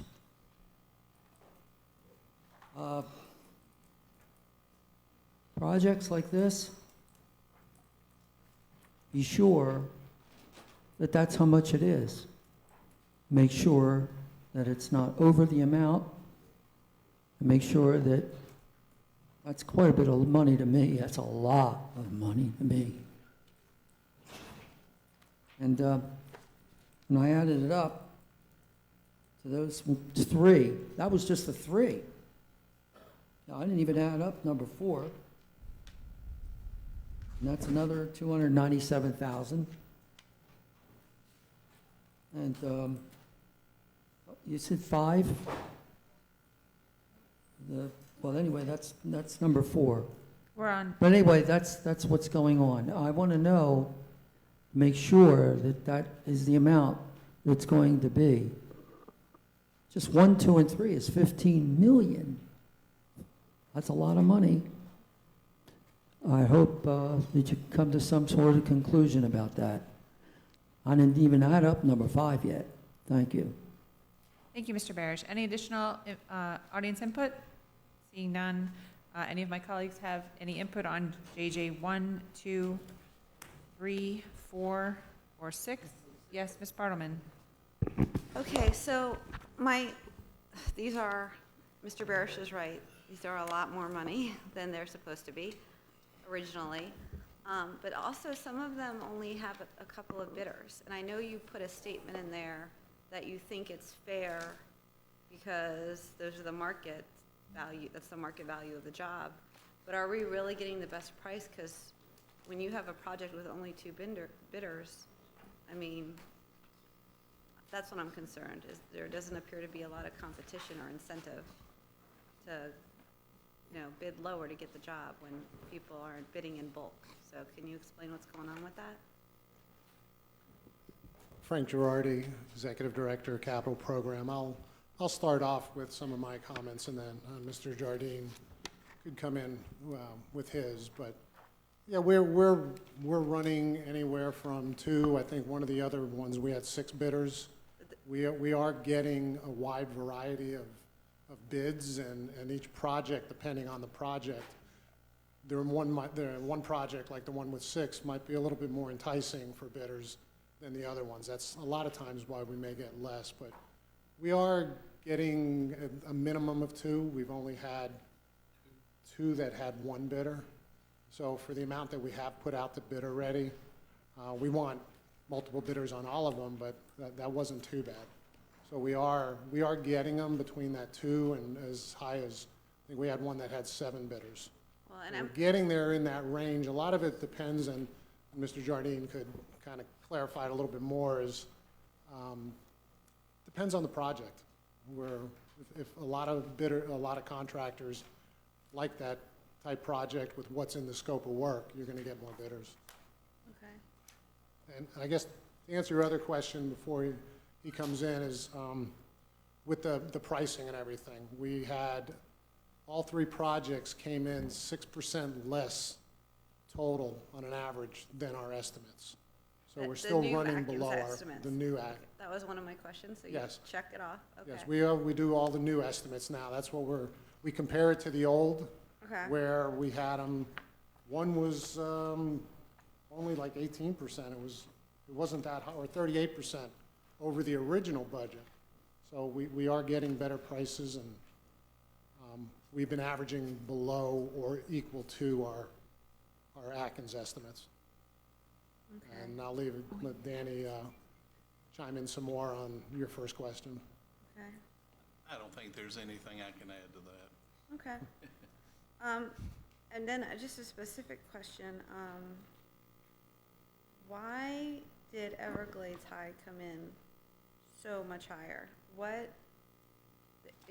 Is it a reflection of market cost, that the original, there's more work to be done than was anticipated, or the fact is this the one with 2 bidders, I think? Well, No, this is the 4 bidders? Okay. Yes. Okay, the other one was the 2. Actually, the number was 74.1% over the original estimate. Now, I wish they all came in this way, but it was actually 29% under Atkins' estimate. So there's kind of a wide range there. So it actually, with the numbers we're using, developing the risk assessment and our bottom line for the whole program, this one actually came in 29% under what we thought. Okay, so that makes me feel like we're using the new number, so it's good that it became lower, but it's really, you have to take into the totality that it's really still over what's in the budget. Right, and we're averaging, I think on Atkins, continuing, when we bring awards, we keep a running total percentage over. And I think we're averaging 58, 59% over the original budgets. Okay, and let me ask you something else. Have you gone out to other school boards or other counties and asked about how much they're paying per square foot for the same product? Because I recently saw a job, or became aware of a job, a county job, and there's a certain way our roofs, and you have to have the 20-year warranty. So if you take the specs of our roofs, and there are 2 different kinds we're doing, and then you add that you have to have the 20-year warranty, and then you ask what another county is paying per square foot for that roof and what we're paying, have you done that kind of homework? Because I have it out there. I've contacted the other counties to get that information. I'm waiting for it to come. But have you done that as, you know, as the person in charge of this? Because like this one project, we were paying double what they were paying per square foot for the same kind of roof. So can you explain to me, have you done that? Yes, ma'am, we did. Danny Jardine, CBRE Harry. I remember last fall when we were doing our Roofing 101 exercise, and we talked about the comparisons on roofing that we were doing versus some of our other adjoining counties. We're in the process of going down all the way back down to the metal deck and rebuilding. When they're doing the roofing recovery, they went through 10, 15 years ago when they had already done the lightweight concrete. So all they're doing is the top plies and not doing the full-blown roof repair like we're doing. I'm asking for an apples-to-apples comparison. So there are projects like that one project, it's apples to apples. Have you found apples to apples? Don't talk about the different, what has to happen. Have you found a project or projects that are apples to apples without the recovery? Because they're out there. So have you found any? I haven't been looking recently, Ms. Bartleman. Okay, I just think it's a good idea to test our numbers because we can feel really good about, oh, we're below Atkins, but I think it's really important that you go out and say, how much are you paying apples to apples for the same work per square foot, dollar amount per square foot, to make sure, because honestly, when you have projects with only 2 bidders, it's like the bidders are determining your market value in a sense, because that's all you know, and we feel that when we get upset when we have one bidder, and I know we can't control bidders to come in and they like certain jobs, and I know like so much of that is out of your hands, but I just want to make sure that for certain things like a roof, especially when you're redoing the whole roof, you're really doing apples to apples and you're going back out to compare what the difference is. So I'm going to ask you to do that, and I'm trying to gather information now, and I'll give that to you. And thank you. All right. We will work with Atkins and contact the other counties and put a chart together on a few different type scopes.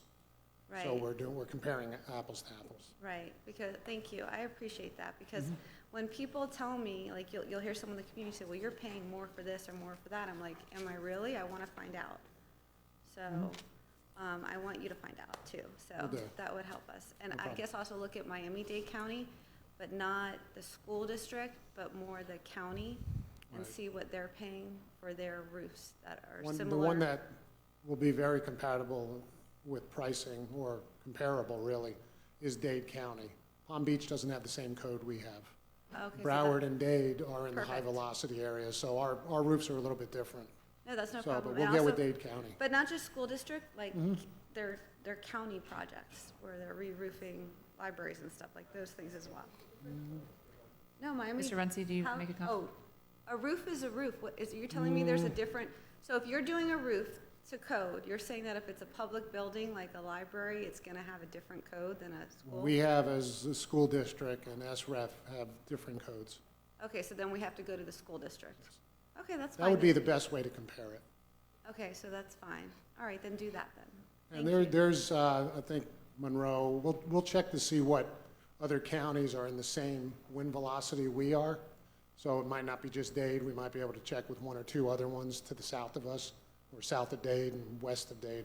All right, I just want to know we're getting the best price, and, you know, if someone tells you that, you're like, what? So I want to make We'll do sure that. and we have it, and I can answer them. Mhm. Okay, thank you. Is that the extent of your questions, Ms. Bartleman? That's it for Jay's. Thank you. Ms. Levinson? Yes, I just wanted to say something after that, that actually I want to commend you all. There was only one of these three had 2 bids. The other had 4 and the other had 6. So we are seeing a larger number of bidders, and I appreciate you putting the work out there. I know you've held seminars for other roofers to get involved, and I know you've really been trying to act on that, and you can see it in the number of bidders. Thank you, Ms. Levinson. Ms. Good, do you have a comment? Thank you, Madam Chair. I just think it's important when one of my colleagues asks of staff a specific request, especially something like that that's going to undertake a great deal of time and effort, that there's consensus among the board. I certainly am not able to advise staff to do any specific work without it going through the superintendent. So I just want to make sure that Ms. Bartleman's request, although it has merit, that there's consensus among the board. Because it is going to take some time for them to go out and research and do what they need to do. Okay, so I would ask my colleagues, well, first let me ask this question. Is part of what the work that Atkins does for us to do those types of evaluations? Yes, Every that's what they quarter do. with the risk assessment, they compare it with other counties. Well, I don't have a problem just making some phone calls, not just some little time, because that's something we need to do anyway. We need to make sure we're getting the best prices, so. We should be doing it. Okay, but I guess I'll ask it again. So through the work that Atkins does, is evaluating local market prices, comparing apples to apples, part of the work that they're already doing? Yes. Okay, so it doesn't make sense for you to do that work if they're already doing it, and if they can establish that they've done that work and report back to the board in a memo that that work has occurred, there's no need for someone to go behind them and do that work again. Understood. Okay? If my colleagues agree that the work is being done, the questions are being asked, and it's being reported to staff and then reported to the board, that's good? satisfactory. Do I have consensus there? Mhm. Okay. So they're gonna report back to us the apples to apples? I just wanna. What I heard, and I see Ashley in the back shaking her head from Atkins, that Atkins will provide that information to the board as a comparison that they already do. Perfect. Okay? And she gave us a thumbs up. Perfect, thank you. All right, any additional comments from my colleagues on the items JJ 1, 2, 3, 4, and/or 6? Seeing none, all those in favor of items JJ 1, 2, 3, 4, and 6 indicate by saying aye. Aye. All those opposed say no. Items JJ 1, 2, 3, 4, and 6 pass unanimously. May I have a motion and a second on item JJ 5? So moved. Moved by Ms. Korn, second by Ms. Rupert. Audience input on JJ 5. Seeing none, I have Ms. Good. And any of my colleagues have a comment on JJ 5? Okay, so in an abundance of caution, I will be abstaining from this item as my husband is employed by CB Richard Ellis. Any comments? I'm just making sure nobody has any comments in addition. And all those in favor of item JJ 5 indicate by saying aye. Aye. All those opposed say no. Item JJ 5 passes unanimously. Do you want to abstain? I'm sorry, passes with one abstention. Thank you. I'm so in the habit of saying that I said it and I didn't mean to say that. Thank you. So the item passes with 8 yes votes and 1 Can I ask a abstention. quick question? Yes. Just as a point of order? Yes. Would you prefer that I take the gavel and you not be part of the vote, or would you rather abstain from the vote? Doesn't matter? Okay. All right. Thank you. Thank you for asking, though. May I have a motion and a second on item K1? Moved by Ms. Good, second by Ms. Rupert. Audience input on item K1. Thank you to staff. Barnaby Barish, while we're talking about K1 and interim financial statement. That's money. The reason I'm here to talk about this is because I'm going to ask you for the 2019-2020 school year to make sure that the SROs and the BSO, all the law enforcement that are here protecting our schools will get their money. We'll be able to be paid.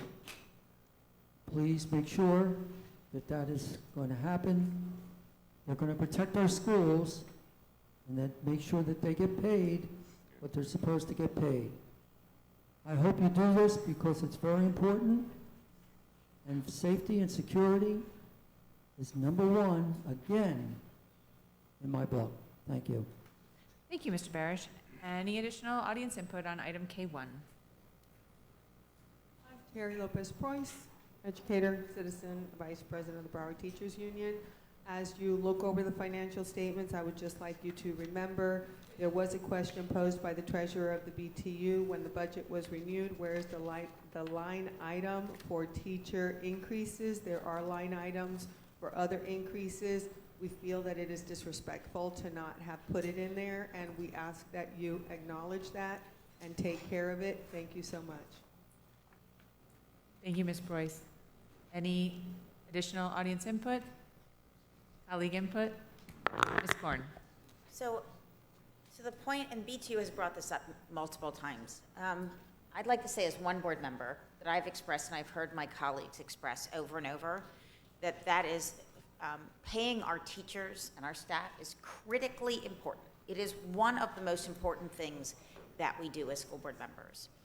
But as we have to negotiate what those amounts will be, to put that amount here in the budget as a specific line item would be then seen as, from BTU, at least from what I've heard in the past, as we're, in essence, setting the amount and not being open to negotiations.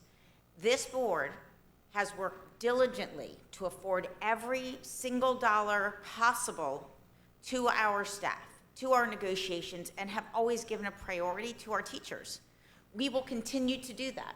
But by putting a specific line item for raises means that we have established what that raise is. And now we no longer have the opportunity to do the negotiations that we talk about and spend most of the year doing every year. So please, my message is do not take the lack of a line item to be it is not a priority, but instead it is a priority in all that we have done on this board, and that we have to be able to have the opportunity to do the negotiations. There are dollars in the budget set aside so that we can negotiate. But establishing exactly what that line item is means that we've taken out the opportunity to do that negotiation. And I know that as one board member, every time we have another level of negotiations, it is always a matter of, are there more dollars available? We push staff every single time in our CFO. What has the state told you? Where else is there an opportunity for us to do something? Through Mr. Runcie, we've asked for cuts every single time we took a look at our budget. So again, if we put a specific line item, now there's not a pressure to do those things. The amount is there, the negotiations aren't available. But please hear the message that it is absolutely the priority. And it is a priority in that we put as much money into that general fund as possible so we can have those dollars available for negotiations. Thank you, Ms. Korn. Mr. Runcie? Yes, just to let the board know, I agreed to allow the AFT to bring in their national financial consultant to meet with Ms. Marte, and I think that's being set up so they can actually go and review the books. We did that a few years ago. I think that process is transparent. It works very well, and we'll do that again, hopefully for this year. We're trying to get that established. Thank you. I have Ms. Levinson followed by Dr. Osgood. Yes, I actually wanted to say something very similar about the negotiating piece of it. Ms. Preuss was here when we did the first budget hearing, and you heard from everyone unanimously up here about putting that money into teacher salaries and about continuing to look to make cuts as we negotiate to put more into teacher salaries. So that is always the priority. And so, again, we don't want you to misunderstand. If we put it out there, it looks like that's all the money that's there, is that one line, which was in the budget. We want to be able to negotiate in good faith and be able to give as much as we can give each year. Thank you. Dr. Osgood? Yes, and I won't be redundant, and thank you, Ms. Corn and Ms. Levinson. And I just think it's important that we continue to communicate that the board values teachers. I think some kind of way that gets lost, and sometimes the public, and I know, Ms. Forrest, you're the vice president of BTU, so I know you clearly get it, but sometimes the public doesn't understand how schools are funded, how we receive money from the state. When that money is cut, it literally ties our hands as to what we have to give salary and raises, but we continue to work diligently to find the money that we can. And I recall in our last budget hearing, when we talked about money that would possibly be left over, we all agreed that we wanted that prioritized if there was any opportunity to give additional raises. And when I actually heard the comment yesterday about not having the line item in the budget, and I was trying to balance it in my mind, because you don't want to disrespect the process of the unions and being able to negotiate. That's kind of the whole foundations of unions, negotiating and advocating on the side of the teacher. And I would say, as a collaborator, as a board, we are a partner in that. We're in agreement. It's not like we're on two opposite sides and the union is trying to force something that we're resisting. We're working together to come up with whatever that number is that will work for us from a budget perspective, and then that will work so that our employees do feel valued and that we value them as a part of our team. And I just think it's important that that message comes from us, and we take the time, just like we're doing now, to express how we value our teacher, our ESPs, all of our employees, and we try within the framework of the rules that we're given, and sometimes pushing them to the limit. And that's why I thought it was so critical earlier when the union asked about the Department of Education and us being present together to show our unified efforts in trying to make sure that we do compensation for our teachers. But I will again say that I continue to think that we miss this opportunity on a national level. It is an overall problem in the United States as the way that we pay teachers.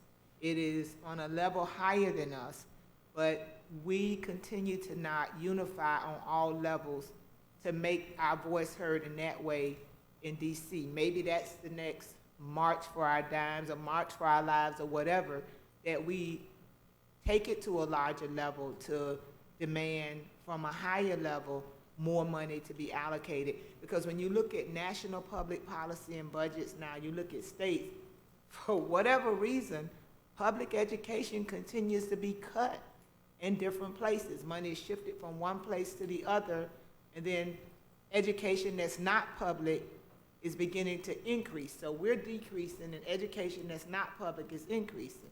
And I don't think we're sounding the alarm loud enough to make sure that if we're going to operate, and I'm a proponent of alternative education, but it has to be additional funding sources. We can't take it from over here to put it over here. We have to find a way to increase what we have as well as bring along other opportunities if that's what we want to do. But I don't think we're sounding this alarm loud enough on a national level collectively to say that we want our teachers and our educators to be paid more. Madam Chair, may I briefly have a No, comment? I'm sorry. The public Okay. input Just time wanna is say over. thank you. Thank Thank you for your you. concerns.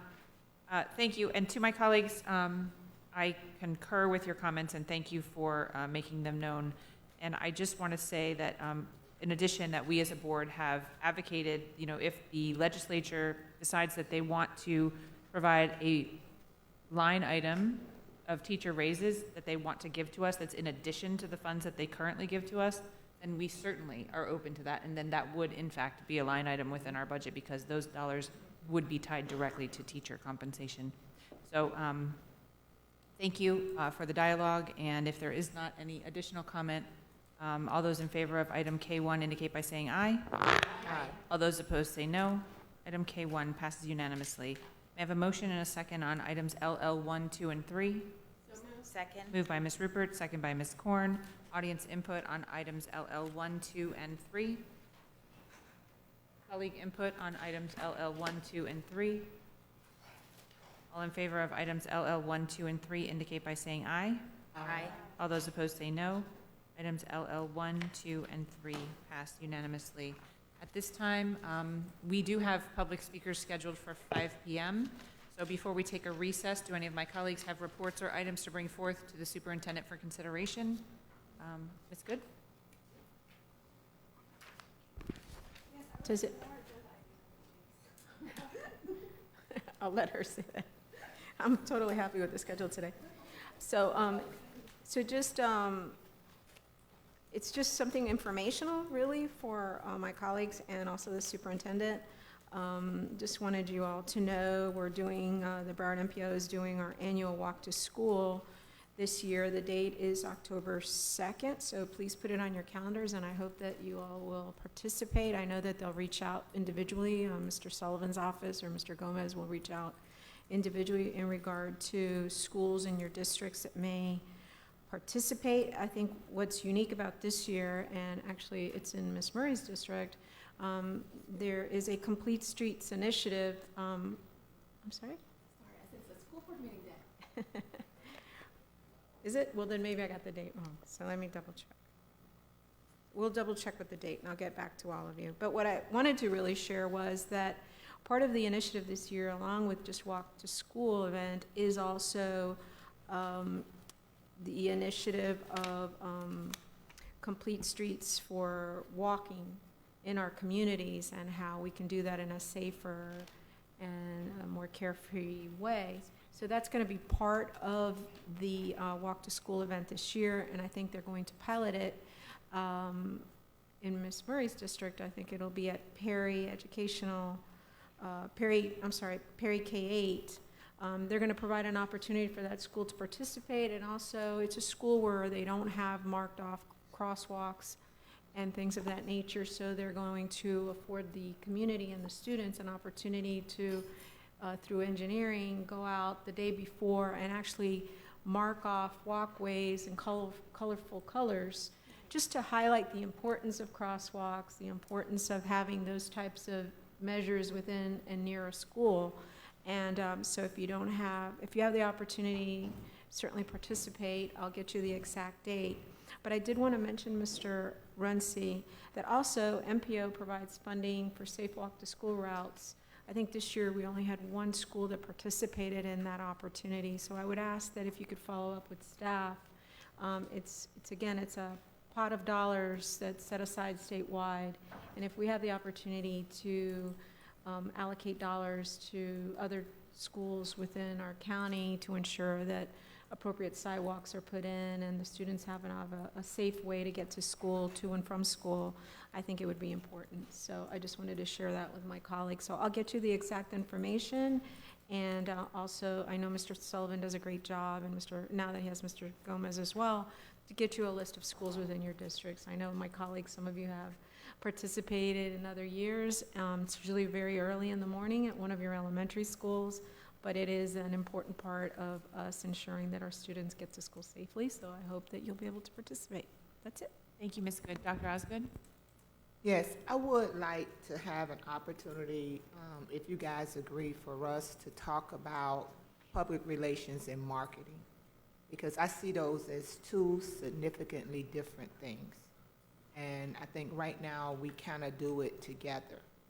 And I would just like for us, if you guys agree, to have that conversation, because public relations deal with just that, public relations. But when I think about marketing, like I had someone say to me yesterday that they had visited a school, and as involved as they are in Broward Teachers Union and everything, they had no idea of all the things that are going on in this particular school. I had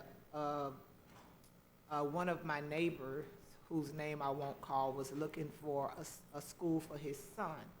And so I got some information from our magnet office and just put this big old pile of stuff on his porch. And he was blown away when he began to look to see, like, what was at Parkway, what was at a lot of the schools that were right around his house, where he was looking to go to other places to get it, and it's things that we're doing right here in the district. So I think that we have made significant improvement, but I would like for us to still look at ways that we could market better. So, through the chair, Dr. Osgood, to your point, we intend to have somebody on the agenda, maybe as early as next week, whose specific role is to do that. Their experiences in marketing and branding.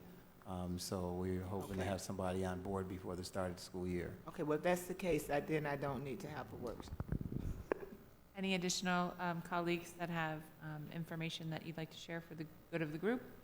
Okay, so it has been indicated through Chief of Staff Moquin that we have some of the individuals who have signed up to speak for today's 5 p.m. speakers who would like the opportunity to speak now.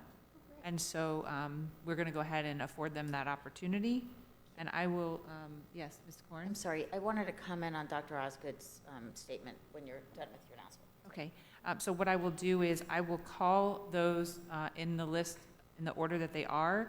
And if I call your name and you're not here at this time, you will be permitted to speak at 5 p.m. And if you'd like to speak at this time, certainly you will be able to do so. Before I do that, though, Ms. Korn? Thank you. I actually completely concur, Dr. Osgood, that there is a difference between the social outreach, the networking, the marketing, and even the advertising. There are different components, and I'm thrilled that we have more positions coming. What I would ask is, to Dr. Osgood's point, with someone new coming, this is something, and it's a strategy we haven't done before, so I actually would still like the conversation at the district level. Once the individual has come in and they've really sat down and that department can bring a plan forward to present it. So from a timing perspective, I guess what I would ask is that we give it a little bit of time so that they can come with something comprehensive, but I 100% concur with Dr. Osgood on the request for a presentation to the board. Ms. Brentwood? Yes, go ahead. I'm sorry, I lost my train of thought, and I didn't mention something else that I wanted to mention. Thank you, Mr. Runtz and the staff, for putting the training in place, the BBAS training, that the ESPs are able to take and be paid for the training. As you recall, board members, ESPs have been saying to us that they want to take trainings, but they can't take off or do an early release days because of their commitments. They're not able to do it.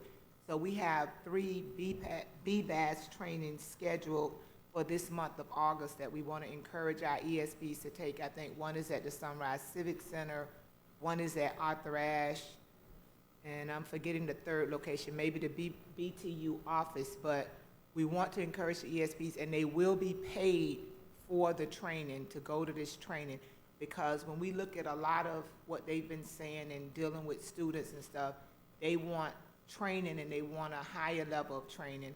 And I do plan on attending one of the days myself so that I can just see what the training is like and make sure that we're getting quality training. But I wanted to say that openly because I know it's something that the ESPs have expressed over and over again to us, and we are responding and we are listening and we're trying to meet the needs of our team members. Thank you. And I see that you're at the mic, Ms. Koch, but I think that that it's really, we don't want to get in a back and forth during these board report times, so whatever information that you glean from our conversation today, if you could work with Mr. Runcie to come back and provide a workshop. I'd be happy to do that. Thank you. So at this time, I will call public speakers. Again, if I call your name and you're out there listening, know that you will still have the opportunity to speak at 5 p.m., even though you're not here at this time when I call your name. So the first speaker on the list is Trudy Germanovich. Ronald B. Barish. I'm a member of the APW, American Postal Workers Union, AFL-CIO, and I yield my 3 minutes to Ms. Price. Thank you. Note that Mr. Barish has yielded his 3 minutes to Ms. Preuss. The next speaker is Doug Green. Anna Marie Pierpoint. Pierpont, I'm sorry. Thank you for that, Ms. Brinkworth. I appreciate it. The universe gets my name wrong, so. Anna Marie Pierpont, City of Hollywood resident, taxpayer, school teacher, BTU member. I wanted to say welcome back to all of my collective bargaining unit members, and I hope that this is a wonderful school year for everyone. I was very saddened and concerned about the activities over the weekend, and I know that we all have everybody's best interest at heart, and I just want people out there who are feeling apprehensive about new beginnings, that everything starts with just one step. So we're all here together, and this is a great place to feel supported. I think BTU provides support for our employees. I'm still going through things from last year and still have cases and issues. And I just want the message to be clear that just because an adult has the capacity or has the ability to push back and dictate to other adults, they don't have to. There are ways to communicate that are friendly, kind, courteous, and professional, and we do not ever need a supervisor to raise their voice or use objectionable language. There are times that we find ourselves in times of stress, and I think everyone needs to learn to take a step back.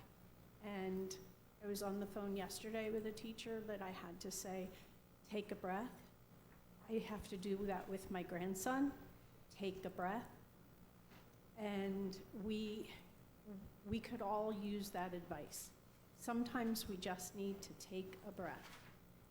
And this, I hope, is the school year where, as we take a breath, we understand that humans are fallible, and it doesn't matter what career path we're on, that everyone has the opportunity to succeed, and no group of people is without flaws.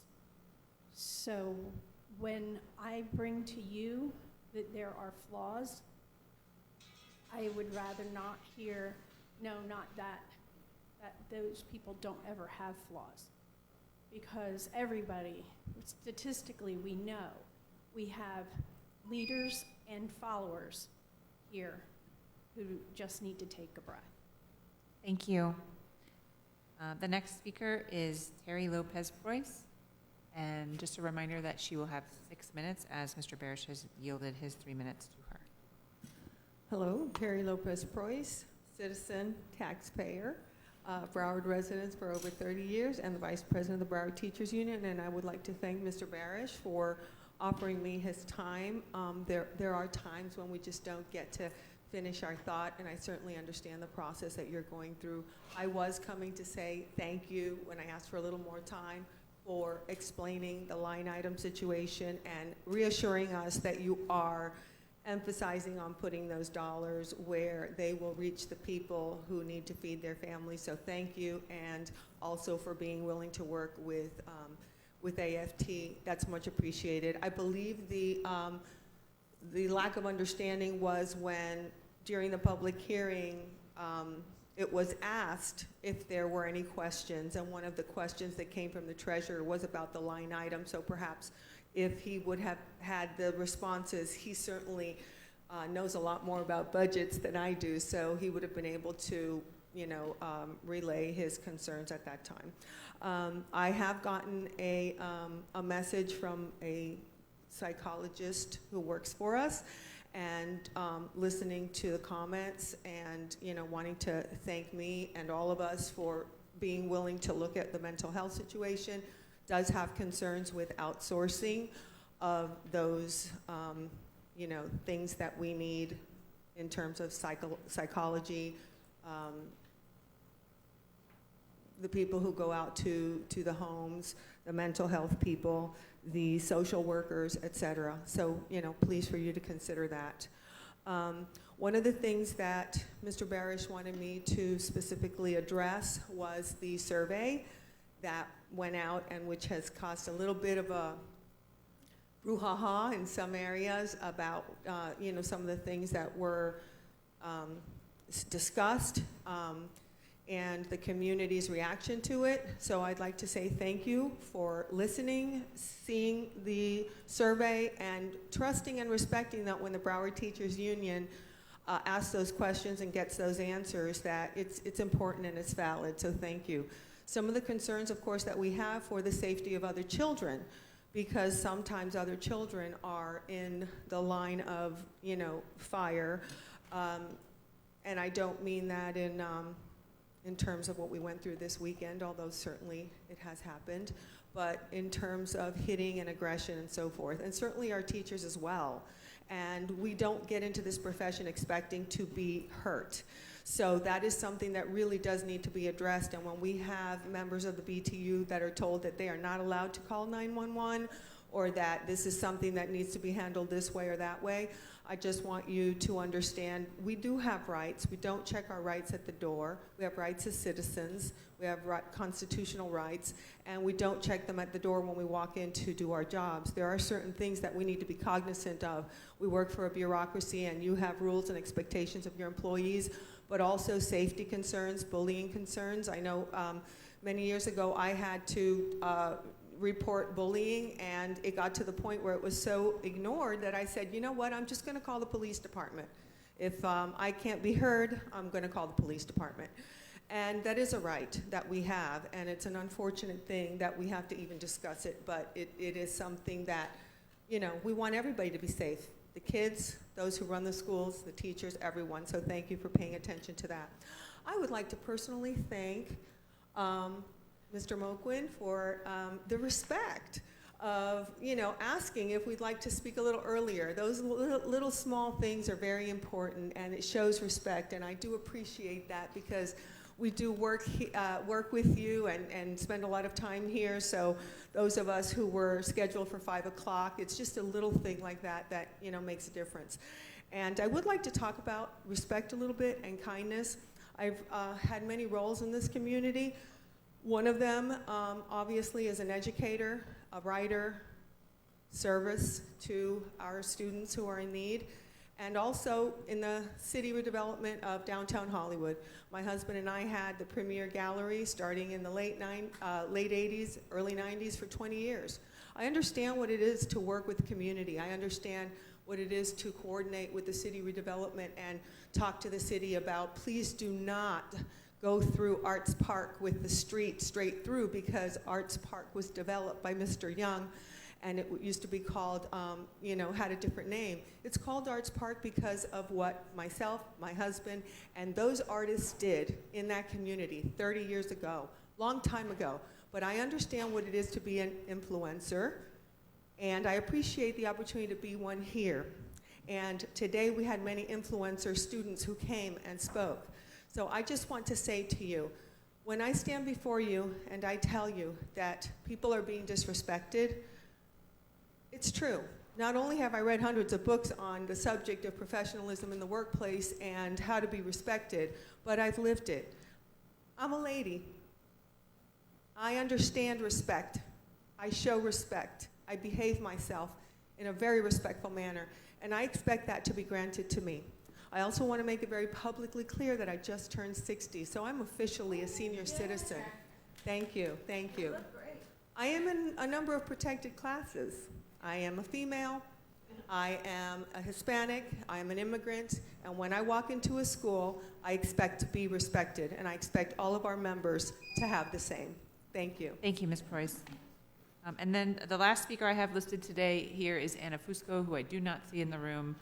So that is the extent of today's public speakers list until 5 p.m. when we will reconvene, and I will call the 3 speakers who were not here at this time. This meeting is now in recess until 5 p.m. Thank you.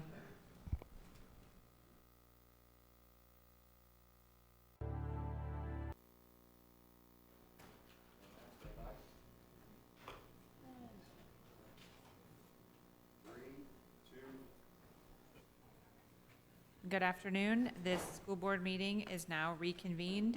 It is the time that we will hear from our public speakers. You will have 3 minutes to address the board, and please state your name for the record when you are called to the podium. The first speaker on the list is Dr. Trudy Jurmanovich.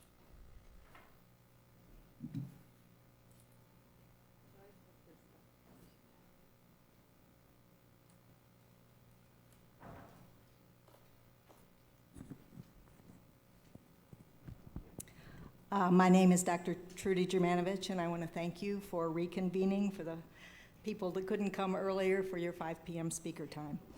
As the school year begins, the paramount question, as always, is when will we have a new contract? The last contract was concluded near the end of the last school year, and it was said that negotiations would begin in the summer. As of now, the school board has not proposed any dates for negotiations to begin. We all know there are many problems which should be addressed. One of the major concerns was brought to you at the last meeting. The survey presented to this board indicated that addressing discipline is critical in many Broward schools. Unfortunately, with the opening of school, this problem may return to being designated for a top-down solution, as often happens, instead of including teachers, parents, and community members through a proactive approach. Also, what specifically has been done to remove mandatory curriculum, paperwork, and/or testing to help give back some autonomy for teachers in the classroom? What types of alternatives to testing are allowed? Are teachers able to decide how their children will be assessed, or does the testing calendar still dictate what will be emphasized throughout the year? Will you set teachers free from mandates, or will another year go by with no changes and more teachers deciding to leave the profession? One of the articles I gave you, and I don't think it printed all off, so you might have to go to the website, tells about a program which used alternative assessments and performance-based projects that were designed almost entirely by teachers. One group of economically disadvantaged 11th graders completed a science assessment involving a year-long study of climate change, alternate energy sources, and they even built wind turbines. Their teacher said it was the most rigorous academic work I've ever seen. You've begun to use alternative assessments in middle schools, but most schools still, I hear from principals, they're getting dictated to. The most important thing you can do for teachers is to give them back the freedom to teach, which they once had in this county. That won't cost you a dime. Thank you. Thank you, Dr. Jurmanovich. The next public speaker is Doug Green.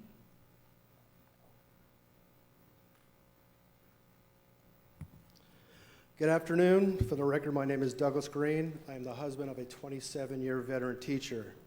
Here we are, the day before teachers report back to work for the new school year. As expected, the school district's proposed budget does not contain a separate line item for teacher salary increases. This certainly comes as no surprise. It's also expected that the school district, school board, and superintendent will use the 2018 referendum money as their excuse for no salary raises. I wonder if the district intends to use referendum funds for the next 4 years as the means to give teachers so-called raises rather than negotiate actual salary increases.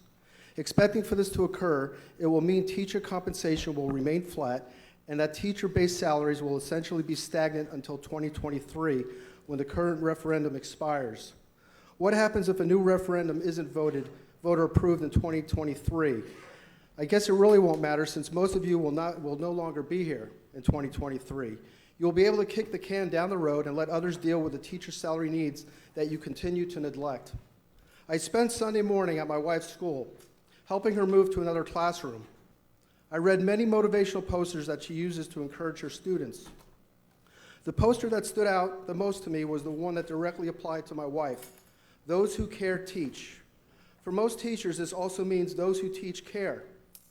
Teachers certainly do their part. They care about what they do, and they care about their students. They also care about their quality of life, their families, and their standard of living, which continues to be oppressed by the school district. How about caring for those who teach? Teachers deserve to be part of the proposed budget by including a line item for teacher raises. Apparently, teacher financial welfare is something that most of you really don't care about. It's careless that the district, once again, will begin negotiations by saying there is no money for teacher raises. Yet after many wasteful hours of negotiations, the district will just happen to find money during the final hours of negotiations that really should have been offered in the first place. CARE. I understand that school district implemented CARE program, curriculum, assessment, remediation, enrichment. How about implementing a CARE program that teachers can actually embrace? Care about rewarding educators. To all Broward County teachers, I will now speak on behalf of those responsible for neglecting to budget teacher raises. Welcome back, teachers. Enjoy the new school year without a raise. Instead, enjoy last year's meager 2% raise. We'll continue to devalue your hard work, disrespect your dedication, and not support you in educating and protecting your students. We do care, but we don't care enough to pay you livable wages and to offer you raises that actually keep up with inflation and the high cost of living in South Florida. Have a great school year. Thank you. Thank you. And although we have been informed that Ms. Fusco won't be here, for the record, I will call her name, Anna Fusco. Yes, Ms. Korn? Yes, just for the benefit of the speakers, some of the comments that were shared were actually addressed specifically to the budget. So if you would like to listen to the conversation from the earlier meeting around the K-1 item, that might be beneficial. Thank you. Thank you. And I don't know, Mr. Green, I think that the comment was directed for you to understand that we had robust conversation around our K-1 item today. Mr. Runcie, I don't know if you want to add any additional comments. Yeah, so in essence, the conversation is around the reason why there isn't a specific line item. The only time we actually have a line item is when there is some special earmarked appropriation from the state. But by law, we have to actually go through a negotiation process. We can't come out and dictate this is all that you get and put that in the line item. So that's one. Number two, I've already reached out to the teachers union and the AFT to collaborate with their financial consultants, which are coming here to meet with our CFO to look at our numbers and our books, because we want to be as transparent as possible, so that way we can have as expeditious and as collaborative a negotiation session as possible. Thank you, Mr. Runcie. Thank you, Madam Chair. Thank you. Any additional comments from my colleagues? And so tomorrow is the day that our teachers are coming back to work. So on behalf of my colleagues on the board, I say welcome back to our teachers. We wish you a great year, and we look forward to seeing you out and about in the schools. Thank you all. Seeing no further business before this board, this meeting is adjourned.